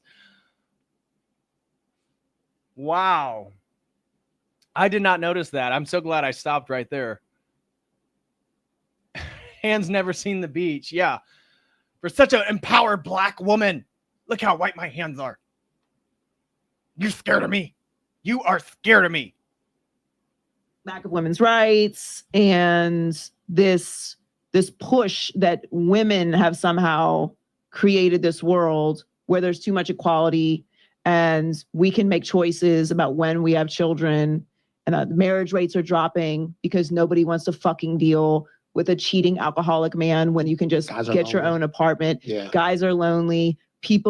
Men in these fucking caves that would never touch a woman in their life anyway have convinced themselves that OnlyFans models are curving them because they sent them $5. Yeah. You know, it is this attack on femininity. It's not about masculinity. Right. But let me ask you a question about This woman is so dumb. That's what I mean. That's why I had to show it, just because I don't even watch her very often. I just know of her, and the fact that she just got fired and her show was canceled and she's caught up in a lawsuit because she slept with her boss and he was married. I love it. I love it. And I thought, just showing the world, my audience who probably is not interested in sports ball, how dumb this woman is. And the fact that people like ESPN and Fox Sports put women on your sports broadcasting network so they can bitch to you about how strong black women are to run for president. Oh, gosh. Maybe she is just like Big Mike. incels. Do you think the incels, do you care about the loneliness of the incel? I think that male loneliness is a massive fucking problem. Okay, so I think non-pussy getting male lonelies are deteriorating society. Yeah, I think it's a massive problem. What do you think the fix One, is? I think we should. They're deteriorating society, but all of her empowered sisters who are doing OnlyFans, prostitution, porn, they're not deteriorating society whatsoever. Like this is somebody who's just so inept, naive, and just blind to realize that the incel phenomenon and OnlyFans are correlated. The attention economy and incels go hand in hand. This is the problem. You think more prostitution is going to help people? You're an absolute idiot. Legalize prostitution. Okay. I have been standing on this for decades, and I think that prostitution should be legalized. Okay. Decades. So since 18 years old? Because decades would insinuate at least 20 years, right? So she was 18 years old out here stumping for legal prostitution. Shut up. They will never do this, but that I think would be a massive solve. Massive solve. Okay. One. Okay. I'm sorry. Go ahead. No. Ask follow-ups. No. Follow-up is what, because that's a temporary loneliness fix, although it's effective. What would be a long-term fix to bringing people back together? What do you think? Okay. So while it's a temporary fix, right? And many people will have some retorts to this, of course. It's not a simple solve, but I believe that straight male biology, and particularly men who have this sort of anger, is because they don't get physical intimacy, right? But they have convinced themselves the type of physical intimacy they would like is their favorite porn star or favorite OnlyFans girl or this unattainable beauty on Instagram who is never, ever, ever, ever going to fuck you or meet you or talk to you ever. So they don't look for the physical intimacy that is around them. They don't go up. Again, how blind is this? It's the exact opposite. The average incel would be incredibly happy with a woman that is in his general category. Let's say the incel's a 4 or a 5. Most of the ones I've talked to would be very happy with another 4 or 5 women who was loyal and worked with them and had a loving, honest relationship. The problem is the women do not view the man that's in their category as being on their level due to the attention economy and due to the promiscuity in which they can sleep with a random guy and think that that level of man is who they're going to be with. It's the problem here is mostly with the women in regards to the dating dynamics and why incels are lonely. If women weren't so obsessed with attention in the attention economy and selling themselves online, yeah, we'd probably have a few more relationships. Gosh. So she's so dumb. Outside of their home. They don't go down to the local library. They don't go to their local bar. They don't go join a social group in order. How many incels do you think she's talked to? Like, what is she talking about? She's a freaking moron. To meet people because they feel that this fucking beautiful 10, whatever, is going to walk through their fucking front door and suck their dick. And that's never going to happen. But they sit there scrolling like, hey, in the DMs. And they believe then that the women are not responding to them because of feminism. Wait a minute. What? So are you telling me that when the pizza guy shows up to the door? Yeah, I don't suck his dick, actually. I mean, but that's not real. That doesn't happen. I know. The setups and porns are insane. But and you buffer back. You buffer back. What a degenerate. She's bragging about the story plots within the pornography she watches. Like, this is just a total slut, degenerate woman that has no values whatsoever and will do anything for fame and money. That's her thing. I mean, she's obsessed with fame and money. This is the most empty, depraved form of female femininity and empowerment. I mean, and the way she talks is just so freaking obnoxious. But I Do don't. you buffer pass or not? Well, I buy porn, so I don't. So he's a simp. He buys pornography. I mean, and they're wondering what's the problem with the black community. Maybe it's this, that you have a woman arguing for legal prostitution and a man in a cowboy hat talking about, well, I buy mine. I mean, I ain't one of those incels. I buy mine. I buy mine. I buy my pornography. Okay. I'm a standing member of society. I buy mine. I buy it. Oh my gosh.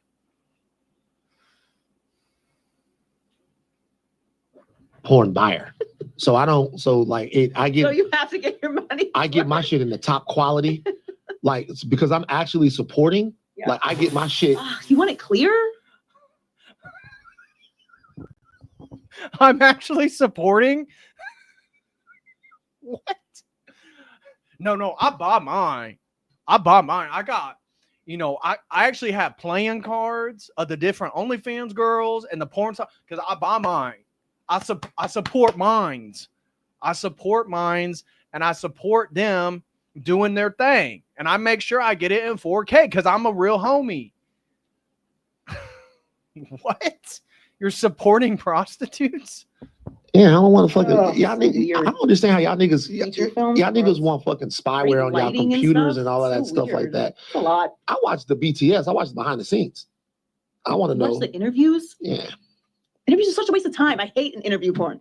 You're just sitting there and it's like two degenerates talking about watching interview porn. What?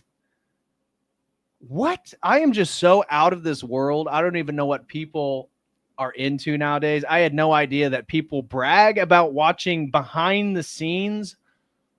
What? Flash, and it's back to her talking. No, what's the point? No.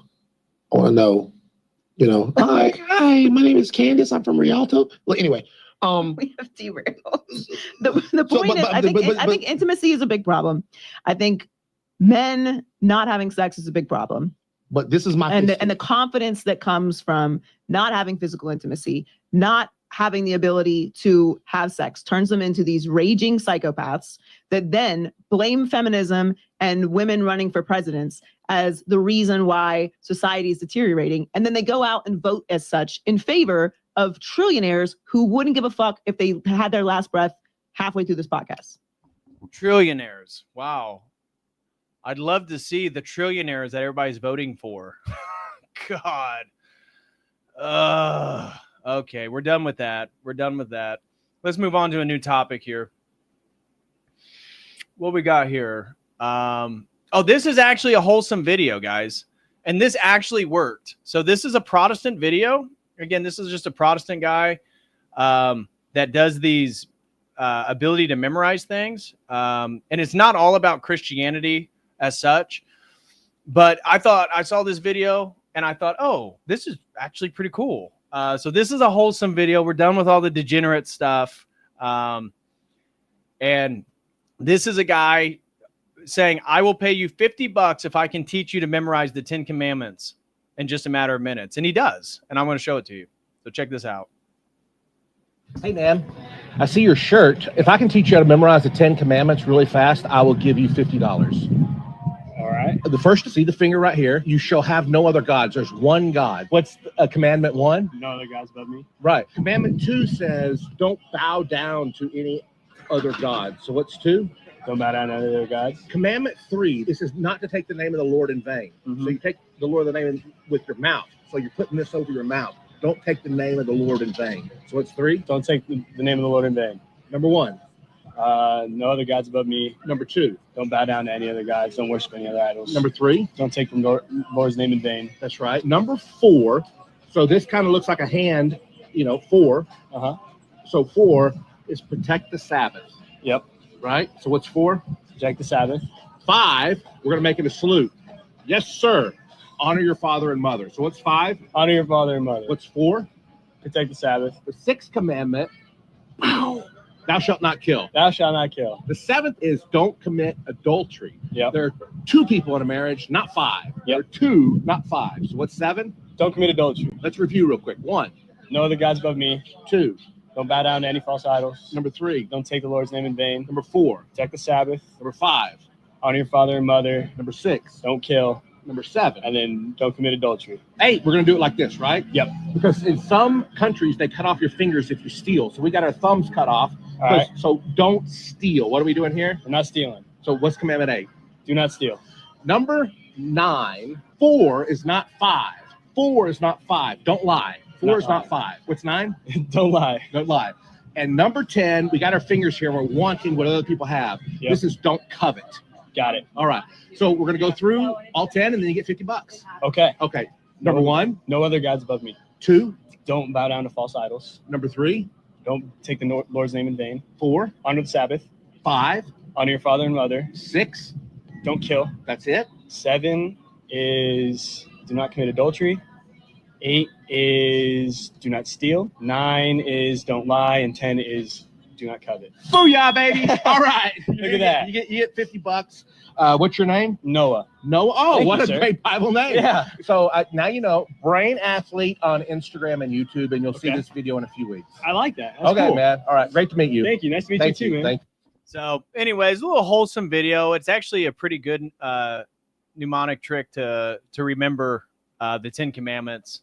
So again, not the most insightful thing in the world. This was something that kind of irked me.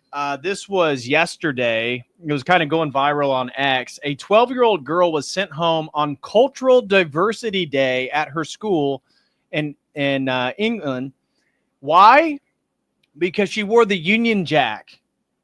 And I saw a follow-up article on this, and they said that there was a girl that also dressed in the Welsh flag, and there was a Celtic girl that dressed up in Celtic flag. Maybe it was Irish or Scottish. I don't remember. But 3 girls got sent home from school, one because she was pro-English, another because they were pro-Welsh, and another because they were pro-Celtic.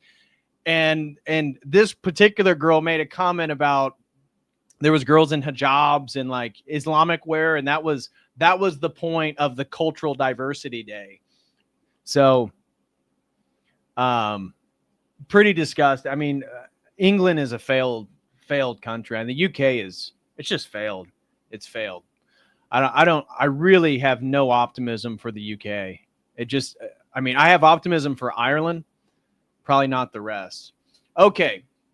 Now we're going to get into Voice of Reason. So for those of you who don't know, we are not going to go through all the text messages. And some of you actually guys may know something I don't. So please let me know. There was some type of sexual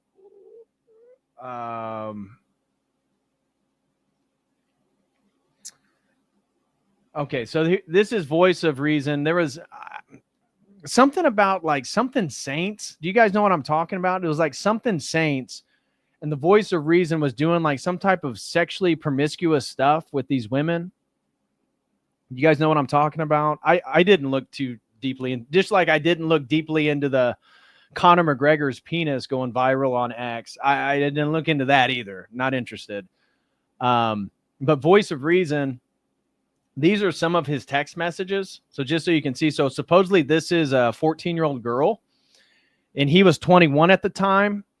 He says, I really want to kiss and suck on your thighs. I want you to. Let me kiss and bite your butt. Let me. So I'm not going to read all this stuff. I'm going to keep it up here. Here's him doing a little selfie while he's laying in bed. So tired. And she says, you're so sexy. Says, you are, crying face. Gracias. Did you have to drive? I did. So exhausted. I miss you. About to do an interview. Of course, then he's surrounded by all these Orthodox icons, of which, again, this is all allegations. I can't prove anything. But one of the allegations that was floating around online is that Voice of Reason originally was Roman Catholic and got kicked out of the parish he was in because of again, improprieties with young women. And this is why he ended up at a Byzantine Catholic church. And apparently he never stopped. And so this is him sending a selfie. Again, maybe it's Photoshop. That's what some people in his camp are arguing. He's asking this young girl to come sit on his face. You know, he says, I would eat you up so good. So anyways, this was a huge deal. You can see down here. How do we know this isn't Photoshopped? It looks like the woman is a willing participant. This doesn't even look like a real exchange two people would have. I mean, if she's 14, is she willing? I mean, she may have been willing, but can she consent legally? And why is a 21-year-old dude? And so it sounds like he was using some of his internet clout in the Catholic community to get like really, I mean, not really young, but underage Catholic girls and trying to create. Crump says, you lied. You said no more degenerate stuff. I'm sorry. I'll move on. So anyways, this is the fallout. And so there's like Catholic Answers had already deleted some of his stuff.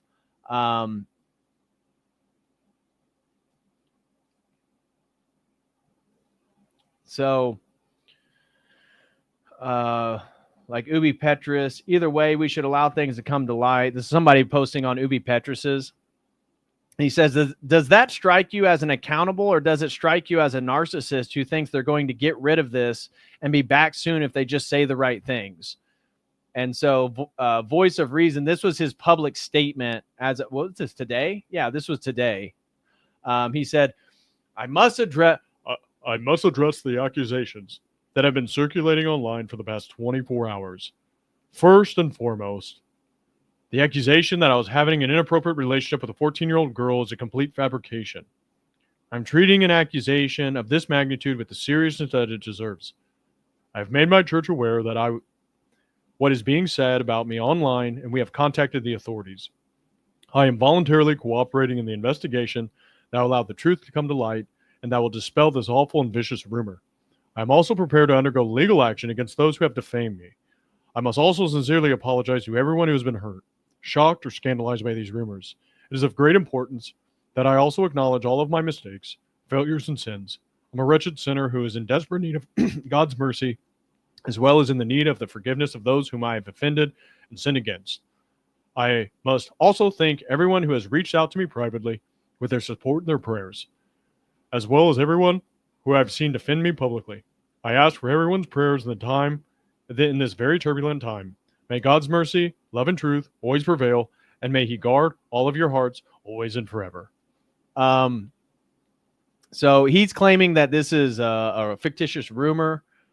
And so somebody says, how would you like him to respond if, in fact, he hasn't done it? And Ubi says he focuses on one accusation and fails to address the rest, which is true. They are a ton. That's a sophist tactic to distract you from what is undeniable. He's been hooking up with random groupies, it appears, in a predatory manner. And then while that so-called Orthodox apologist forgot what calumny is, he responds to the most serious and damaging of the accusations, the one that could lead to criminal charges. That doesn't mean he's ignoring the others. You're assuming the accusations without proof. Ubi says, why did he deny the other accusations? Why did Catholic Answers take down his page yesterday? Look at who just scrapped a tour to the Holy Land with him. Would you have accepted it if he denied the other accusations? Because companies are too careful sometimes. Is Catholic Answers a morally bankrupted and woke as Disney? And then, of course, he says that's not what he claimed. And that apology, did he deny the main accusation that he's been hooking up with various women? No. And again, this comes off I think an interview he did with Pints of Aquinas like a week ago or 2 weeks ago, where he said he felt God put on his heart that he needs to be single, which is very illuminating, given that he said that before these allegations came to light. And if he is using his clout as a Catholic YouTuber and the size of his YouTube channel to basically sleep with as many, it sounds like, Catholic girls as he can, that would make sense why he made the comments that he thinks God put on his heart he needs to be perpetually single and he may never marry. And so then Ubi says, if I'm accused and credible evidence is brought forward and you find your conscience convinced, then yes, you should assume I'm guilty. Now answer my question. Did he deny the other accusations when given a chance? Of course not. Yeah, he seemed, again, this is a different one. Yeah, he seemed to gloss over the stuff that was real and focused on what may have been a caricature of his dealings with the said 14-year-old. It's not clear whether he was 16 at the time or 2021. So anyways, this is a fallout that is certainly going on right now. Very interesting drama on the internet. So, you know, take that for what it is. Maybe you want to keep an eye out on all that stuff. We got 3 more items here before we wrap up. So smash that like, guys. Thank you all for being here. Truly appreciate it. This I thought was just badass. So I'm sorry, Grump. I didn't realize that I still had a degenerate thing left in regards to Voice of Reason. But this is another wholesome video. And this is a dude who just made his own hang glider and just filming himself with his iPhone on, I guess, on TikTok above the clouds. And so I thought this was funny. He says this guy is using a bed sheet and some Ace Hardware rope attached to a bicycle with a box fan. Dude is soaring above the clouds. So check this out. I mean, this takes some serious balls too, if he really did put this together. Oh my God. Yeah, we're gonna see how long it takes to drop from 6,600 feet right through the clouds. Woo. And we're coming down fast. We'll just leave it at idle because, you know, I could do an engine out drill, but this is just so beautiful. I just want to share this with you guys. Feel my ears popping a little bit. The clouds are at between 37 and 4,500 feet. We still got about 1,500 feet to go yet, but it's coming fast. I'm going to stop the video at 1 minute every time. Anyways, I thought that was pretty cool. That takes some balls. That takes some serious balls to get up there. Yeah, imagine being on a plane and seeing this MF beside you from the window. That would be hilarious. You're going by on American Airlines and you see this guy and he's got his phone out and he's talking to TikTok while he's up there. That would be hilarious. Yeah, when Red Bull won't sponsor you, so you improvise. So anyways, I thought that was a pretty cool little video. Let's see what's next. Oh, this is a little something. I've seen this been floating around the internet too. I don't know how many of you guys get meat from Walmart. I personally don't buy meat from Walmart. However, this has to do with apparently a scam that other people on X have been posting, where they will take like chicken at Walmart and then actually weigh it, and it weighs way less than the amount that says. So I'm going to show you. This is just one video that I saw going around. It says, another Walmart product weight scandal. Americans show the pack of chicken is labeled clearly at 6.39 pounds. So he puts it on the scale. The weight is just over 4 pounds. And that's with the packaging. So, I mean, we're talking probably half the amount of weight that Walmart says. Is Walmart's chicken, and it's saying it's 6 pounds, 6.39. And if you weigh it, it's 4 pounds. Okay. This is just a public service announcement for anybody who is taking the gamble of getting your meat from Walmart. I don't know. Maybe they have good quality. I don't know. But just be careful because they oh, and that looks like that was the last one. Just be careful because that is something that's going around the internet, is that they're totally mislabeling the weight of the chicken. And even with the packaging, it doesn't even weigh. I mean, this is 2 pounds less than what it claims. So the chicken is fused with water and it loses it over time. That very much could be possible, Harry. Maybe you've solved the mystery, but this is something that's been floating around social media, TikTok and X, Instagram, people talking about these things.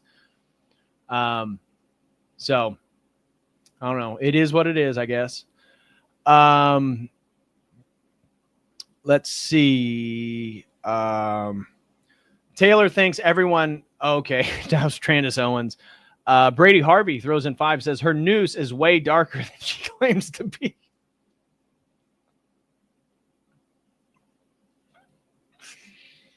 You guys, will you stop it? You guys are just bigots. You guys are absolute bigots. And you don't recognize a strong, empowered woman when you see one. That's your problem. That's your problem right there, Brady, is when you see a strong, empowered black woman, you don't know what you're seeing. You can't even respect it because you're ignorant. You're probably an incel. Take that. Take that, you bigot. Brady, thanks so much for the support, brother. And No Face Killer throws in 2, says the age of consent in Mexico ranges from 12 to 15. Interesting. Again, if they're with a 17-year-old, okay.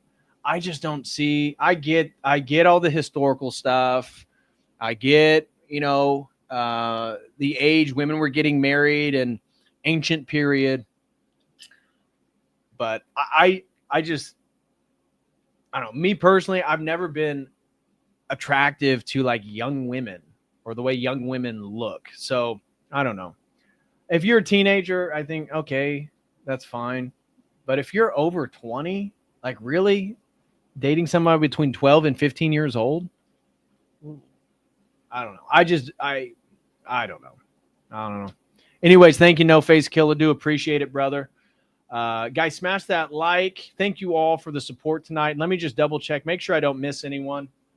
Looks like Veronica sends in $3 over on Streamlabs. And she says, been listening since I became a catechumen and would find so much support in your chat. Years later, my husband is now a catechumen. Glory to God. And my girls have been baptized into Orthodoxy.